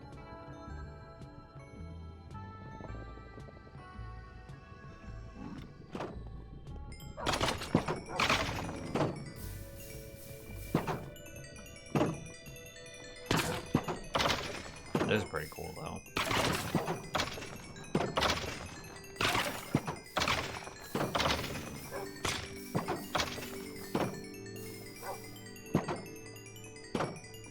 There's also another problem that we haven't discussed, and that's a height problem. At some point, like, let's say I just start adding basement on basement on basement on this thing. At some point, I can't drop them far enough without having to clear a ridiculous amount of lava. I don't really... Can I get out of this, please? I don't really feel like clearing that much lava. Let's see if I can clip through the lava and just get my head in. What's the trick? What's the block to just clip your head in?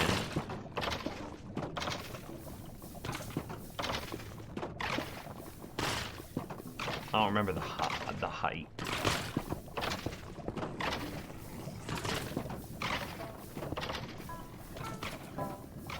vanilla XP storage would be nice. I mean, that's it's just a furnace, auto smelting stuff.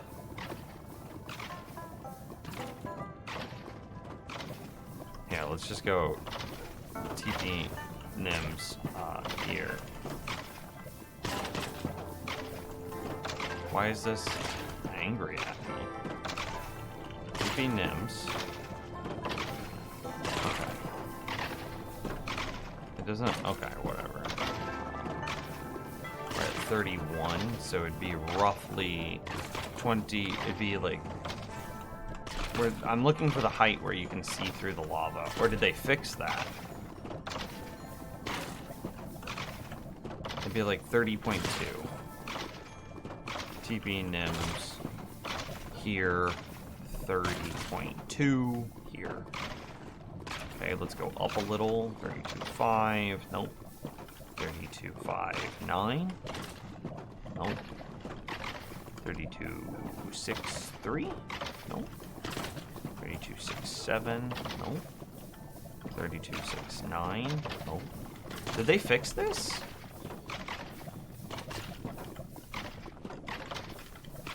Where you can, like, get at that perfect height and then see through the lava. It kind of looks like they fixed it. Doesn't it?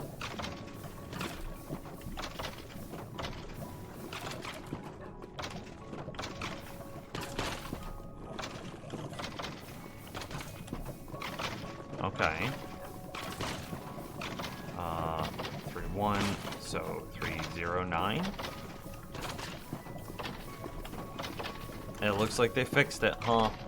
Look at this. Oh, hey, I can kind of see through the... No, it's like camera angle. If I start to look down, I lose it. Yeah, looks like they fixed it. Okay. Either way, I don't... We'll just do this. I was trying to show you how to do it in real, because in survival, because that's what you would have to do.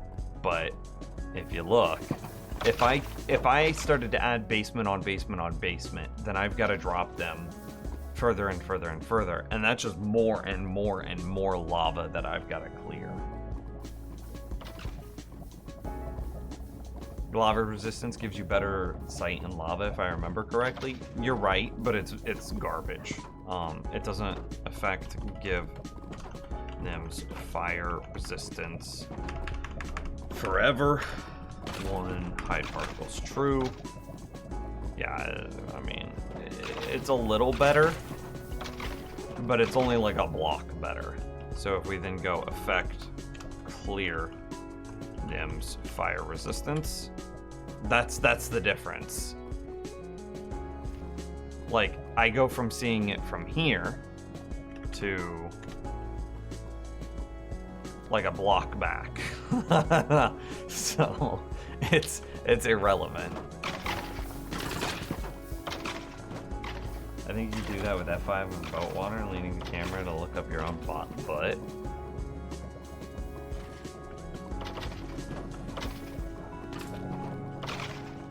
Yeah, this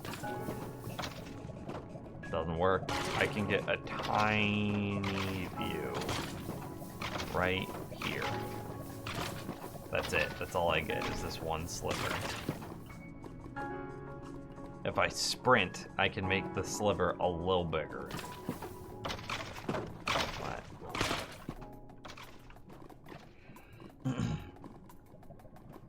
Anyway, James, check this out. You're gonna love this. Look at the new storage system.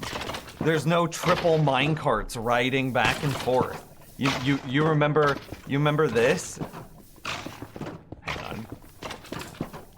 You remember this? This right here? This thing right here.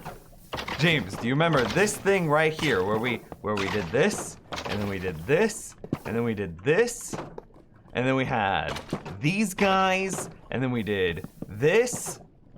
You remember this, James? James, do you remember this? Do you remember?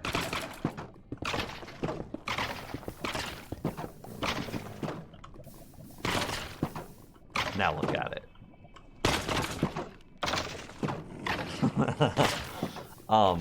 The innovation, and this is, I'm gonna go through this a little quicker, was this system. So let me show you. We go hopper, and then we go hopper, we go rail. I'll use the red glass so that way you get a sense of where we're positioning this. Right, so that would be what you do. So we're not doing that yet though. We need to go hopper minecart, destroy the rail, that's very important. And then we add a iron trap door there. And that works. So the hitbox, for the purposes of the experience, is all the same. The experience orbs can move across this with no problem. But the hopper minecart being embedded so close to the surface, and this is also without needing to do like weird stuff of like embedding a hopper minecart inside of a block. Nope, this is just perfectly vanilla, no weird tricksy, just clean building. And this just works. And that is way better than that old system that we used to have. So we don't have to have like, we cut down the number of hoppers by a lot, we cut down the number of hopper minecarts by 2, and they're no longer moving, which means that you're saving a lot of noise, and yeah. I also figured out that you could use lava cauldrons directly into droppers to create potentially Eric, what's up? Time flies, 13 months. Hit me with that sub, thank you, sir. What's with the cauldron? The cauldron is a lava cauldron. And whenever you spit items directly into a lava cauldron, they're immediately destroyed.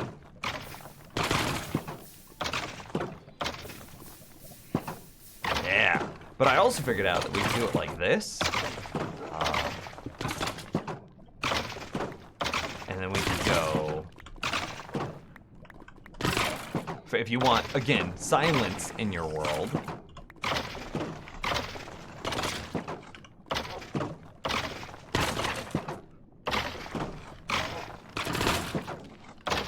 Stop. Why is that floating? Why? How?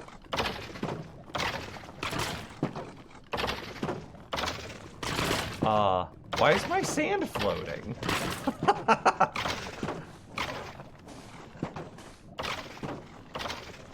Someone? Okay, well, that's not supposed to happen, but, so we'll just pretend like it's not happening.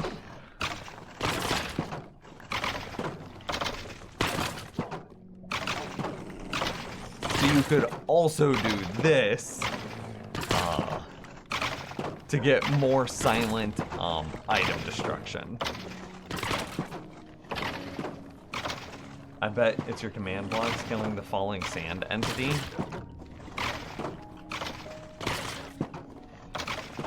Oh, probably, yeah.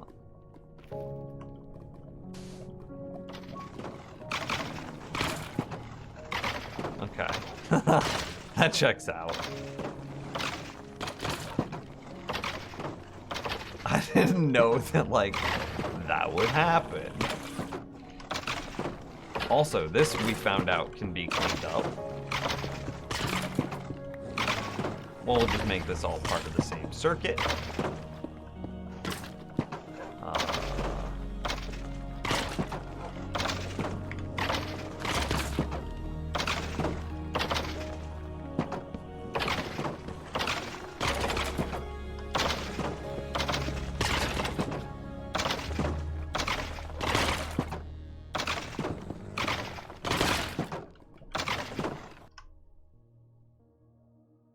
Did one of my wolves just take damage? I don't know.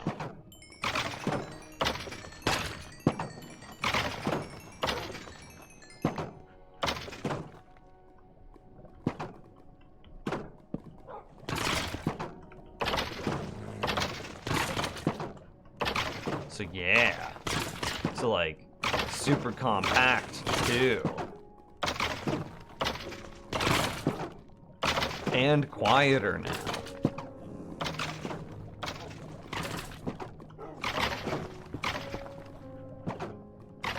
We'll just swap that.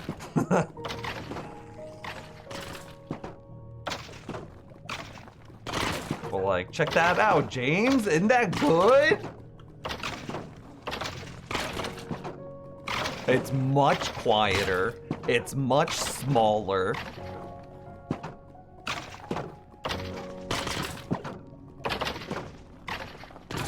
It's even faster at collecting the items too. Because like if we stand in here, before there's a chance that we get the item because the hopper minecart is on the other side of the platform. But now I can stand in here and like, God, this is just a disaster for the camera. But I can stand in there and have no problems. The hopper minecart picks it up before the player does.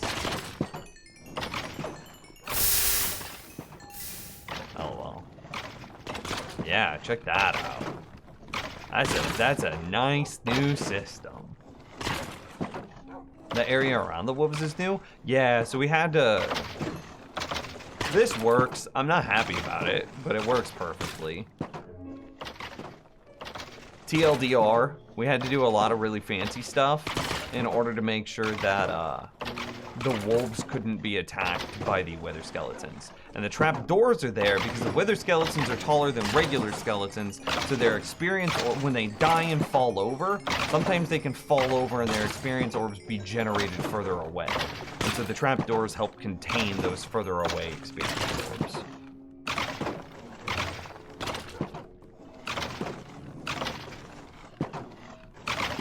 So yeah, like check this out. Isn't this nice?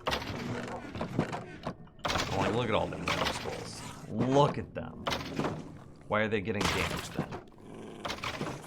They shouldn't have been. All my wolves are at full health. I thought I heard one. Yeah, all my wolves are at full health. They're good.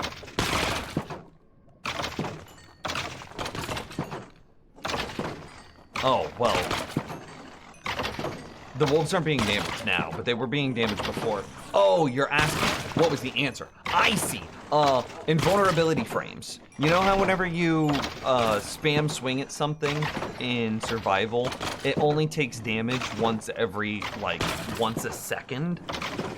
Well, that's because of the invulnerability frames. So what was happening is that wither skeletons were falling down, taking fall damage, getting invulnerability frames, and while they were invulnerable, the wolves were attacking them, which would then trigger the skeleton to retaliate against the wolf. And so the wolf would then have to attack again to kill the skeleton, because the first time it attacked, the skeleton was invulnerable. But this wolf already wasted its one free attack, so the wither then gets its retaliate off and hurts the wolf and blah blah blah, and wolf dies.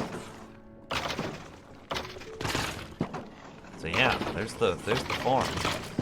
It does feel like the rates are higher with our little risers. Why are you doing this, you turd? Go get him. I don't know why they do that sometimes.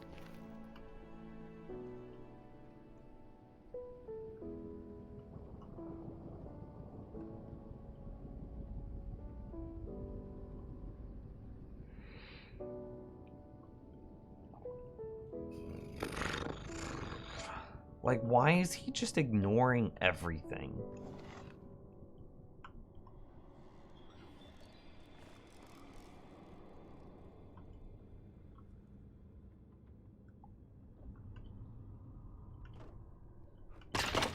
But yeah, we did it.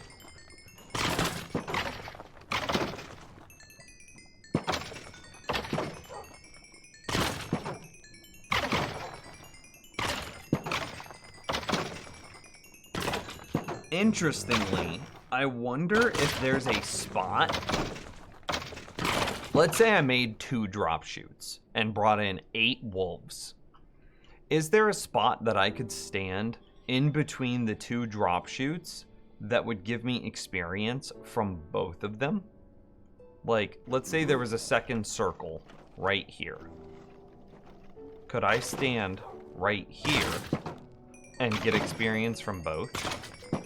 In an actual build, do you need the platform to have the carpeted area, or is it just testing visuals?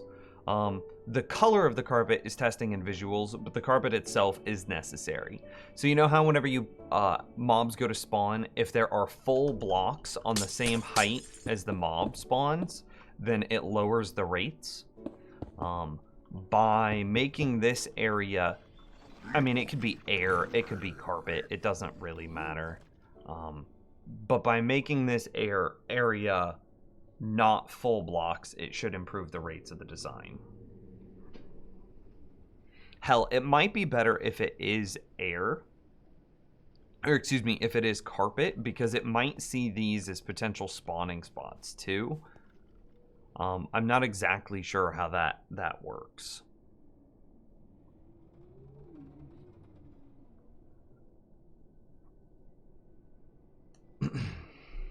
But yeah, it's working. I know that it has something to do with the full blocks and the mob spawn algorithm. That's all I know.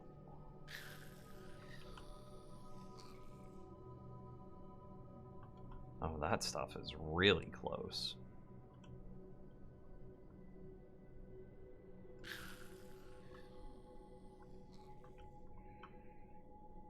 So I just feel that I feel like my kill chamber is excellent. I feel like my platforms are not. I am so happy and impressed with my kill area. The way in which we're keeping the wolves safe, the way in which we've now updated item collection, and this works perfectly with the skeleton farm as well. We've already updated it in the hardcore world. I don't know how to make this better. This still feels very not good to me.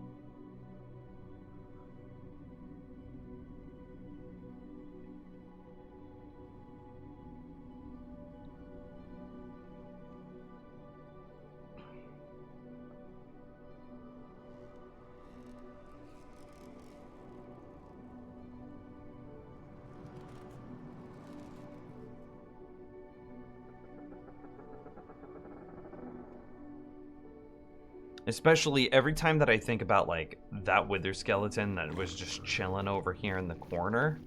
I don't like that.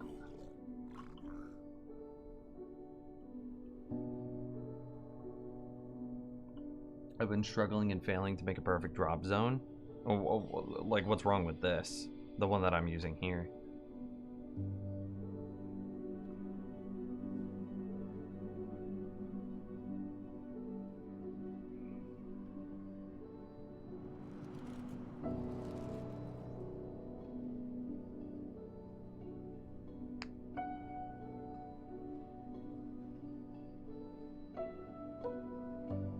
The 2 skelly clog, I want that gone. I mean, mine fixes it. See, look, here's 2 skeletons. They forget. 1 resets, and then they both go in. It shouldn't matter, like Grog brought up earlier, as long as the mob cap isn't being reached, the losses should be near negligible, because the only thing that them getting stuck for half a second is doing is stopping spawns from happening on these 3 blocks, but for only a second.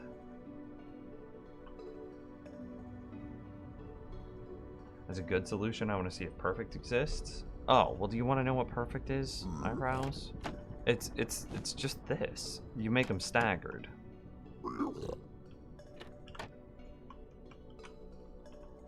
This never jams.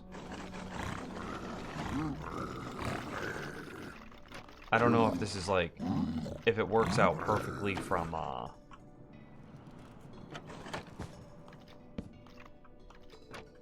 like pathing perspective. Okay. They don't like pathing around it. Yeah, they don't like pathing around it. Good God. But that's your solution, is you make it in like a staggered shape, like that.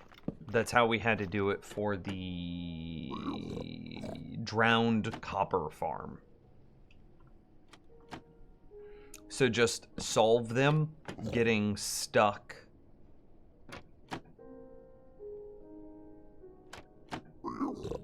Yeah, solve them getting stuck here, and you've got it.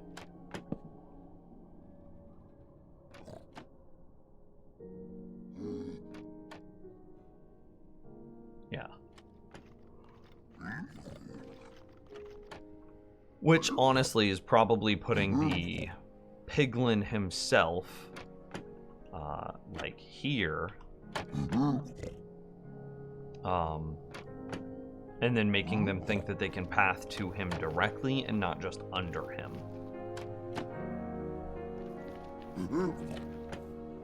Let's see, like... Curious if I can set up a quick demo.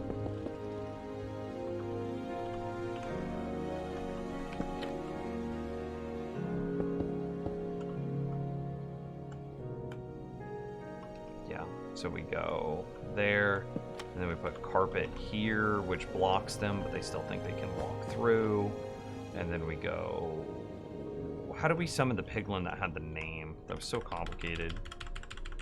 Is it still in this world?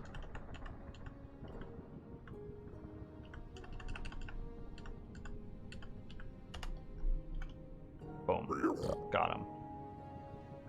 Okay. Then we...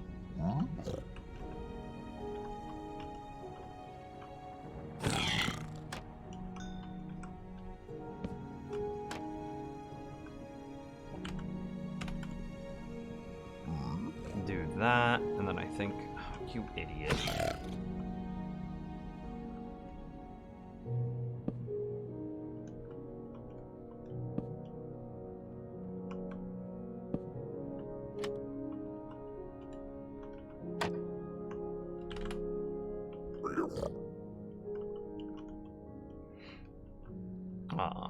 And then you want...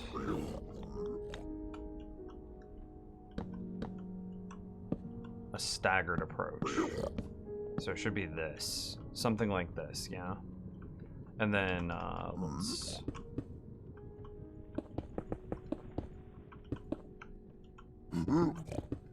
I'm hoping that they can't attack him through that. I don't know if that's true, though.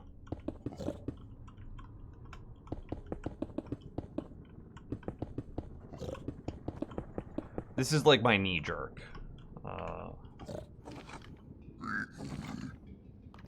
Yeah, see, I don't know why they don't want to path to him directly, why they just try to get close. Because they should be able to see that they can attack him through this.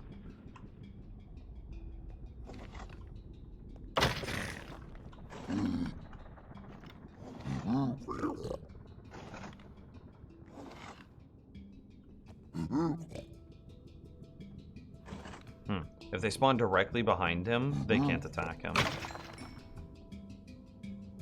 So you would have to...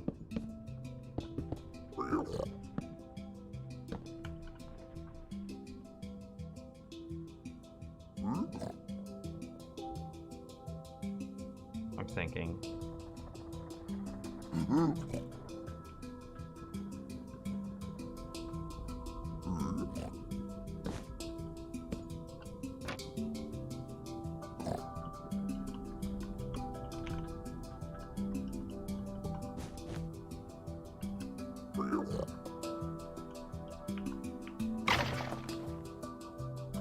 Why did that skeleton get killed? Oh, it's because it's too far away.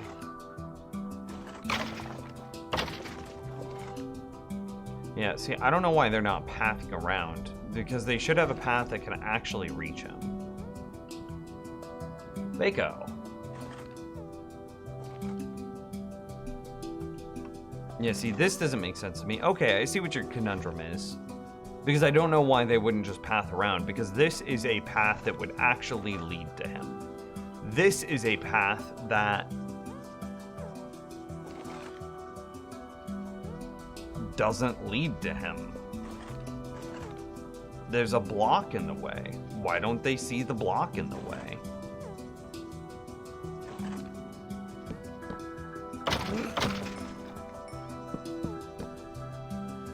Now they're gonna see lots of blocks in the way.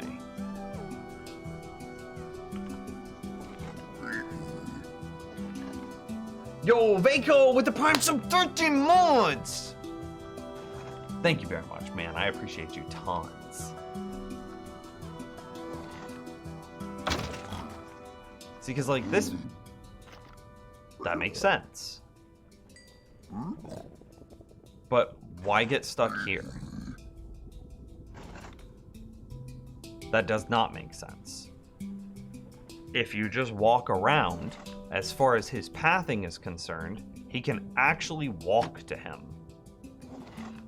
Actually, this could probably just be full-on solid blocks.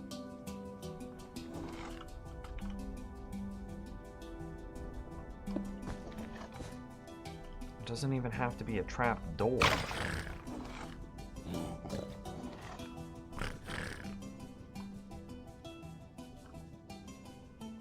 As far as he knows, this path is fine. He can walk directly inside of him, right here, because they don't see carpet.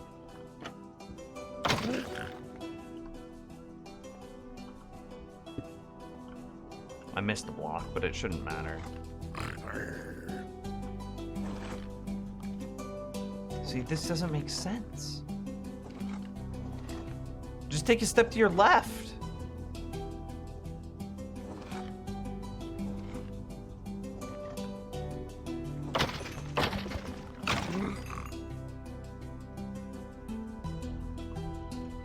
What if we get rid of the bottom block? Do they see void?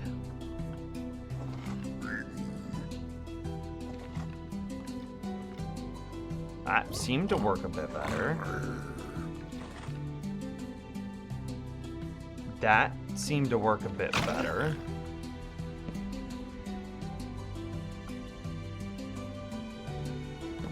How tall are wither skeletons?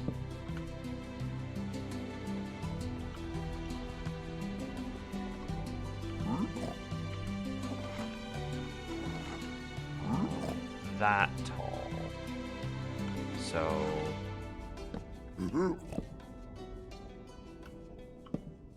I could not have a trapdoor at either of these heights because... Good God. I could not have a trapdoor at either of these heights, but I could have a block slightly above it.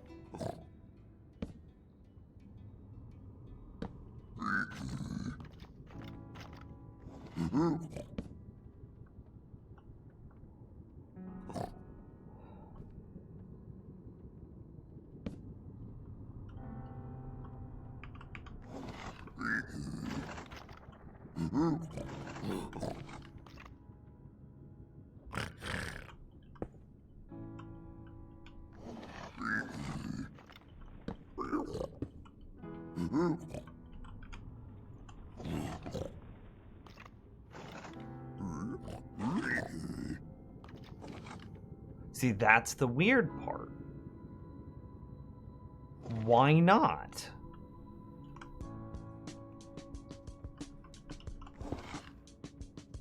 How is this handled over here? It's a wall that goes up with a carpet on top of it. Okay, so like, basically that.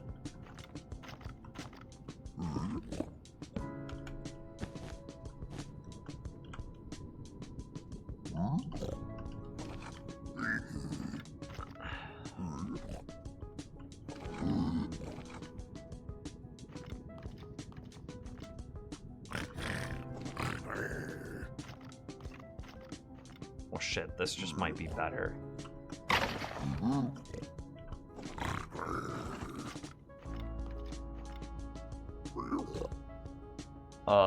We might have just made it better.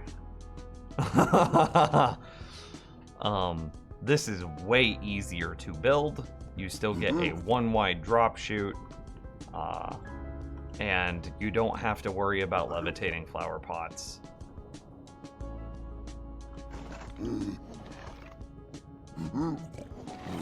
Okay, eyebrows, there you go. I fixed it. Maybe not. What happens if...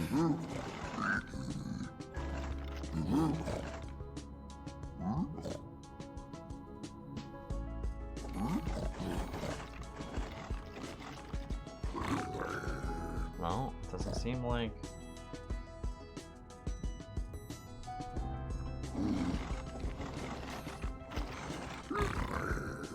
I want to see if they can get stuck diagonally.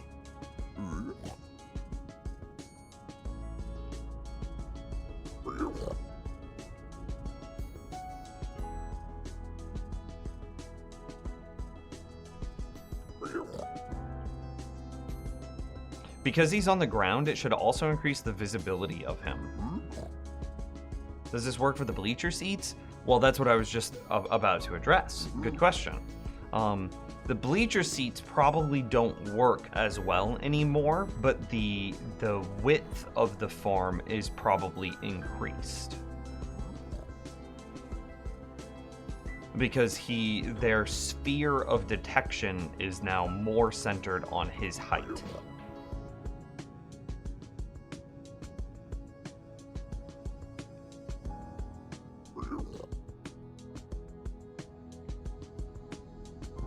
You lose 1 potential spawning space at the cost of more efficiency. I lose 2? 2. Yeah, I lose 2.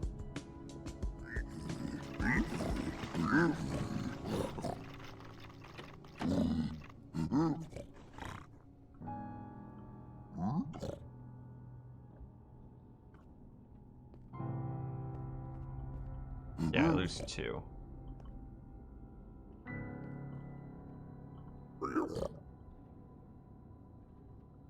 But this is just way better for the design overall.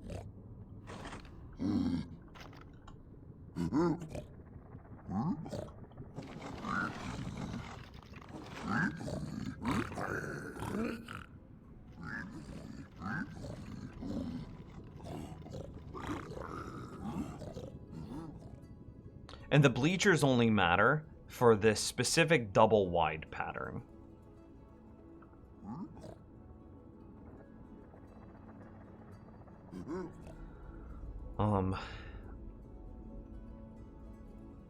Interestingly, I wonder if there are still methods to improve the rates.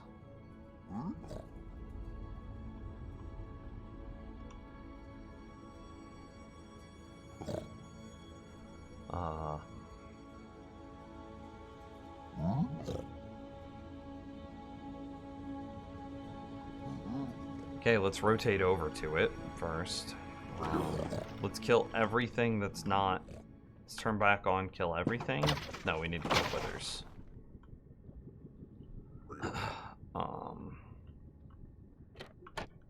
Which would put him... So I lose 1, 2, 3, because he'll end up standing... Yeah. This doesn't even have to be that.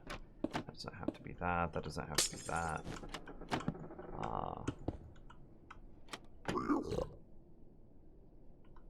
I can just be that all the way up. Then carpet goes there. Glass goes here. And that glass is what he stands on. So then I need to release him.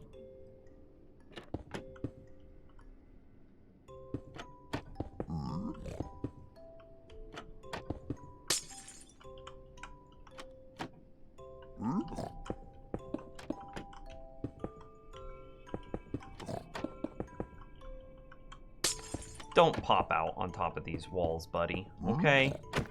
Good job. No, don't do that either. That was really dumb as well. No, you idiot. Okay, well, we can push you backwards. That's where you're supposed to go. Don't stop. There's nothing for you this way. Just, yes, stand there. Okay, Trapdoor to hold him in place so he doesn't jump out like an idiot. Right.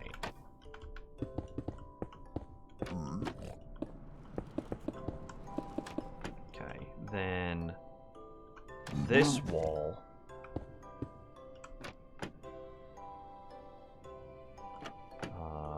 Let's see. This is still a thing there, right? Yep.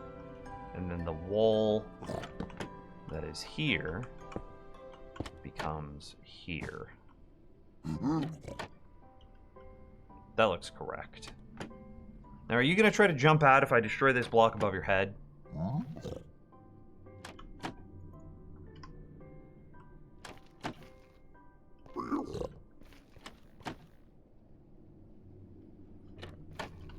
Okay, let's go turn this on. And this guy's not jumping out. He's a good lad. Okay, let's go turn back on Wither Skeletons.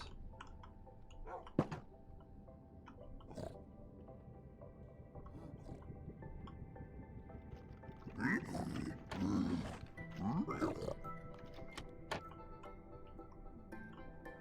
mean, that looked pretty well processed.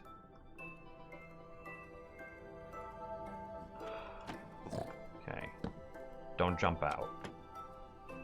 It might be possible for him to jump out. These are top-mounted slabs. Or top-mounted...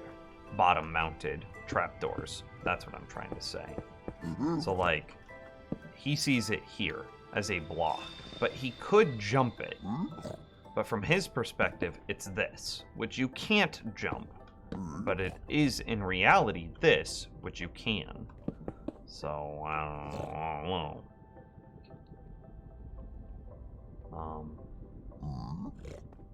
He should be holding forward, though, because this is where he can't actually get out.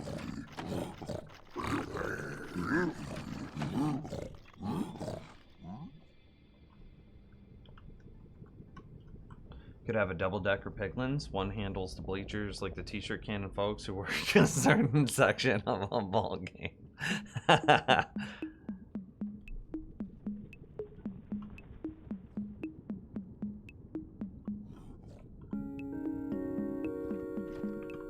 Let's see if the bleachers still work. Oh, they might.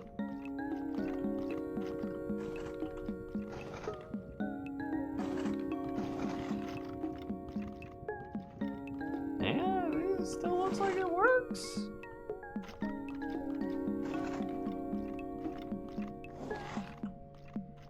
It's the center of the red, so it'd be right here. If the center of this red can see the center of his red.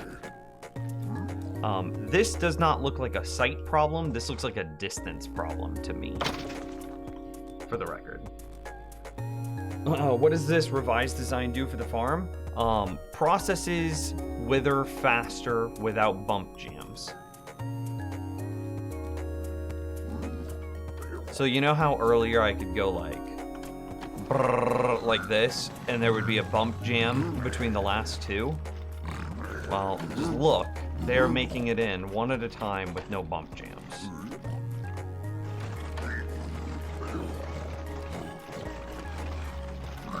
That's very orderly.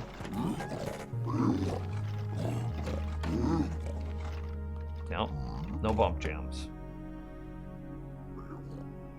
Why doesn't the bleacher extend all the way down the long side to connect them?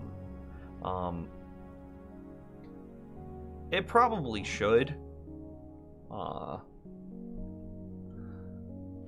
I'm just not at that point yet.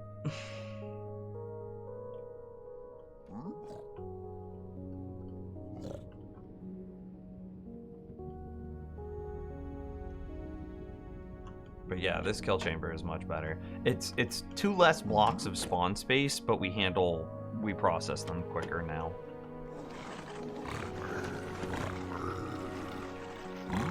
And we probably have a larger spawn area as well. I bet I could pull this back.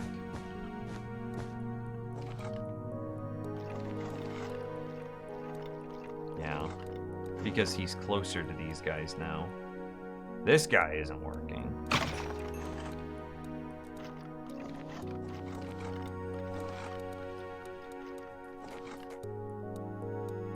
Yeah, see, I don't know why sometimes it works and sometimes it doesn't. But I am sure that the spawn area is bigger now. So the question is for our farm, our design, do we want...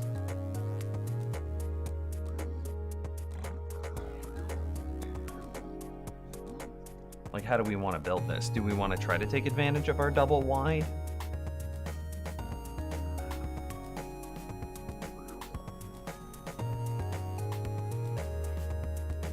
We could do something weird where, like,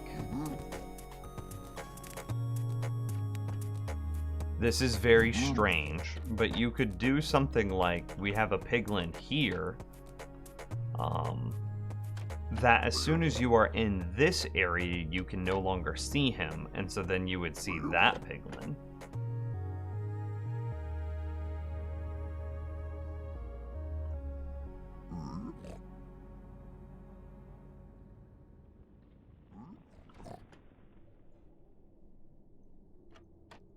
God, I just don't... He could jump out, for the record. I'm so nervous about that. But I also don't want to just block his head height.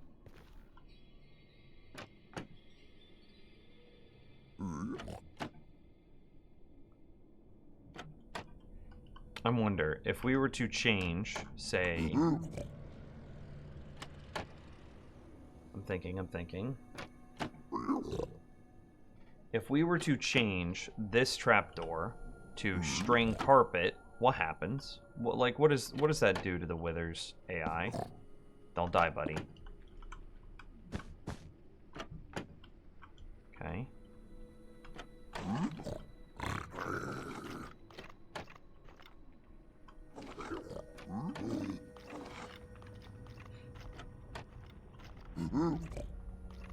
Because they keep doing this thing where they run up against the trapdoors and then they zigzag around.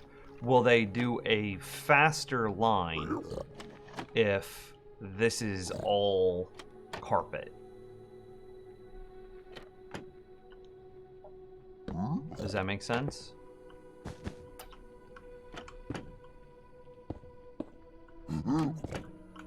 We gonna find out.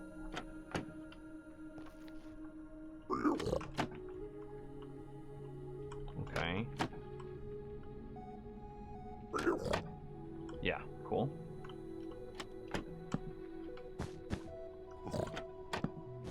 Don't jump, buddy. Okay.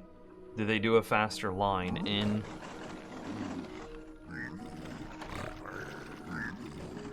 No, they pretty much path exactly the same.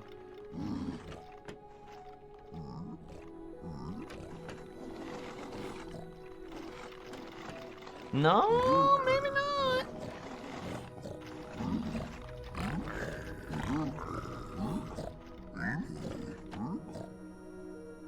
Nothing bad comes of working the double. You're right, but at the same time, I would like to be aware that a double is not how I would present this in a tutorial, and so I kind of want to put like a self-imposed limitation in order to what is the words? A self-imposed limitation in order to better understand the normal way that, like, I would be presenting the information in the tutorial, right?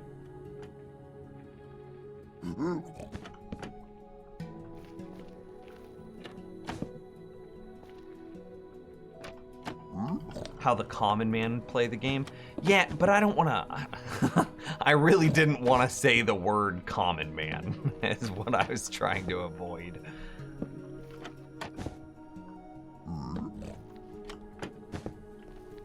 And so that's kind of where my conflict is. I know what I want to do, but I also know what the everyman wants to do.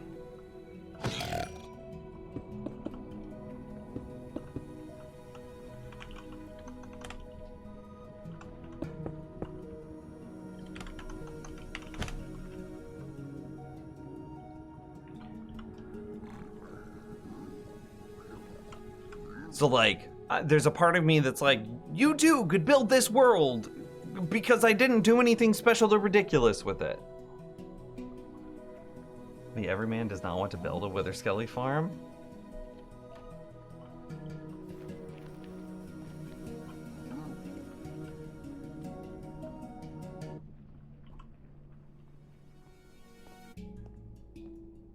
Is that true though? Like, or is that us just gatekeeping? And like, I'm not trying to say that in a bad way, but like, let's say Wither Skeleton farms were simpler and more approachable. Would more people then build them? Or like, has all these super ridiculous, crazy over the top Wither builds just kind of turned everybody off from doing it?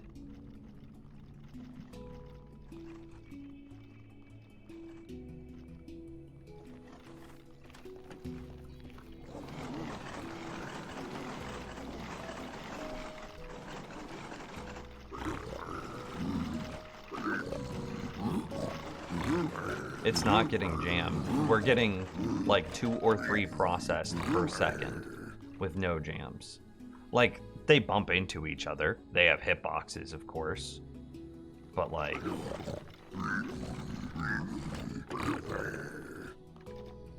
Is it... Eyebrows, can I ask you a question? And this might be super conceited. I might be an asshole here.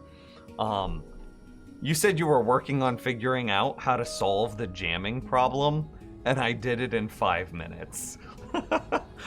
Are you mad at me?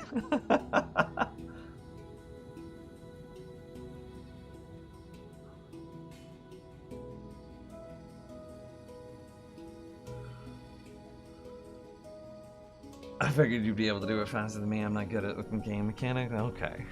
Okay. I'm not worried about him getting stuck. It's definitely just a distance thing. He moved down, so the sphere that he can see is now outside of where this guy is now.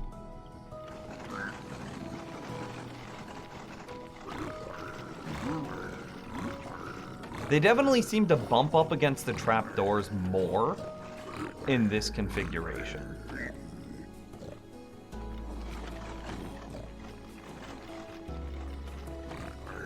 Like, is that just my bias?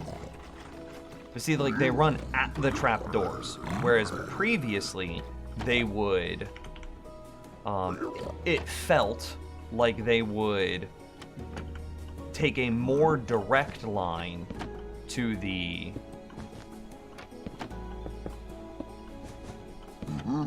hole. Confirm or deny my biases here, chat room. When they spawn here, is he running up against the wall, or does he take a more direct line? It feels the same.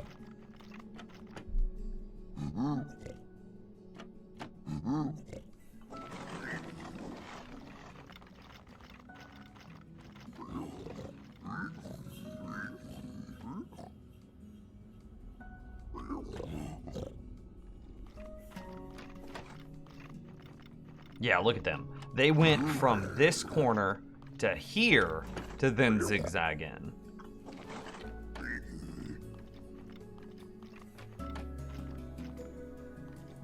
Yeah, okay, so there's no difference. Okay, so trapdoors are simpler to build. So we would definitely encourage trapdoors because you just align your trapdoor to the top of this carpet.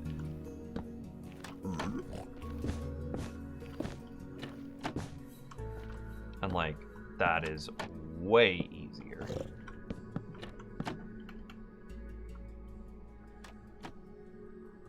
People want beacons without the open-ended grind of running around a fortress. True.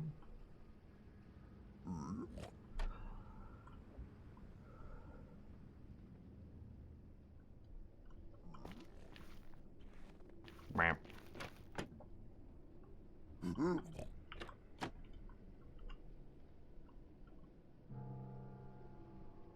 Spawn, please.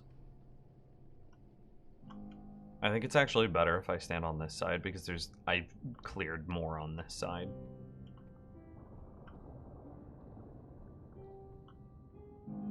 That's a problem with the bleacher system, though. I don't know what to do about that. I mean, it's only one dude, so how much is it actually hurting? He's not... We're not approaching spawn cap, so he's only locking down the spaces that he's standing on, like preventing spawns there. Good God.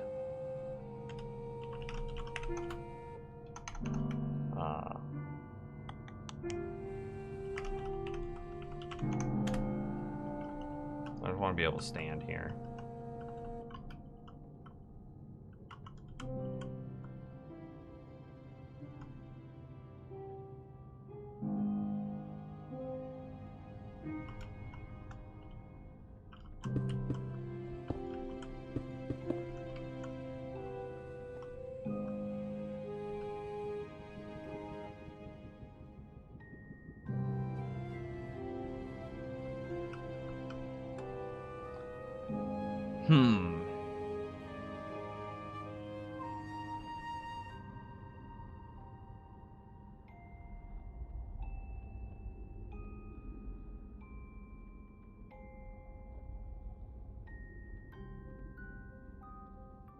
And again, remember that these rates aren't... These are close to perfect real-world rates. Probably not reasonably obtainable inside of a true vanilla world.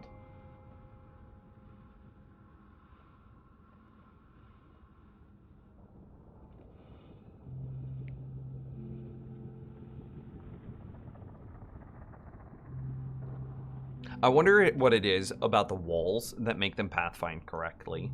Like, if I were to... do this? Do they pathfind more gooder? You know what I mean? Like, do they pathfind more directly to him?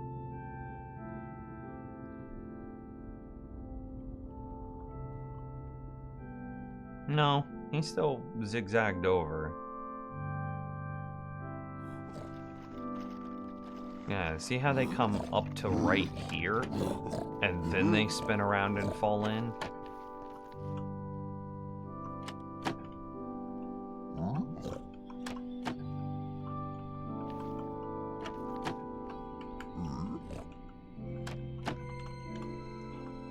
I can just barely get here. I just wanted to see if it was possible for a wither to land on that block.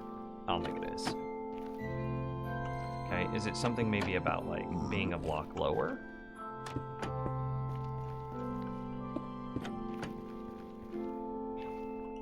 Okay, let's try that.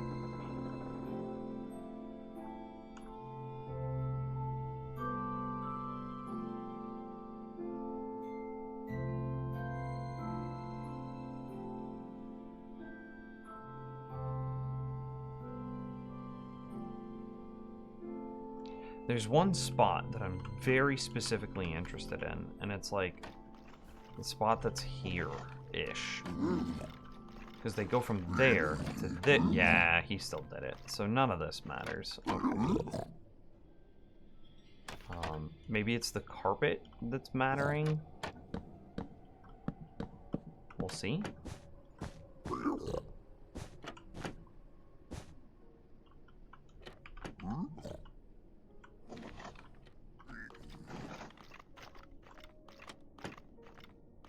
Nah, he still did pretty well the same thing.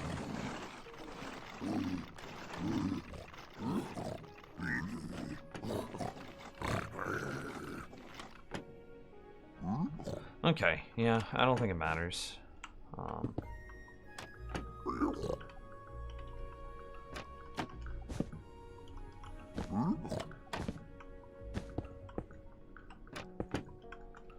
I cannot isolate anything in particular that is controlling the wither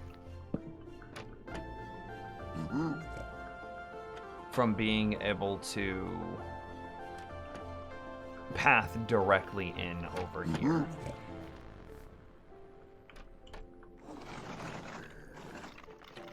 Because, like, this guy, it seems like he's always going to run to the side and then up. Side and then up. Yeah.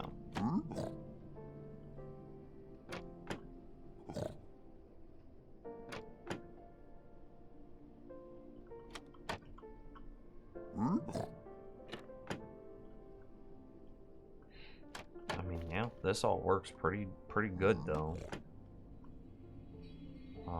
What point? Okay, cool. Mobs can't spawn on those.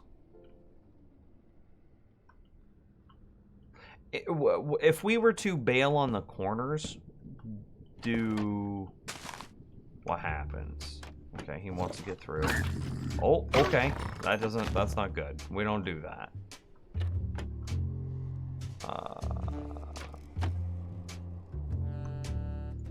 Why did my music change? There we go.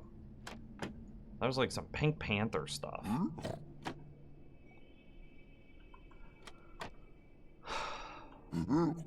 Is there anything else that I can do? Probably not.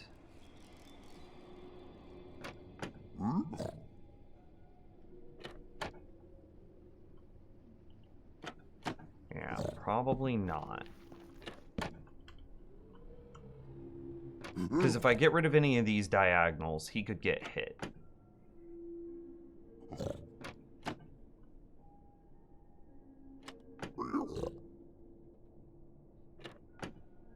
Yeah, if I get rid of any of the diagonals, he could get hit. If I pull this back in, then I have to wall off the back of his head so he doesn't get hit from the back, and then he wouldn't be able to bait people in from behind him. And then this block sticking forward is...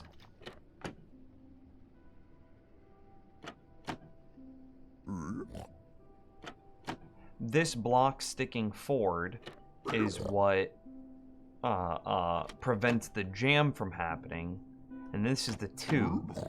And so really the only spot is, could the tube be moved back one?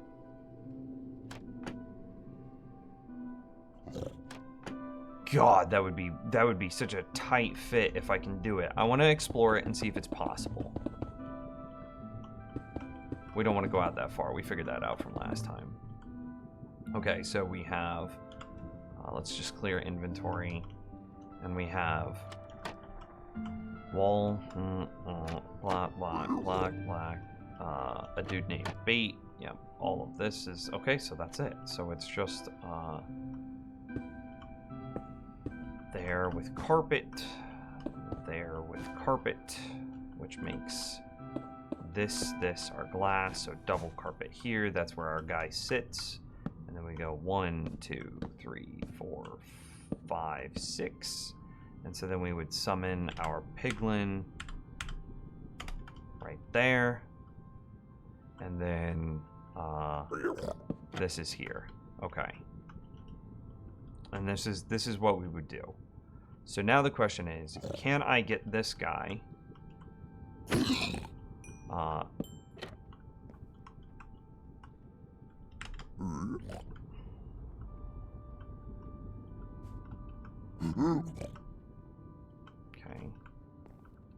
I want him there. Okay, that's a problem. We can fix that though. Push him back in. No, stop. Bait. Come on. Don't. Okay, you're just dead. You're dead to me. You're dead to me.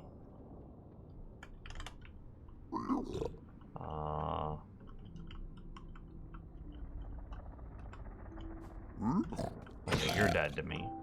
Okay. Okay, problem solved. You can't get out now. So the goal is to pull this back a block.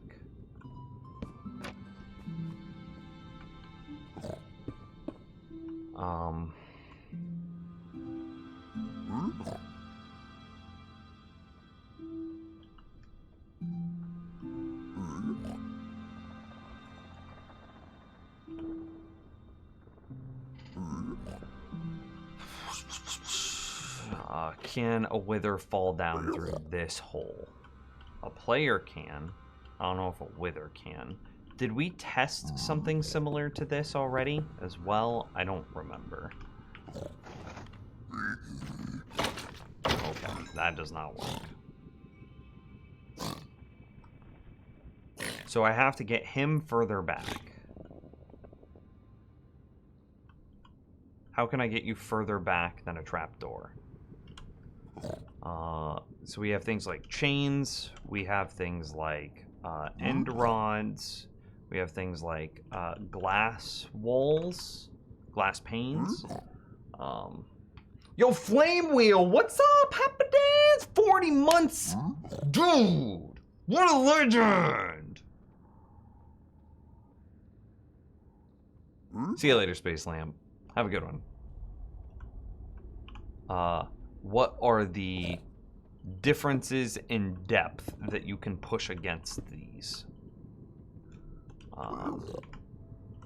This is 0.863. Okay, well, let's do it like this. 0.894. So what is...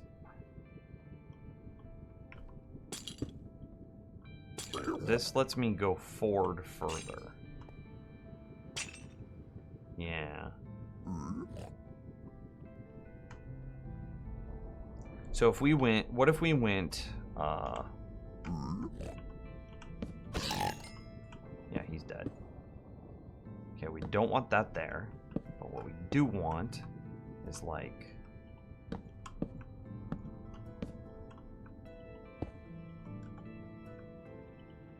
this. And then is it possible to...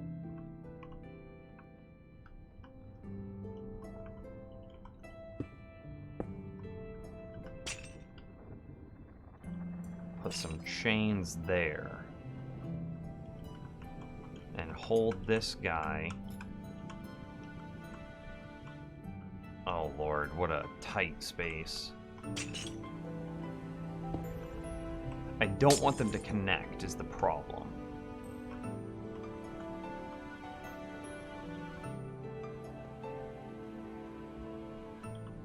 Glass panes connect with iron bars, right? Yeah, they do. Okay. How far does a fence let you go forward? And are fences and fence gates different? 863 925 925.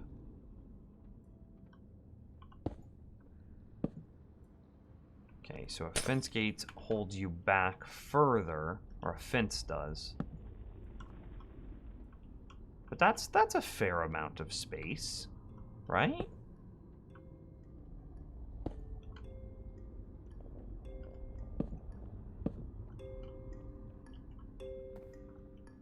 You think they could melee each other through this?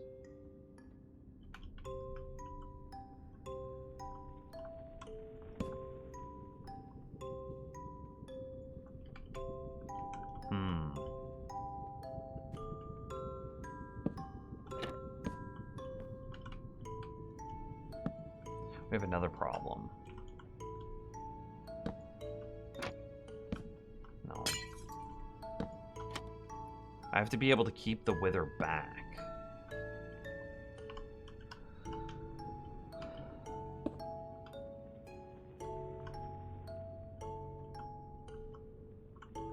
So, yeah, that's a fallable gap.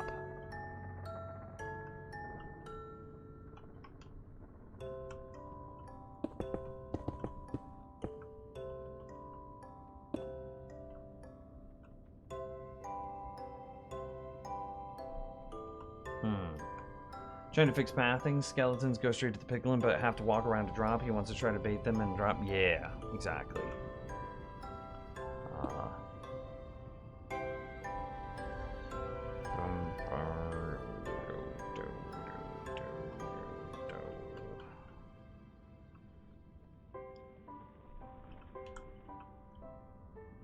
Okay, so if the piglin is there, what do we say? It was like a block like this, and that keeps him locked in. Okay, let's... How do I keep him back, though?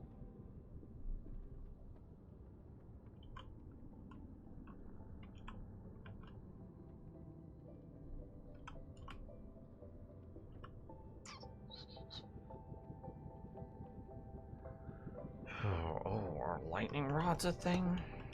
What do you do? 925? I think that's the same thing as a fence.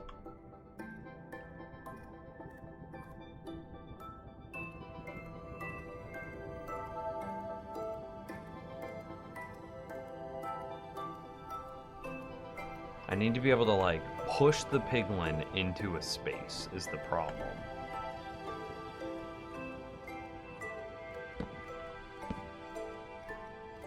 I need, like, snow layers, but that go to a side.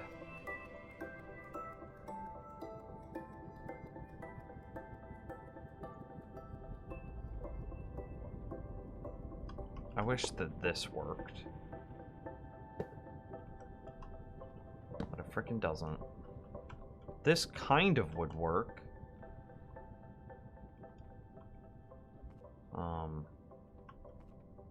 Okay, here's what we're gonna try to do.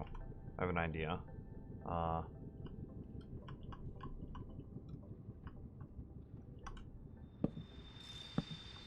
Okay, I can now not jump out. Okay, he's stuck. I can't place this here, but what I can do is I can place it there, and then I can do tricksy stuff. Put it there and embed him inside of it.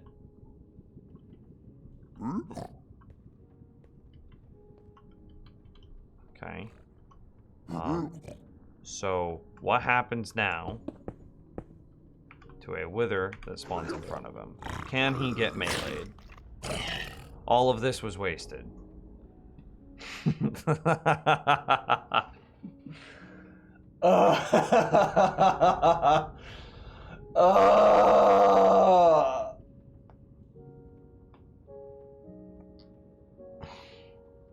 All that effort.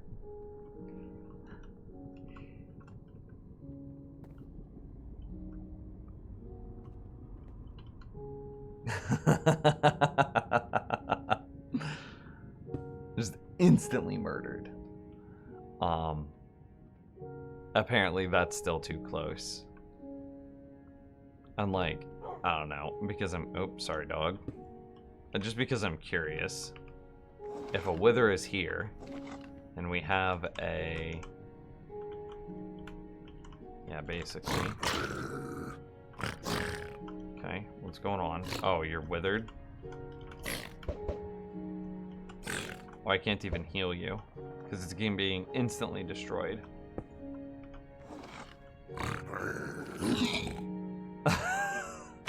Okay. So he's too far back and too far forward. So this concept doesn't work. You can't make it smaller than what it is. You might be able to say lift him up or lower him one, but at this point I'm very happy with what we've been able to do.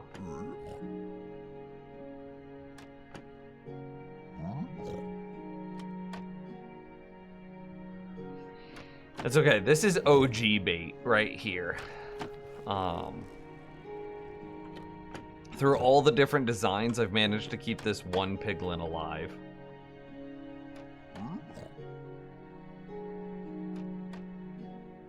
Imagine an amplified world with the new world gen. Oh god. It'd be cool once you got Elytra. I don't know if it'd be possible to live long enough to get Elytra, but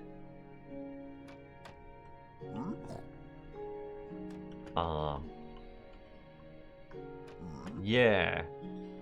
So, okay, so we come back to this problem. We come back to this question of, do we build this in such a way that is representative of what the everyman will build or of what we can build?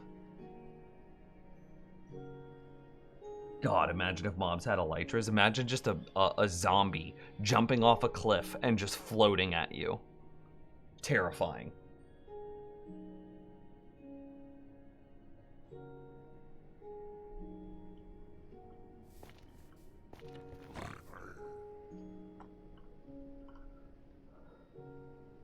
I mean, the difference between them are only going to be like a couple more spawning pads. Because I personally refuse to use more than one drop shoot.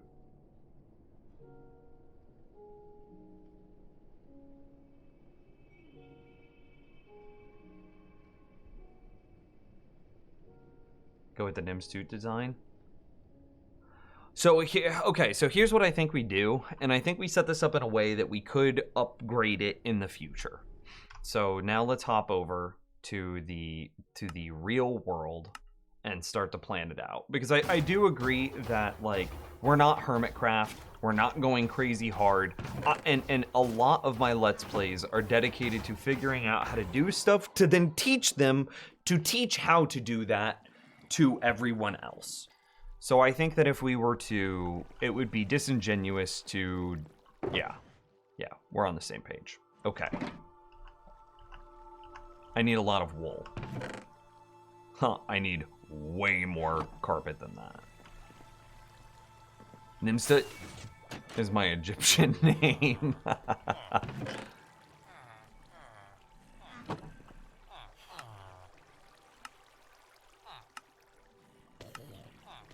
King Nimstut. Yeah, I like it. Oh, perfect. Okay, that's a lot of carpet.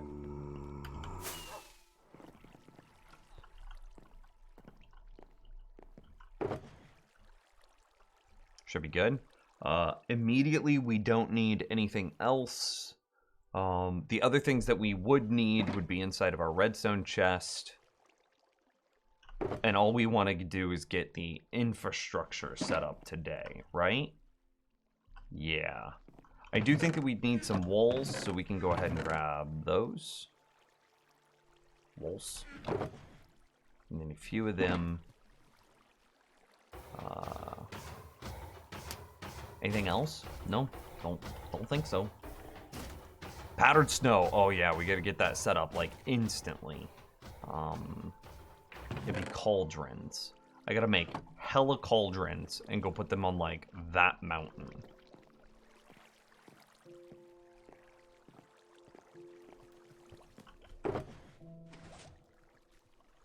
I think it's 5 per cauldron. It's 7 per cauldron. 6, 7. Okay.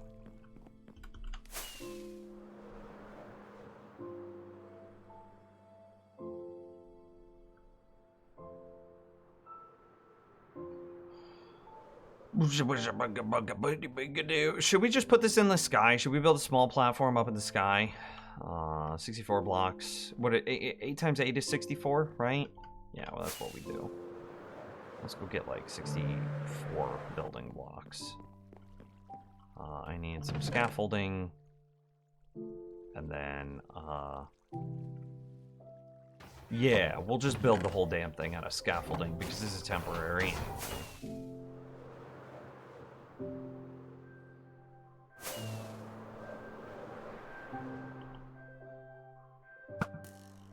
God, so good at this game. Did you see it, chat room? Right above this hole looks good. So we want to go up a bit.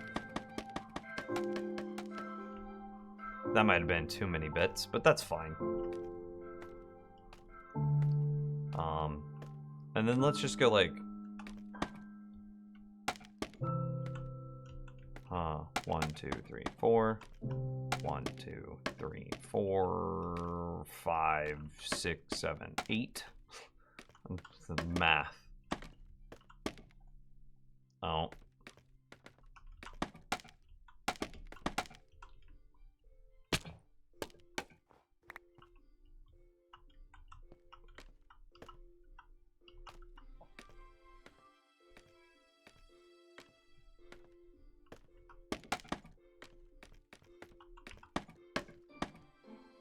It's okay, I wanted the corners filled in anyway.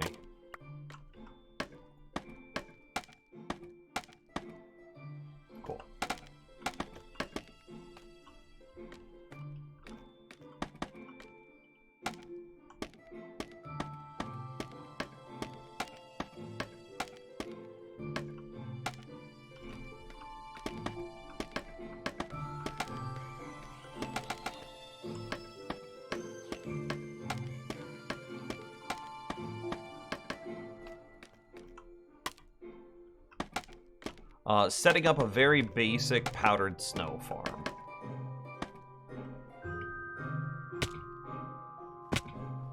Emphasis on very basic.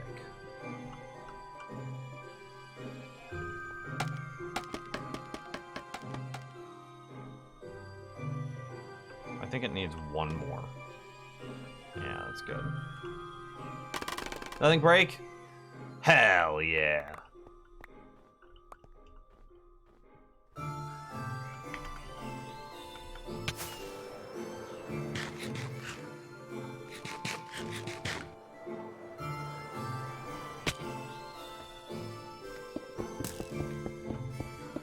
Well, that skeleton thought. Oh, damn, dude. He's got some snipes.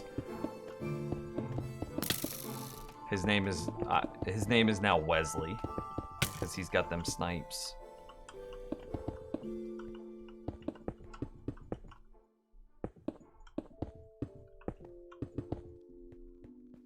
Very rudimentary powdered snow farm.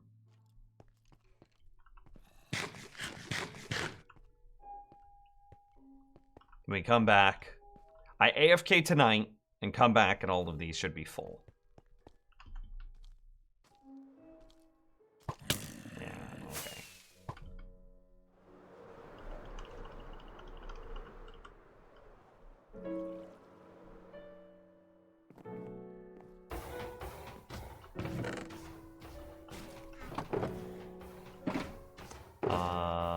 Yeah, that's enough to get it set up, right?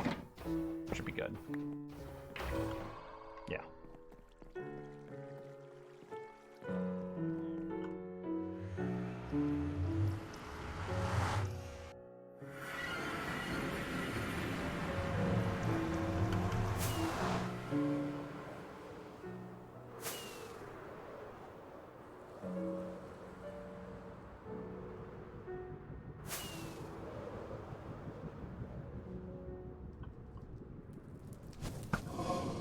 Oh, he flew! Okay, which side do we want to build it on? We have two options here. Do we want to build it here or here? I vote our default position should be closer to the base and not further.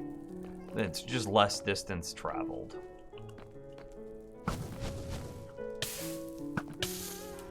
Okay, but if you guys could chill, that'd be lovely.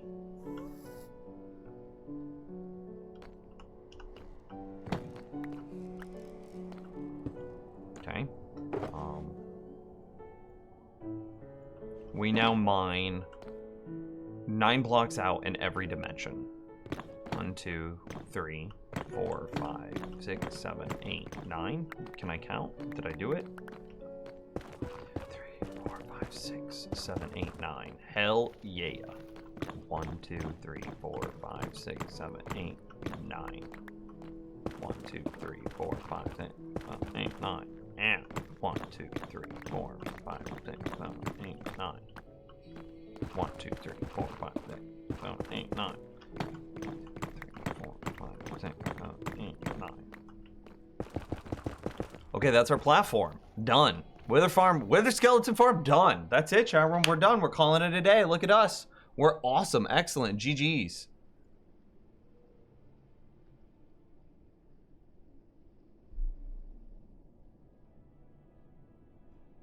Why? I just got spam DM'd on. This is the most. This is the most obvious, like, virus I've ever seen.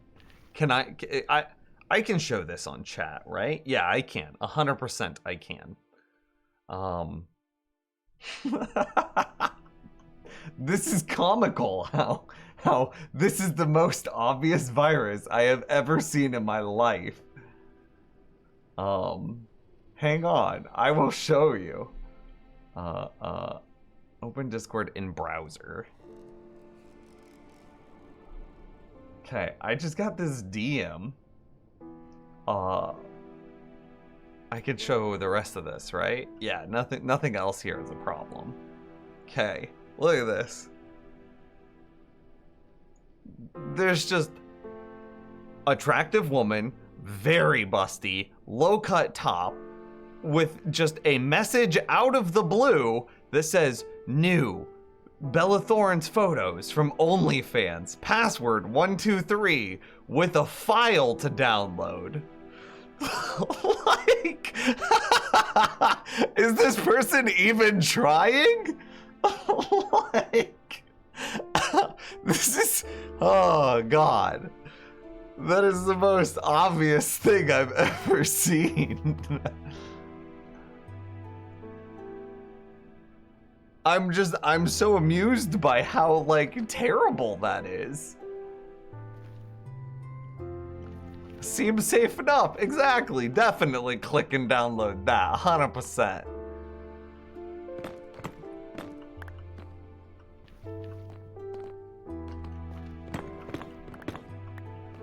It came from it showed a mutual server, and the mutual server, when I used to play World of Warcraft, I was really good at a part of the game that I could then sell to other players for in-game gold. So I would run you through content, and you would pay me gold to run you through the content.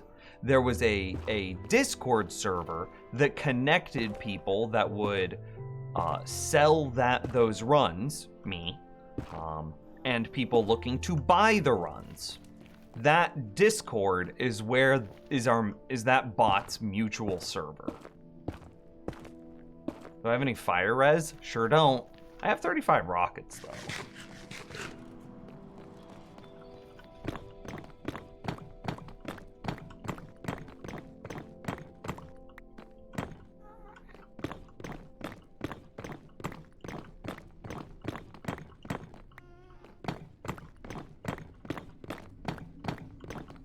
And a totem. Totems give you fire resistance if they pop.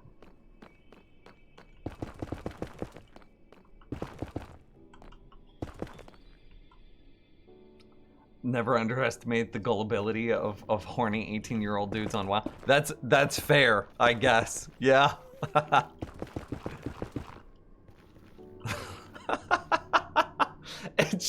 It's so comical to me how obvious that was. Just like it could have.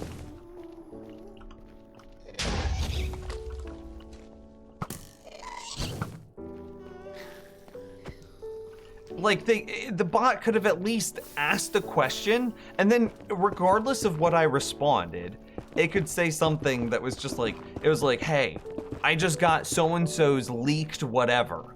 Which is just an atrocious thing right off the bat. Like, the context of that is awful, but still, it's a bot, it's malicious.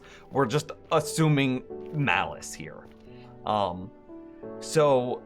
Hey, I just got so-and-so's leaked nudes. Do you want to see? Question mark. And then it would at least seem a little bit more plausible, right? Because they're like trying to engage with me. And then, regardless of if I react or not, send a follow-up message that's something like, well, here they are either way. I want to make sure they get out there. Which, again, awful, awful, awful. This is super evil and very shitty. But it would at least engage with the person in a way that seems plausible, reasonable. Have you ever smoked a thin crust pizza from Pizza Hut before? Smoked a thin crust pizza? No, I can't say that I have. My life is not that exciting. Who smoked? I have to hope that's a typo, right? Because who's just like getting down to the very end of the pizza and just like, I don't want to eat this crust, but you know what I do want to do? Fucking smoke it. Are you going to gas-proof this farm? Yeah, we have to.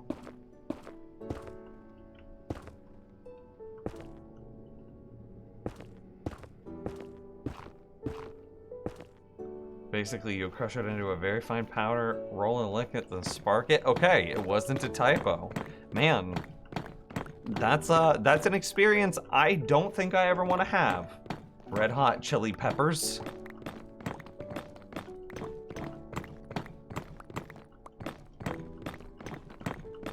I think I'll pass, but thank you though. As well as the random bots. Most obvious virus attempt I've ever seen in my life.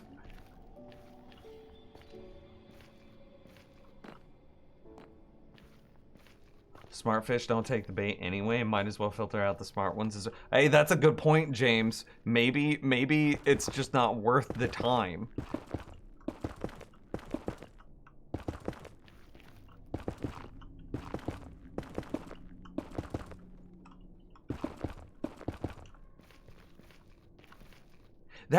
It was a 1.7 megabyte file too.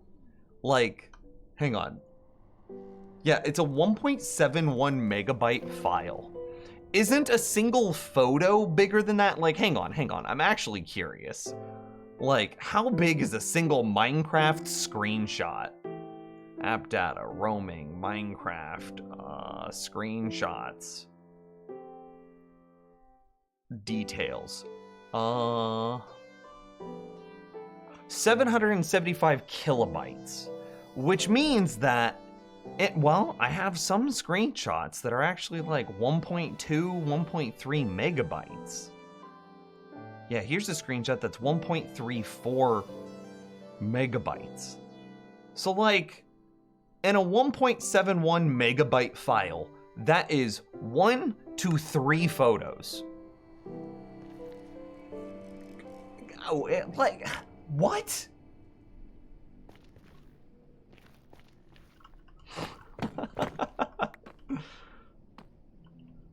Like, at least make it like, I don't know, what's the Discord file size limit? Isn't it 8 megabytes? At least make it like 7.5 megabytes.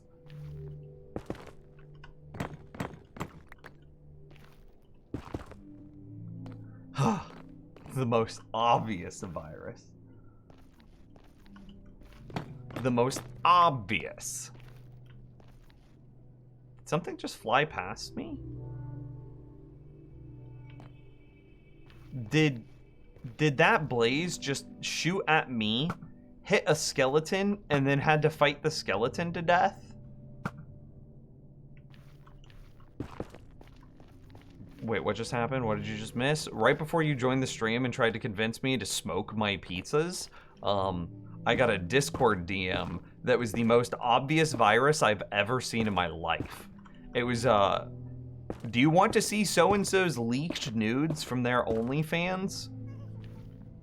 And it's like, and then it just had a zip file that was 1.7 megabytes, and then it was like, password is 123. It's just like, what is happening?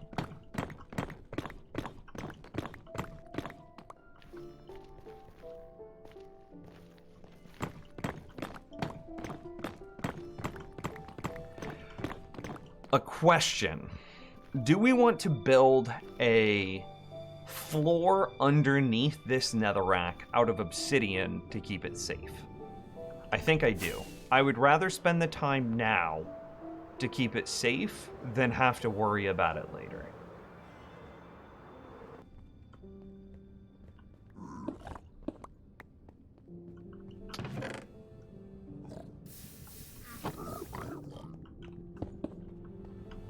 My goodness, I have like freaking infinity obsidian. We're gonna grab a couple potions of fire resistance too, just to be safe.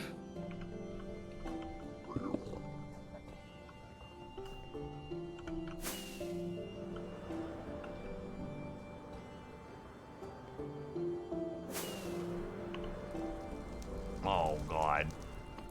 Oh god.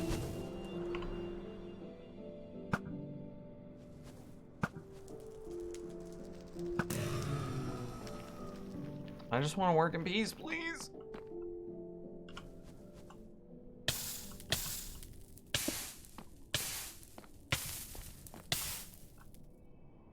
Yeah, could you not? Could you not? Look at the skeleton! Took out the place! Oh, look at the skeleton, so powerful.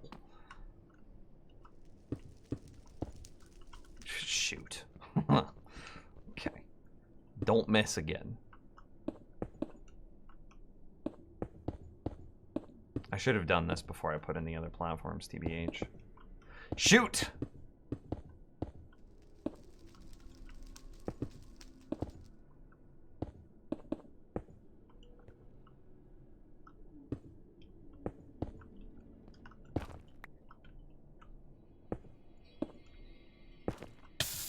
Oi, could you not?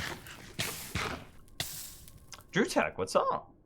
I say click that link and see what happens. You click that link. I'm not clicking that link if you paid me.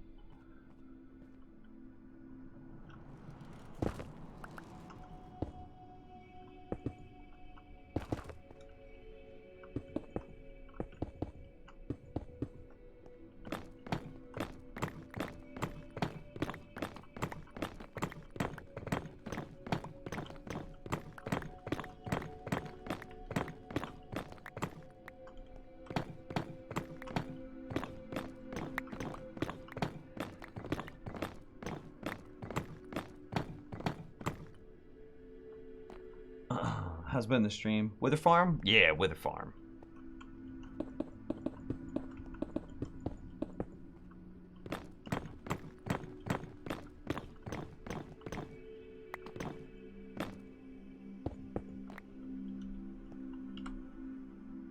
I think it's gonna take more obsidian than this. What's 19 by 9? Alexa, what's 19 times 19? Alexa, what's 19 times 19? 19 times 19 is 361. 361. That's like 5 stacks. 6 stacks. I only came with 3. Okay, we'll have to go back and get more. NBD.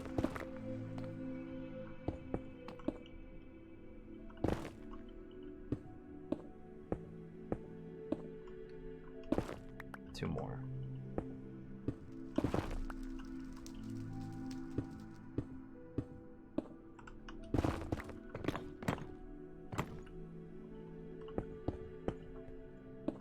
I need 3 more stacks whenever I go back.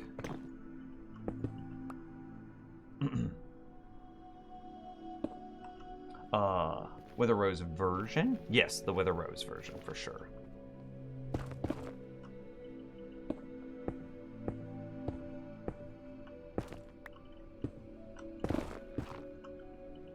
I think I have a really cool design that's pretty new and kind of innovative that I am excited to try out.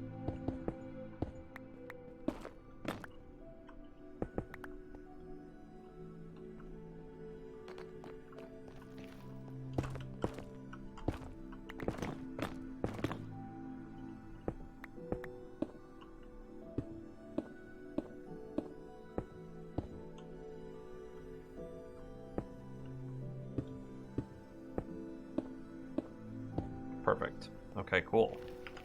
Let's go get 3 more stacks of obsidian.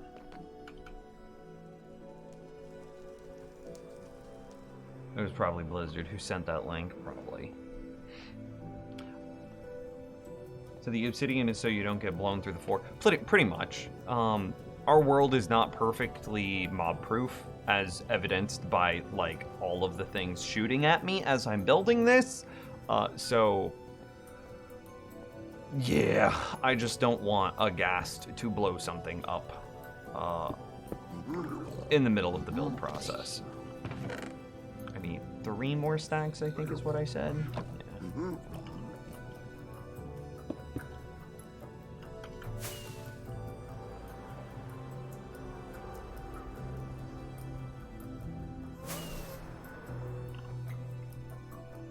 Where's it at?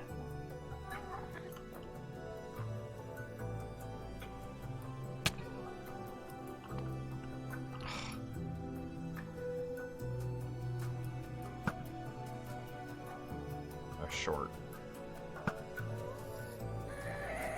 How did it not die? Okay.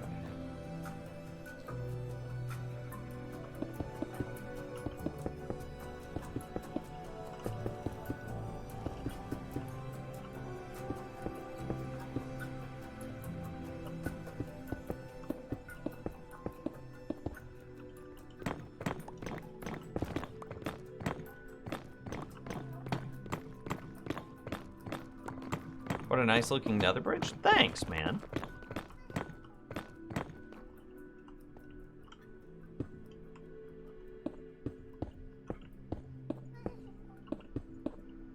I'm very proud of it. I don't really build aesthetics, but when I do, they look like poop. Which is why the nether bridge was such a surprise. Like, what are the odds? I built something that doesn't look terrible?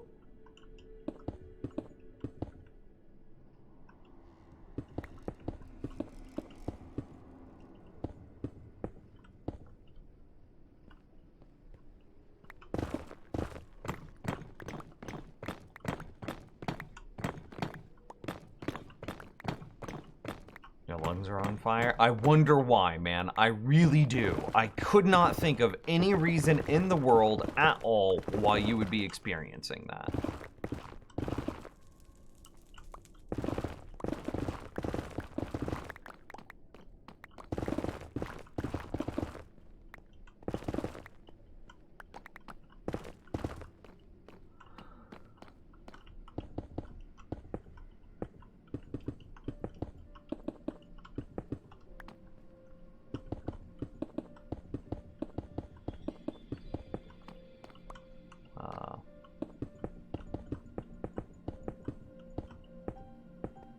Oh, I missed.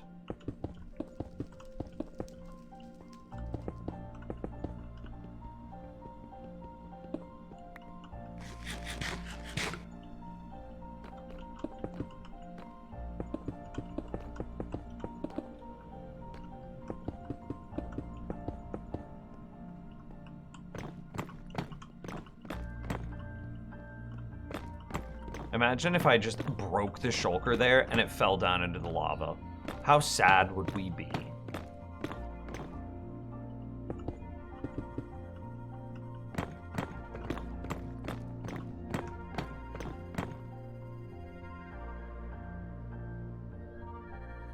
I'm draining a monument right now? Nice. Do I have a YouTube? Yeah, exclamation mark YouTube. Like 165,000 subs. Something like that. We got started on YouTube. I'm having fun on Twitch a little bit, though. I need to make more videos. I have one that is, like, mostly recorded. I just need to get the voiceover and, like, the B-roll for it. And then it's done. I'm just kind of a bad YouTuber.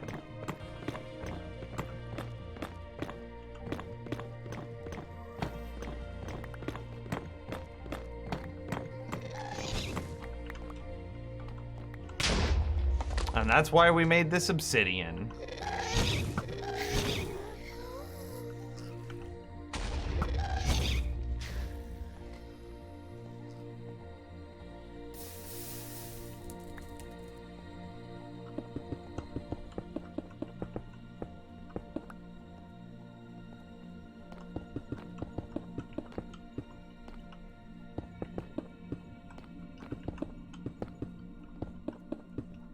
Perfect. All right.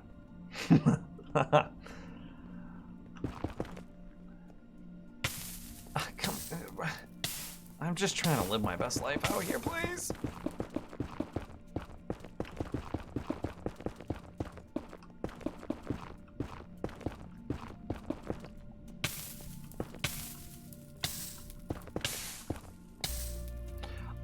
I don't know what to do here.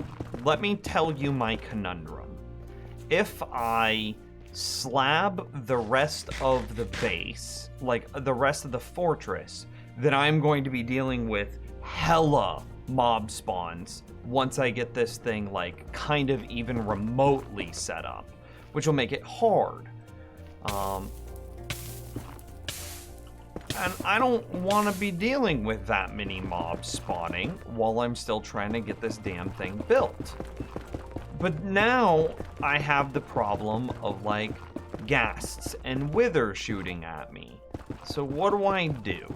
How do I build this in such a way that handles both ghasts, wither, etc., or not ghasts, or gas and blaze shooting at me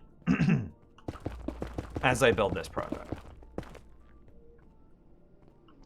Yeah, I would finish it before I slept. Yeah, I agree with that. Because, like, just imagine trying to finish this thing while, like, a billion wither are spawning inside of it. That just sounds miserable. I can deal with 1 or 2. I don't want to worry about being crammed. Invis potion? Oh, okay, yeah, that might be a good idea. How do you make invisible potions? I'm out of netherrack. I'm not out of netherrack.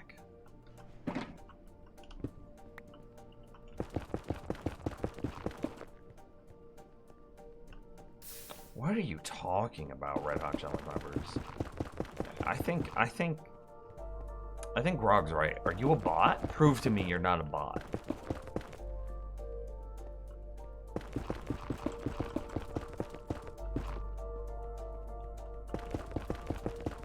I'm not a bot. Shit, he's not a bot, chat room.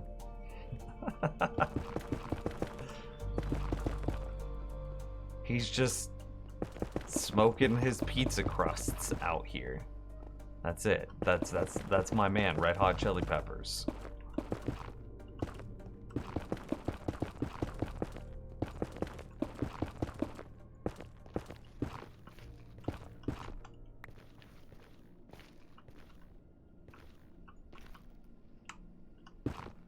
I should have placed a block to indicate where the center was.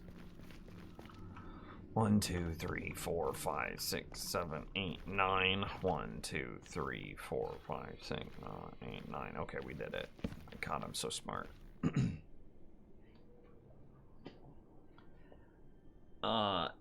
Invisibility is night vision plus fermented spider eye. Okay. Can you be a bot?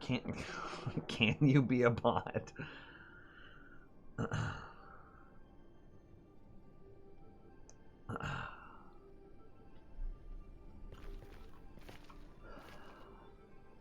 How do you make a potion of night vision? No, no, no, no, no. No, no, no, no, no. Okay, none of my netherrack was actually destroyed. Kind of convenient. Now we do need to go out 5 blocks, and this is where it gets a little bit weird.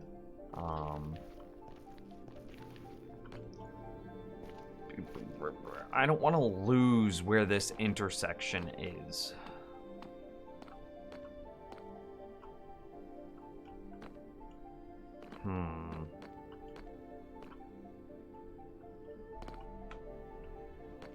Okay, here's what I'm gonna do. I'm gonna take a screenshot, and then I'm gonna stand on the torch and take a follow-up screenshot.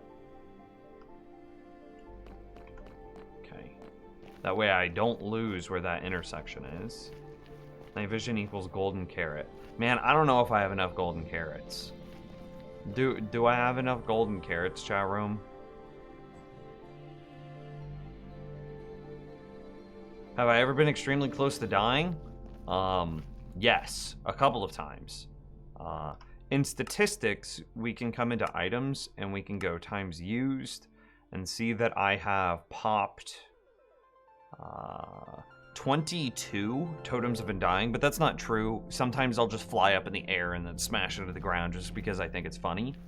But the closest I ever got to dying was half a heart, no totem. I was working on my villager breeder. I fell into the hole where there were 24 villagers, whatever, and they were cramming, and they crammed me. They popped my totem. I then panicked, started spamming rockets to leave, and I smashed into a wall as I was flying out and dropped to half a heart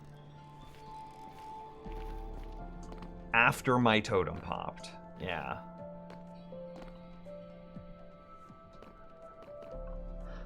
So that was there's clips of that around as well.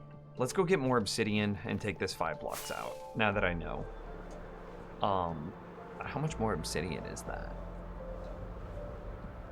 So it'd be 24 times 24. Alexa, what's 24 times 24?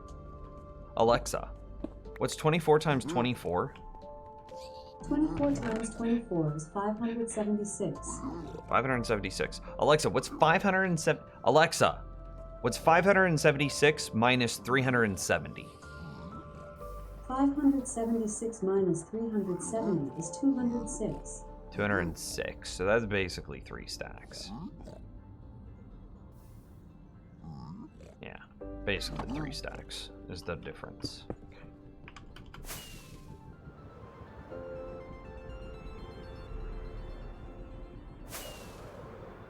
Last week, your dual creeper was not like this moment was pretty surprising. Yeah, but I wasn't close to death there. If I still have a totem up and like something spooky happens, I'm not even worried. However, there were a couple of points where I was fighting Wither trying to grind skulls that I dropped to like 3 hearts while I was withered, and that was more spooky.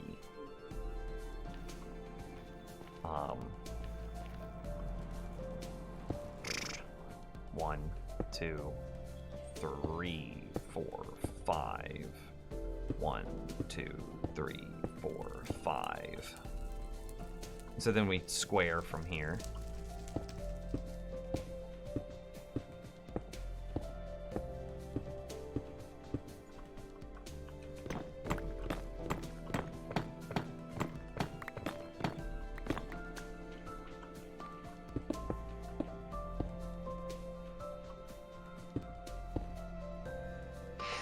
Clawly. I think I also got pretty close in when I was building the raid farm, if I remember right. There were some problems there. I've also scuffed some Wither boss fights. 1, 2, 3, 4, 5. And those got pretty close. I don't know, right there. I almost fell off because a gas shot me in the back.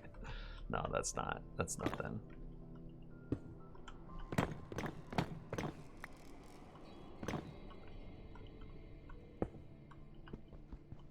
Didn't mean to place it there.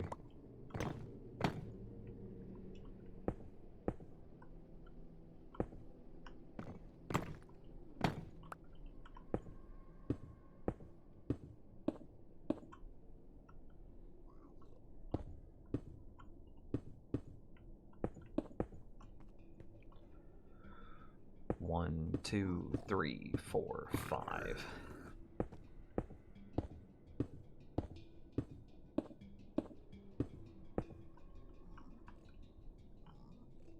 Come on, let me reach. Let me reach. I just want to destroy that block, please.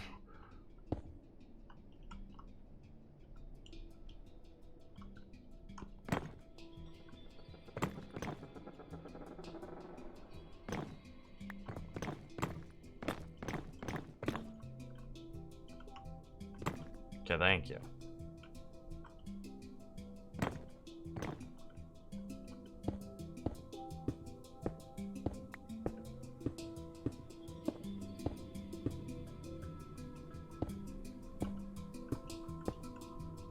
Is this the correct space? No. I gotta go over 5 more blocks. 1, 2, 3, 4, 5.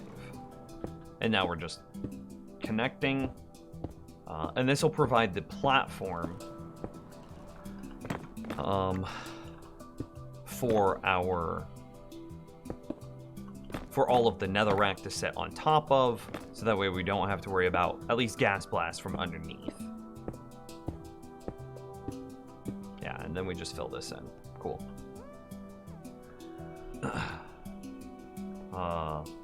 The first thing I do in another fortress is try to put beams across the ceiling at regular intervals to only allow 2 high things through. What do you mean? Beams across the ceiling at regular intervals that only allow 2 high things through. It's a huge piece of mind. I don't know if I understand. Oh, I dodged that. Video game.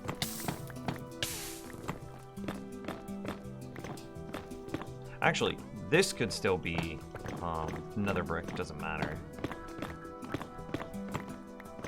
But I do want the underside to still be obsidian, just for consistency.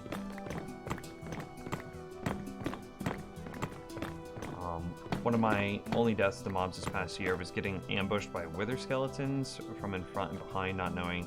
Oh, I see what you mean. So you're saying to go through the fortress and to place regular intervals of blocks across like 2 high. I see what you're saying. Okay, I could do that. That's actually a really good idea. So like, to just be like, nope. And now they can't, you know, they could see me because I started there, but in the future they can't even see me now. Does this matter? I'm a little spooked here.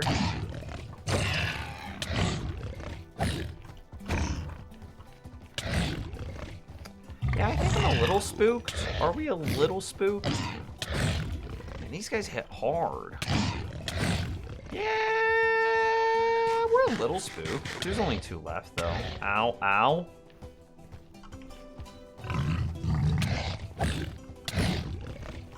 That's 3 hearts. I think I leave. Oh, we don't need to play any more games. Those things hit hard. Oh, I missed. NBD. Oh, damn it. Stuff is spawning there now. Okay, hang on. Here's the play. Okay.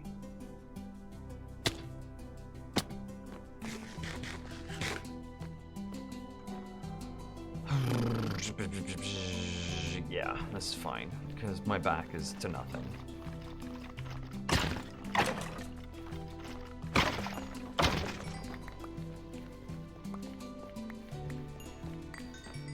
Take this pork chop, though. Hell yeah.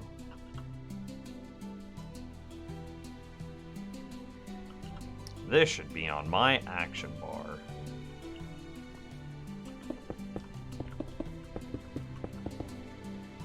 Oh man, I was hoping to see one of your epic Ender Pearl throws. Man, that was a long time ago, huh?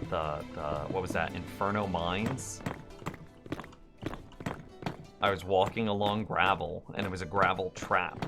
So something triggered while I was deep in the middle of this, like, gravel field.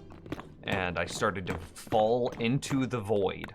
And as I'm falling into the void, I get this perfect, like, up angle Ender Pearl toss as I'm falling, taking void damage, and then the Ender Pearl lands, and I am safe.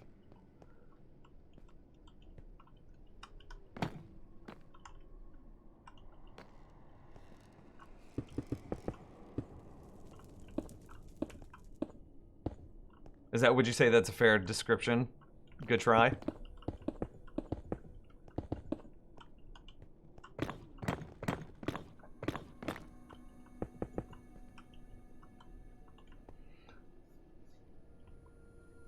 I found this clip from 2016. Oh, dude. Oh no! You baited me, Chloe! Desktop. This is my supporter. This is what my supporter thing is going to be. Somebody built a house of black and white in Minecraft. Okay, this is like a little too edgy. We can speed this up a little bit. Okay, pretty good. His sense of scale, their sense of scale, I don't know. Their sense of scale is really great. I like it. It needs more depth along the side of the building.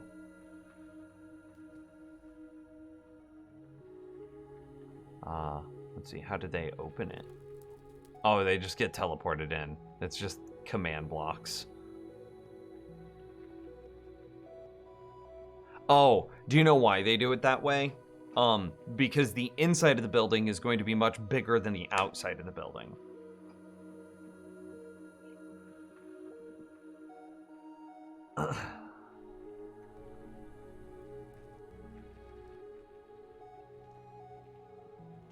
Yeah, this person tried really hard. We're gonna save this.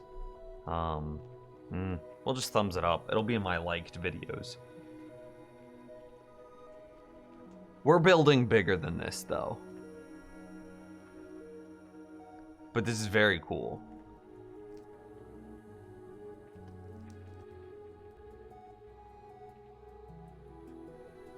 Yeah, that's really cool. That we're definitely gonna use that as like pieces of inspiration for our build.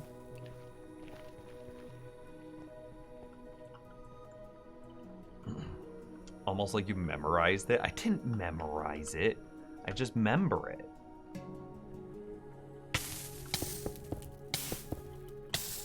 Am I out? Didn't I get more? Didn't I like do the math to grab more?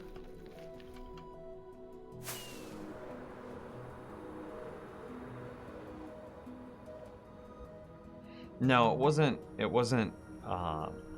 The inside of his building was going to be bigger than the exterior, so he teleported to a different place so that way he could build at the correct scale on the inside while still maintaining like the aesthetic from the outside. But either way, have a good night, Grog. I'll see you later, man.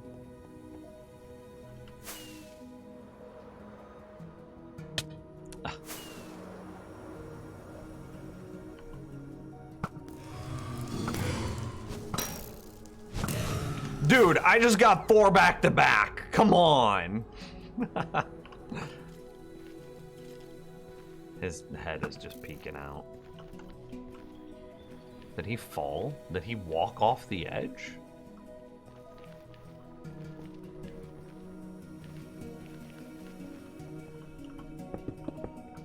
Oh, of course.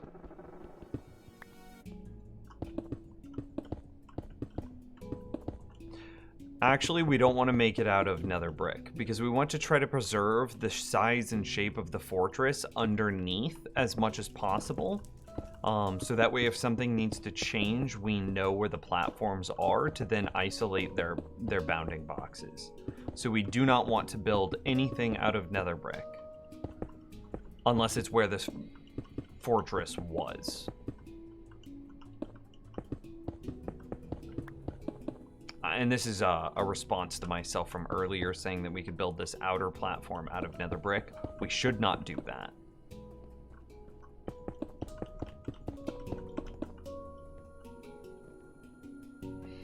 Have you ever heard of Hermitcraft? I've heard of it once or twice.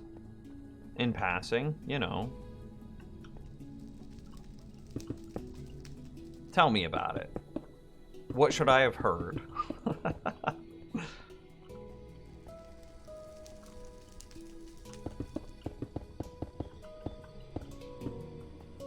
It's not really a sore subject, I think.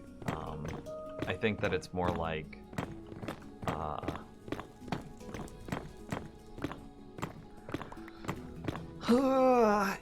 would you define that as a sore subject? Like, I get more frustrated by,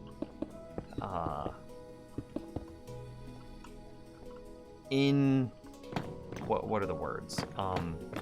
I get more frustrated by insincere tutorial videos that I do about what happened on Hermitcraft.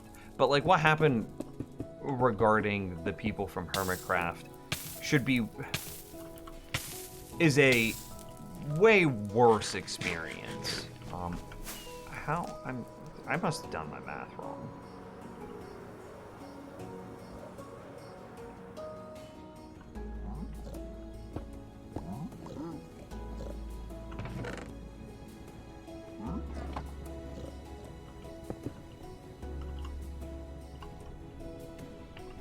A subject with history. Yeah, I've come to terms with that. I've made my peace with it. For better or worse, it's a nothing thing to me. No, okay. I'm being attacked from all sides.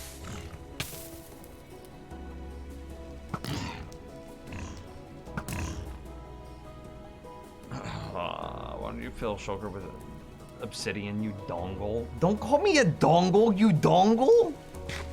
Although I must say, I think you would have fit right in otherwise. Oh, well, thanks.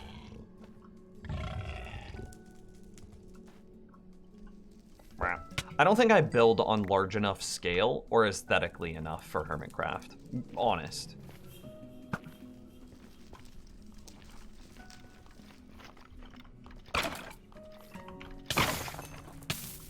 No wither skull, blat.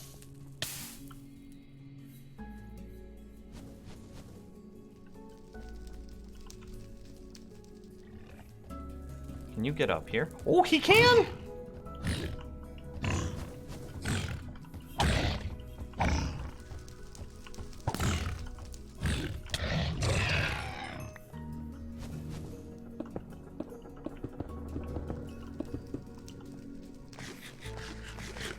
Isn't the new platform bigger than 29 by 29?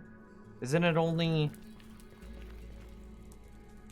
Because it's 19 by 19, and then if you add 5 blocks on this side and 5 blocks on that side, isn't it 29 by 29?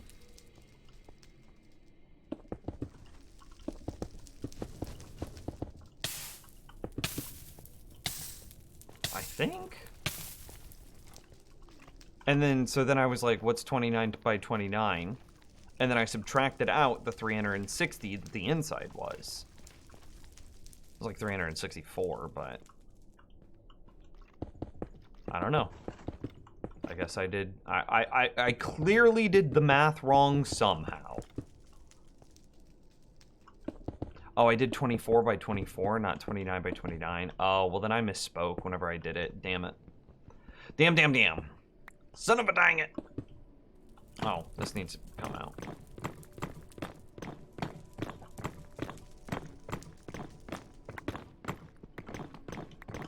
Low blaze, you thought.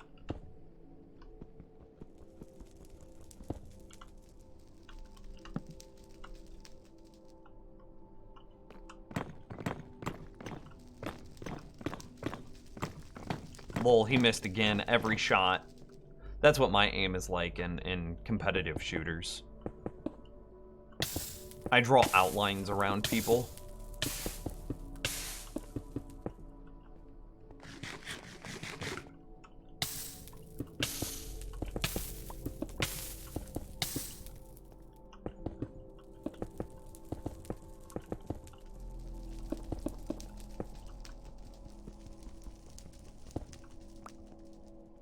Alright, looks pretty good.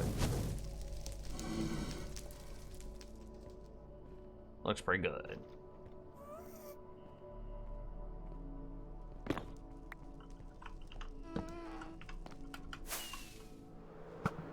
What? Oh, did I catch the gas here? Oh, I'm so good.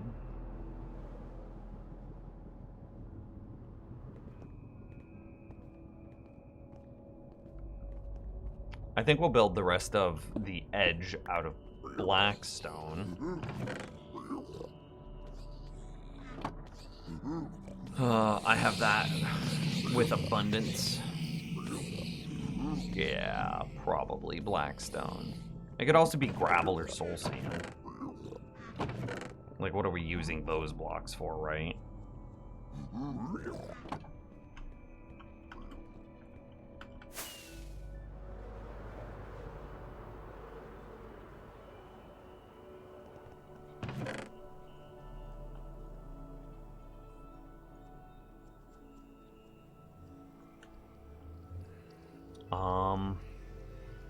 I want more rockets. That's what I came this way for.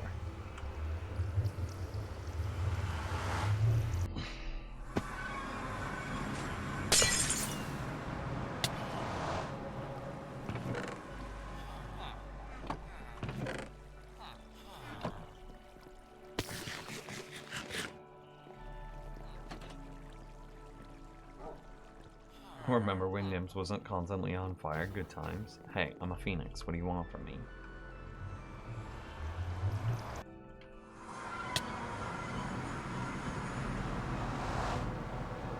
Being the only clueless person brave enough to chat? What do you mean? Clueless in regard... Oh, my thing with Hermitcraft? I can give the TLDR. Very, very simply, way back in the day, when it was Mindcrack was the #1 server, then there was Hermitcraft, was the #2 server, just below them. myself and a couple of other like Minecraft YouTubers were like, hey, we should make a server and we should try to be number 3. Everybody was like, oh yeah, no, that's a good idea. And we were all on the same page because we were like, oh yeah, no, we're definitely not going to be as big as Minecraft or Hermitcraft, but we definitely feel like we have a niche that we could fill. And so that's what we set out to do. One of them ran a raffle sweepstakes giveaway sort of thing in their chat. Whoever won the raffle sweepstakes giveaway could join the server, which was really weird because like we're all content creators trying to like with this unified goal of being the number 3 server. So to just invite, you know, what were at that point completely random people onto a private whitelisted server, pretty strange. One of the people that were invited took a liking to me and made a bunch of sexually inappropriate comments towards me over the course of, I don't know, 2 weeks, give or take. I was very uncomfortable, so I never actually recorded any videos on the server. This is when I was still like really prolific in recording. So I was very uncomfortable every time I'd log on the server because this person would make inappropriate comments toward me, so I never ended up recording. I took it up with the person that was taking up the leadership role of this server, and they told me that sort of thing doesn't happen to men. And so I said, peace out, I'm done, later. And now that person is mad at me because I made a promise that I backed out on. And, you know, they were mad at me. I don't know what their feelings are now. This is now like 6 years ago. But that person at the time was mad at me. The leader of the server was mad at me because I backed out on a promise that I had made. And, you know, I'm 6 years ago frustrated with him because rather than taking my hey, I'm dealing with a person making sexually inappropriate comments toward me, he told me that sort of thing just doesn't happen to men. So like, yeah, that's what happened. And that person is now on Hermitcraft.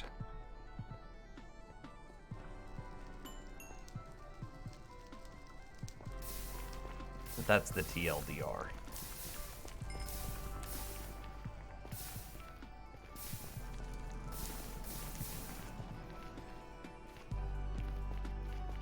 Oh yeah, I was gonna build the outside out of Blackstone.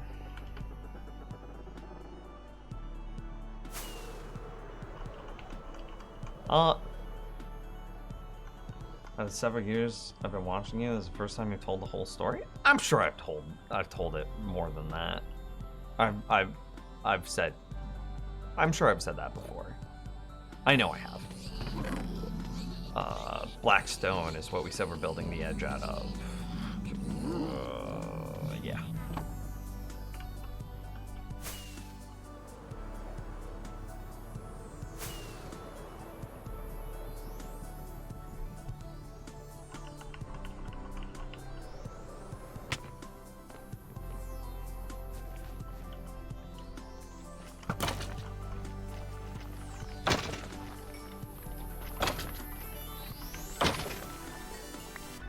No skulls. That's fine. We're about to farm 1 billion of them anyway.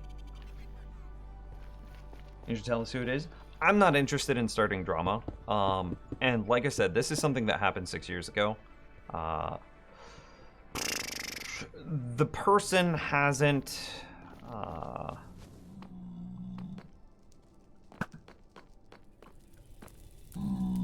Man, it's a weird situation because it's not like... I'm not sitting here trying to stir up drama for the purposes of like YouTube. Oh, Jesus. I'm not trying to start up YouTube drama or anything like that. And there's also a problem of like starting YouTube drama in a format where it's just courts of public opinion. You have no way to verify if I'm telling the truth or not. The only thing that you really have to know if I'm telling the truth is the fact I've been telling the same story for like 6 years. But other than that, there's no verifiable evidence. I don't have screenshots. I don't have documentation. I can probably use video logs to prove that there was a person on the server who was not a YouTuber. I could probably find video logs to find proof that this person was invited by so-and-so's raffle, which would verify parts of my story. But like I said, I don't have anything that proves the like sexually inappropriate comments made to me effectively in a workplace. And so then it just quickly devolves into I said a thing, they say another thing, and then court of public opinion steps in and decides that one of us is a liar.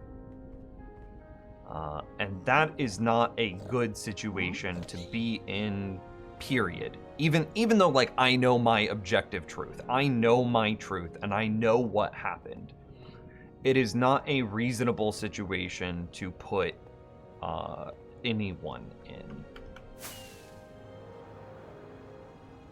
I'm hoping the mobs despawned. Most of them did. Damn it.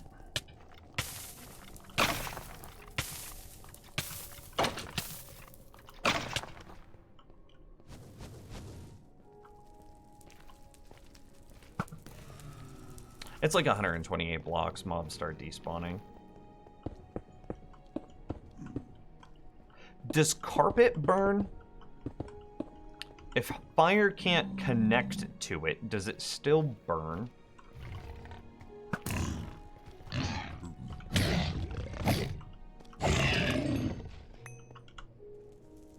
Only some pork chop.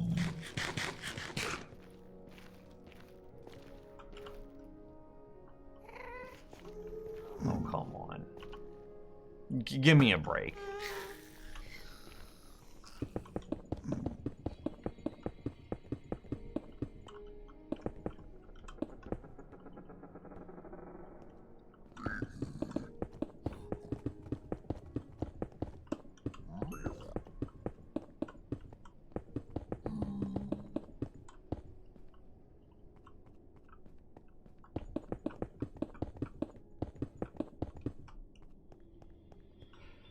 It's not the Hermitcraft part I would have enjoyed, but all the side games they do.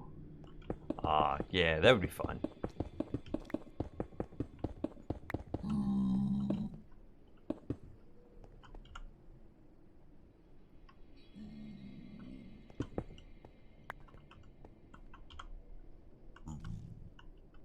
We don't really care about the pork chops.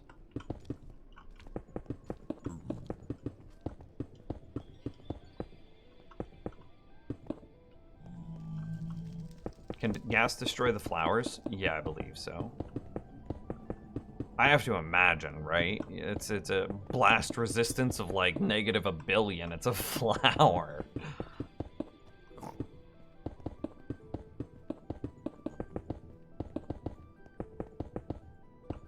Maybe someday you find a server group you mesh with. Maybe, maybe not. I'm not too worried about it either way.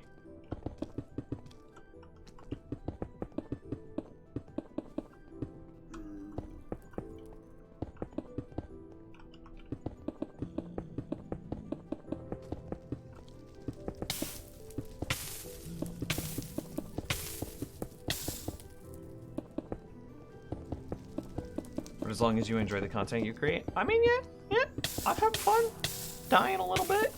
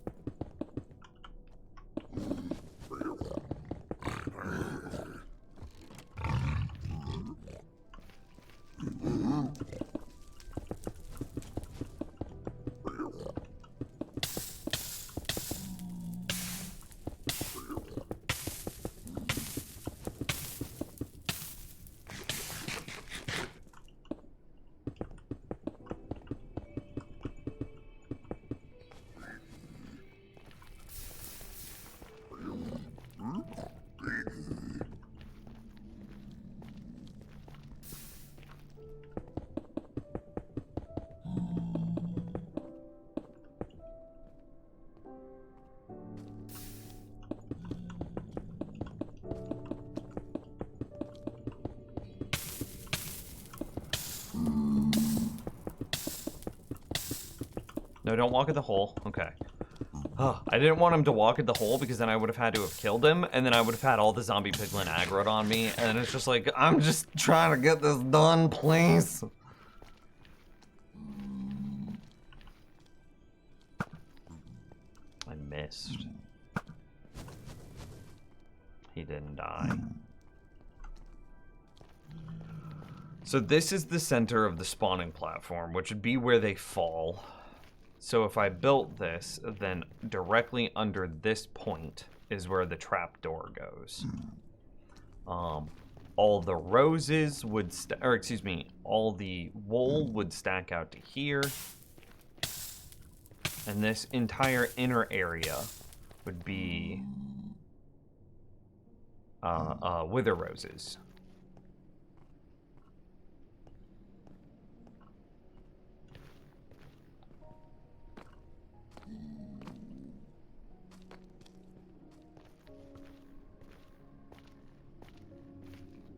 I wonder if maybe there was an argument that says that we build it over there. Like under that four-way, and that way if we wanted to build a double, we could build it here. I don't know.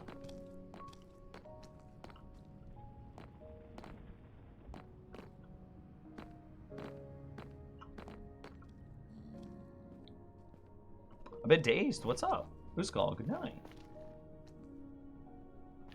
Oh, you put walls up in a ceiling. Yeah, definitely walls.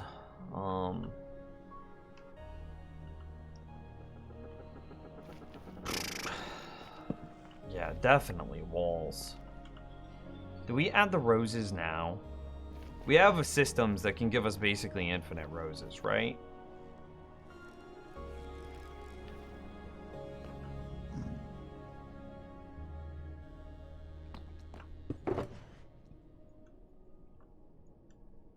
Or do we add, like, the carpet now?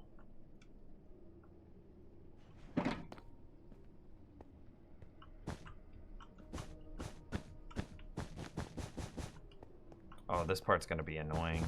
Because of that, I was like, because there is no, like, hitbox that I can target that doesn't create a second carpet.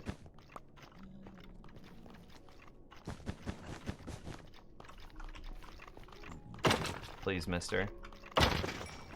I'm just trying to work here.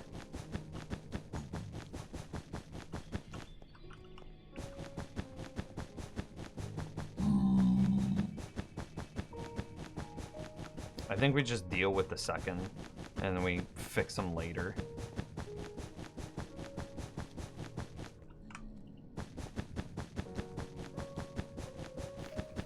Because I think this is still faster than trying to worry about it. Is there anything that instant mines carpet? Shovel? No. Pickaxe? No. Hoe? No. Axe? No. It's not instant-mineable. Okay. Whatever. On my way out. See you later, Drew Tech. Have a good one, man. I wonder if there's like a point where I could release and maybe not have the thing happen. Yeah, that's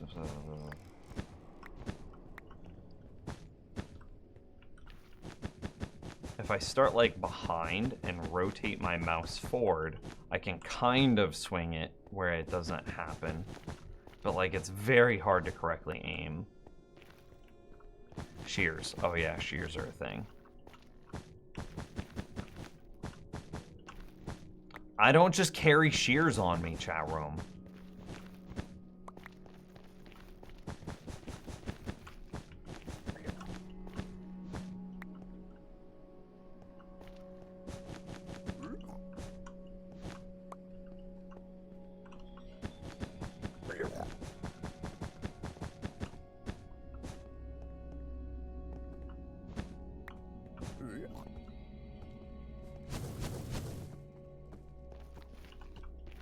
Please don't.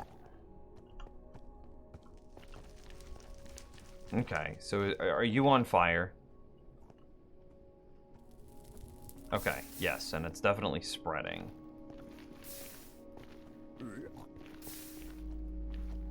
Okay, so maybe wool's not the play yet. I mean, we're committed. Let's just see what happens. But see, yeah, like, that's gonna keep happening, and eventually they're gonna hit the wool, and I'm not gonna notice, and the whole thing's gonna go up in flames. How is he? He's a mile away.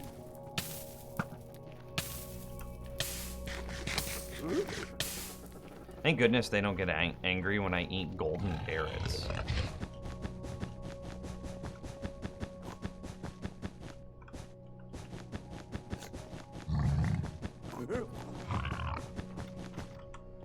I kind of did the release thing there.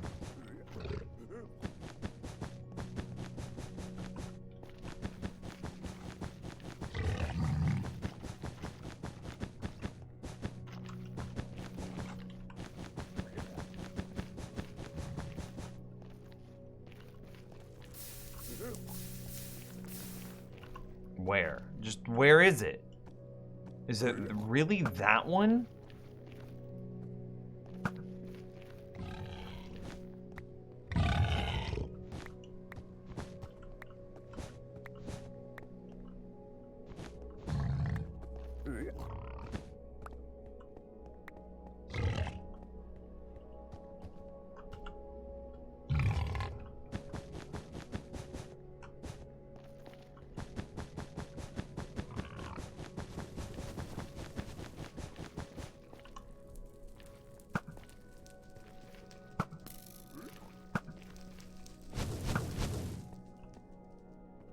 Okay, we have 3 fires to put out.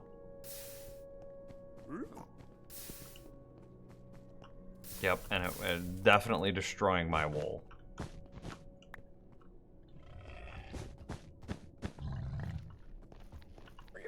It shot, then immediately despawned. Sick.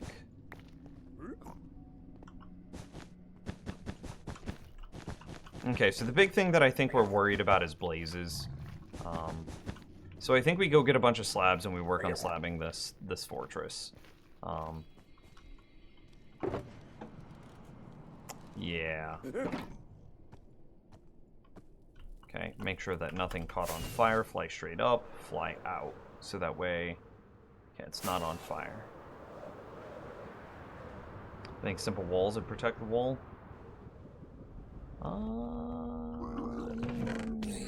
Kind of.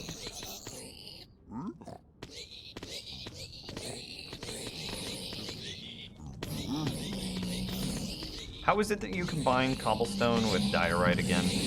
Or with quartz to make diorite?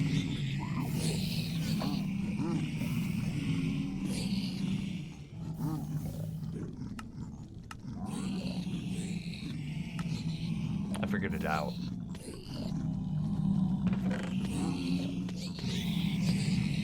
And then what are we using? We're using, is it diorite slabs or is it polished diorite slabs?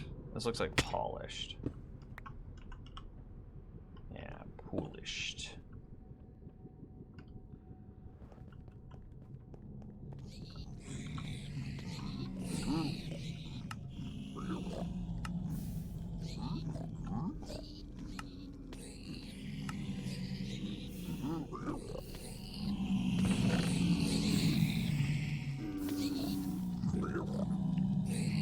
Seems good.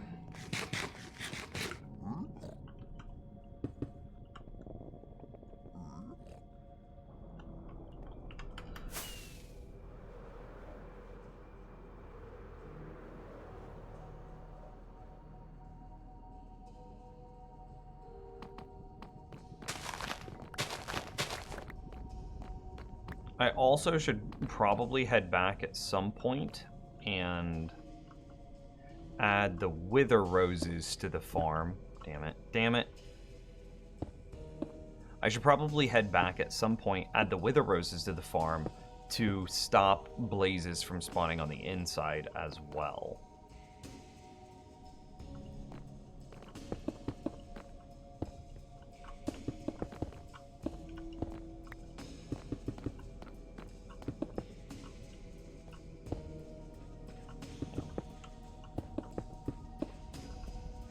then from here. Cool. From here, it should just be like straight shots.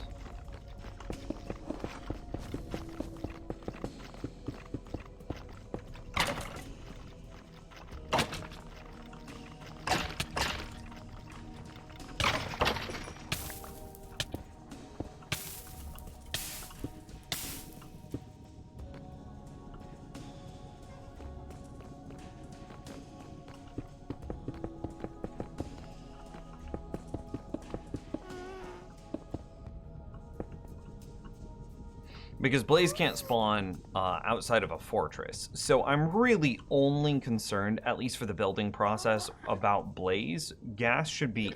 Whoa! Where did you come from? How did a blast get right on top of me?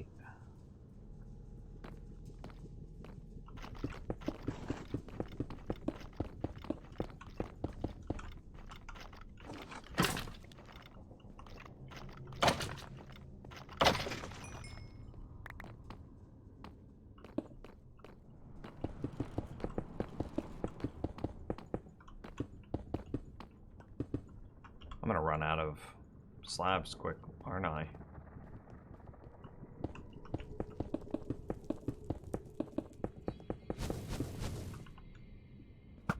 That's a Blaze spawner there. That's where he came from.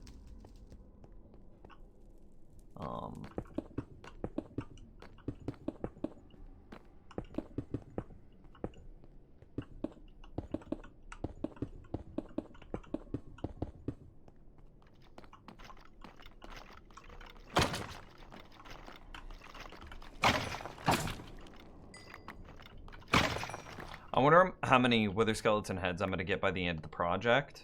And I wonder if that number will be great enough in order to, like, affect how much I care about completing said project. You know what I mean? Like, imagine if I got 30 Wither Skulls. Is that enough for me to care about, like, whether or not I complete the project or not?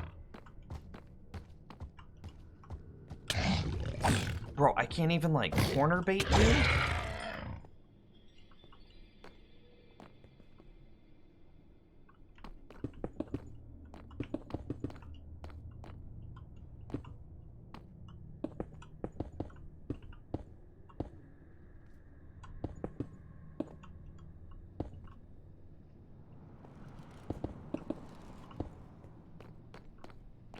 Why do Hoglin gotta be so strong? Damn.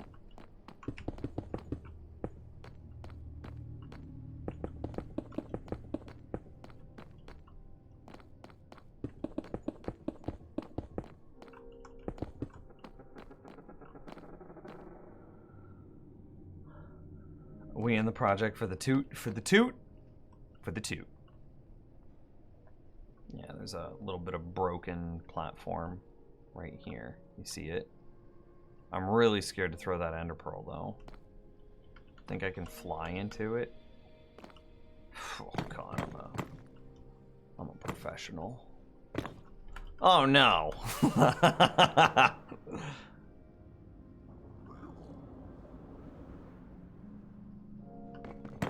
Ah, still professional.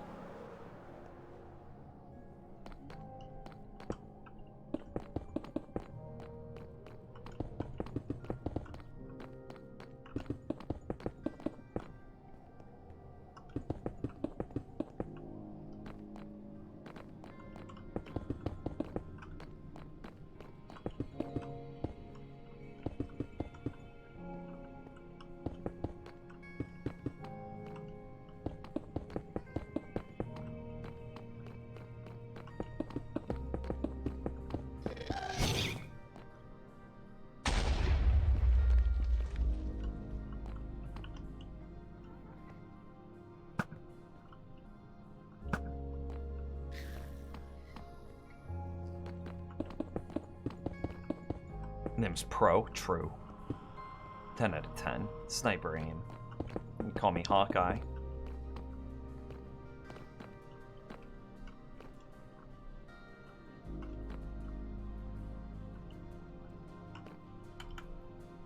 Well, I didn't do it that time. Not quite as professional. Semi-professional. Oh, wait. Are we professional again? I think we're professional again. Am I going to make the same mistake I made last time? Boom. Professional.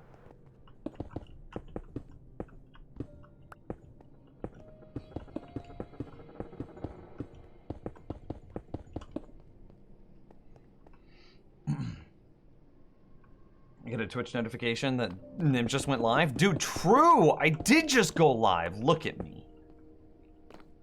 Exclamation mark, uptime. We just went live. It's been 10 minutes.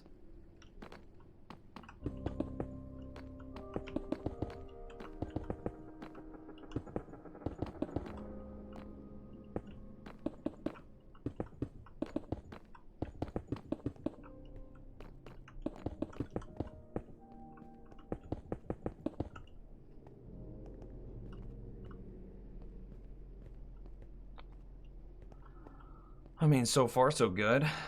Well, let's get up on top of that, yeah.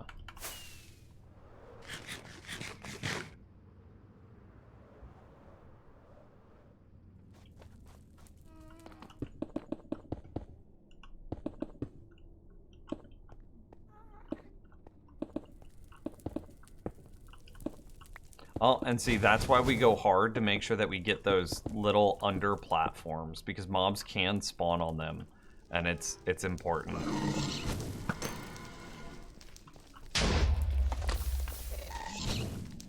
Did the gas just kill the blaze?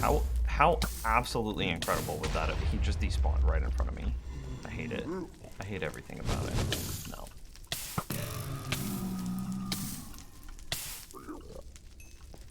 The damage ate my jump. Whatever. Okay. Good.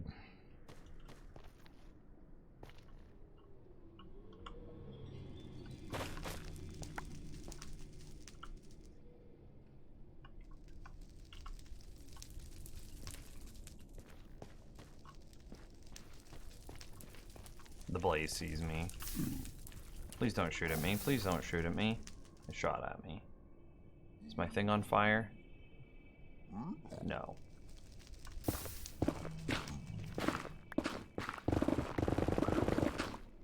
I kind of want the majority of this question mark. No, I don't. I don't care.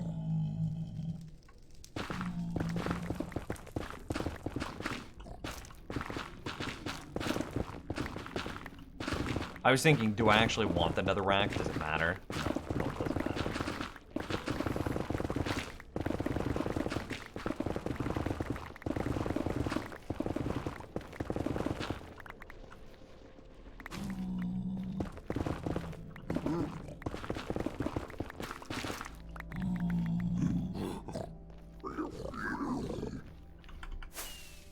Oh, I think I saw it. Yeah, they caught it on fire.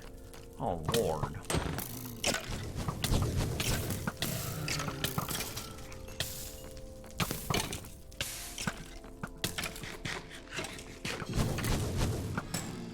See me dodge all of those. Okay. Do I have... No. Don't care about the rest of it. Is there a piglin chasing me? No. Repairs.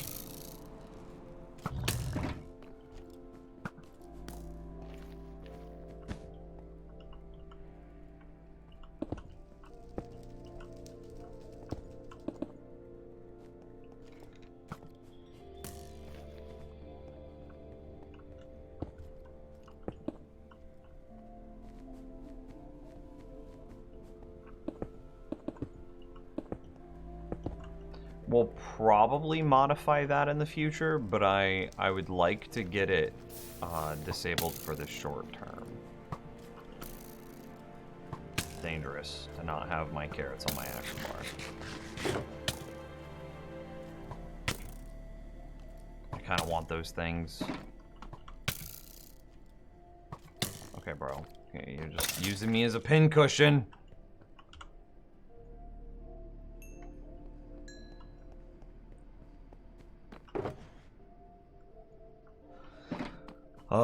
Do we put roses up now? It's gonna be a nightmare to try to get guys in position.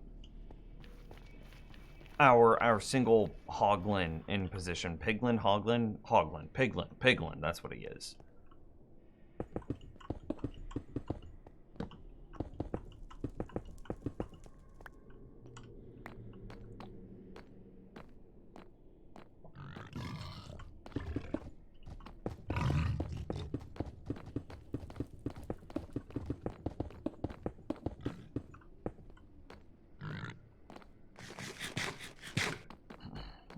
See you later, Dazed. Who needs saturation? Bro, I need saturation. I need to be so saturated. Jeez. There's 2. Okay, guys, can you be nodding? Can you be nodding? Thank you. Be nodding?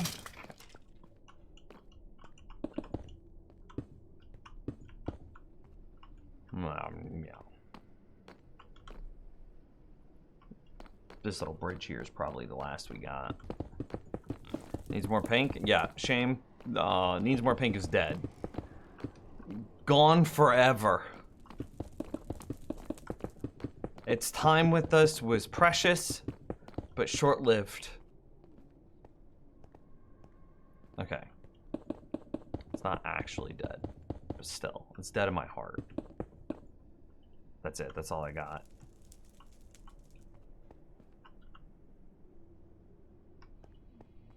I can do a little bit more clearing, though, before we leave.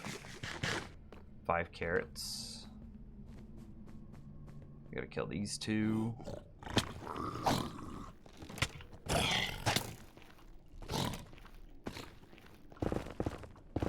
Bro, you're fine. Just live your best life down there. Okay, fine.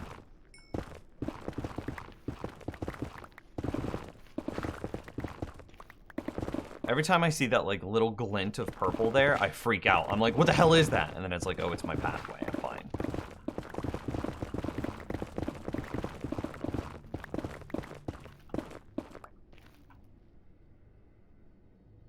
Wasn't Candy working on shirts for that? She was.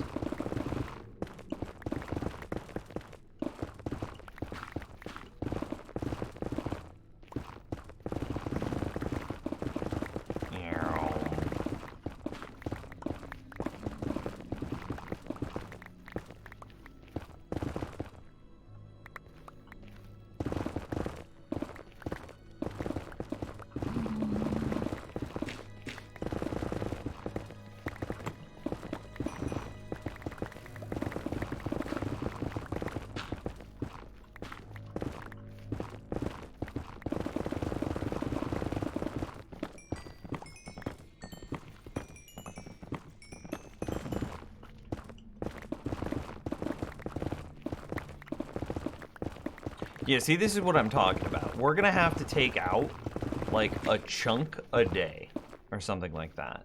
From bedrock to lava.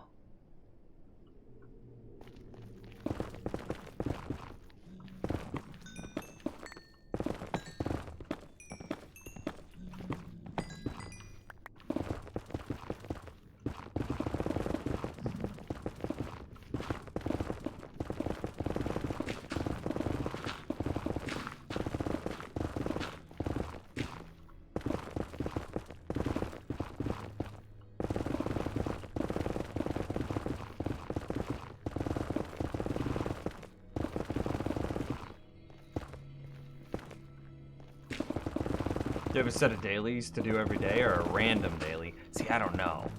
I think we should just have a set of things to do every day in the stream. I think that'd be fine. Because, like,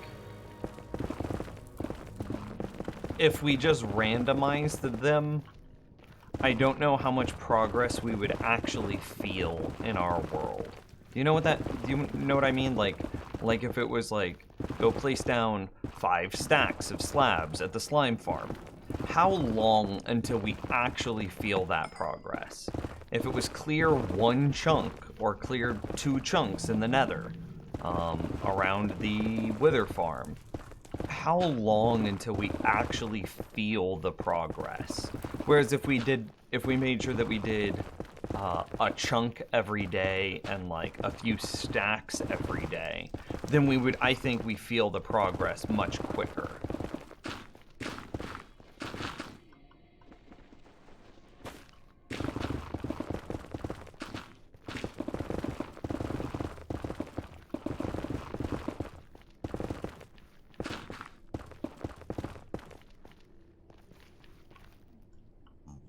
Okay, we're like almost there.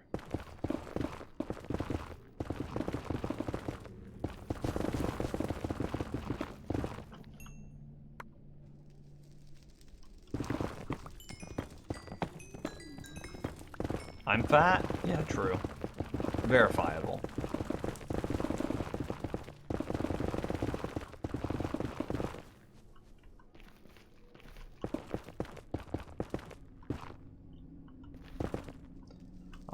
Do I need to be worried about you lighting my stuff on fire? A little bit, yeah.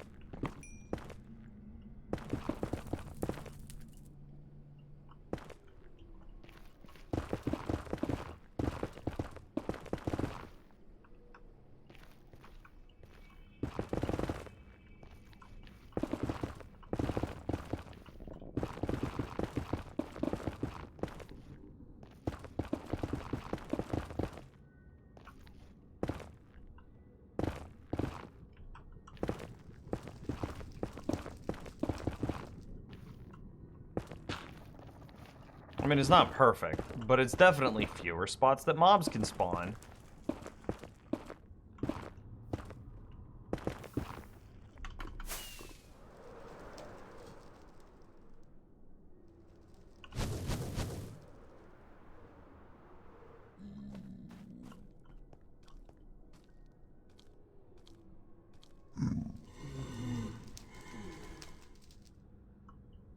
Yeah, definitely not perfect. And we're not even close to yeah, this, I mean, that does look much better, and we could clear out like that platform too now that I look at it. It's only one thick.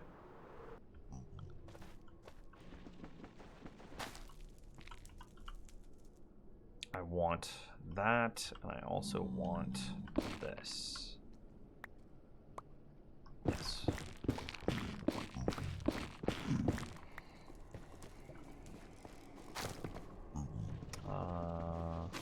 Did you get clipped? I bet you did. Okay. I want to take out the leaf blocks first, while we still have a platform to stand on. Oh, goodbye.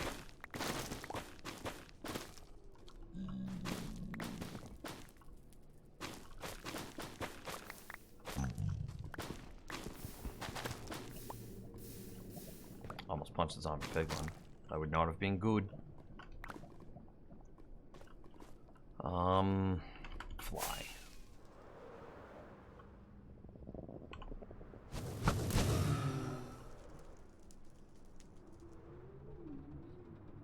Land.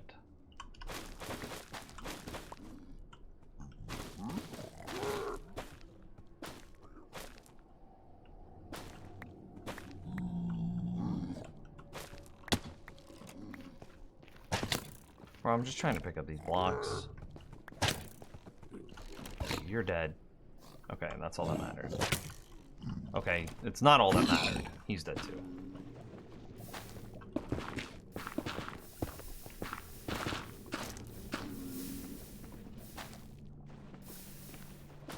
Sorry, my sister took my phone. Oh, sure she did. 100%. That's what they always say. My friend took my phone. Blah, blah, blah. I would have never said the thing. Blah, blah, blah. I know this tricks. I was there when the tricks were written.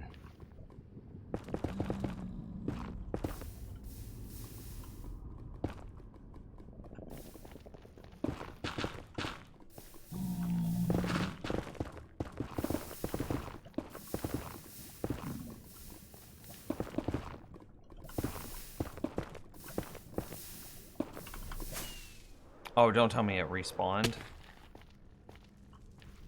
Okay, good. I was gonna say, it kind of looked like it did the one tick like respawn thing where it visually disappeared, but it wasn't actually gone.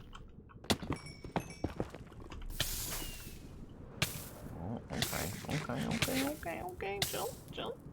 Jump. We safe.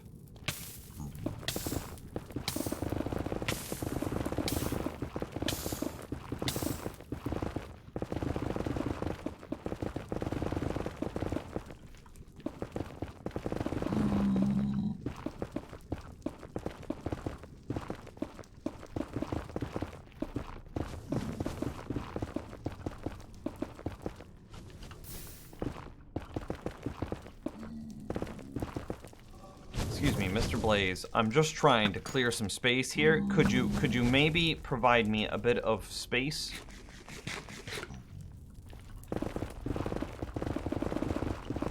Actually, I'm on my last carrot. I should leave. This is now dangerous because I no longer can eat a carrot, get a billion saturation, and then just live forever. See, I'm stuck something. There's a block somewhere. There it is. That's what I was talking about earlier. Whenever they do the one tick, like, visually break, but not break server side.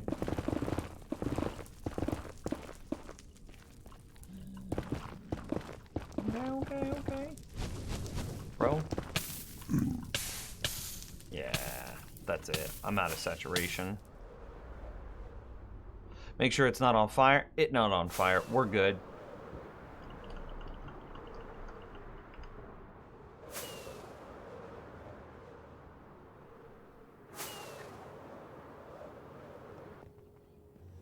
You can use 8-minute fire rest. I mean, I don't think they're 8 minutes as they come out of the barter system.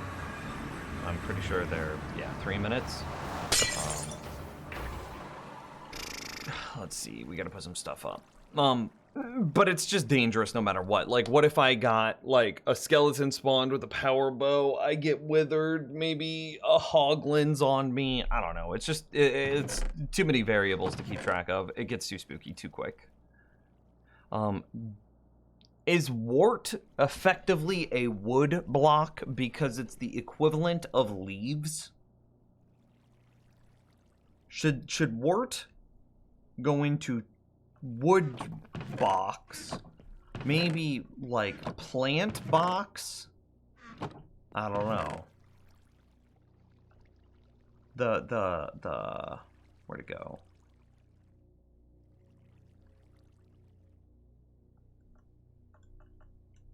The crimson stem should definitely go in wood, because that's just wood.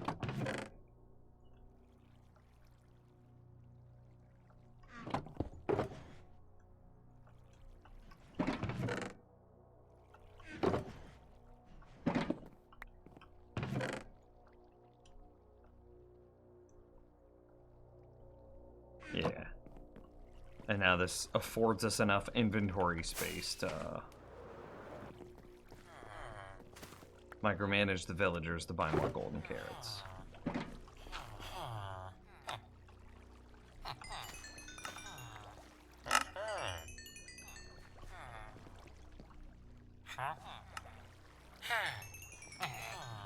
Okay, cool.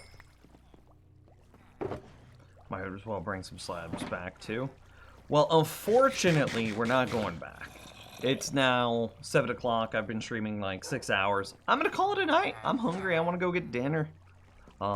but we'll be back in the next couple of days for sure. Like I said, my personal goal is to get the Villager Breeder video done by Friday. It's now Tuesday, so I gotta do that at some point. So I might stream tomorrow, we might not.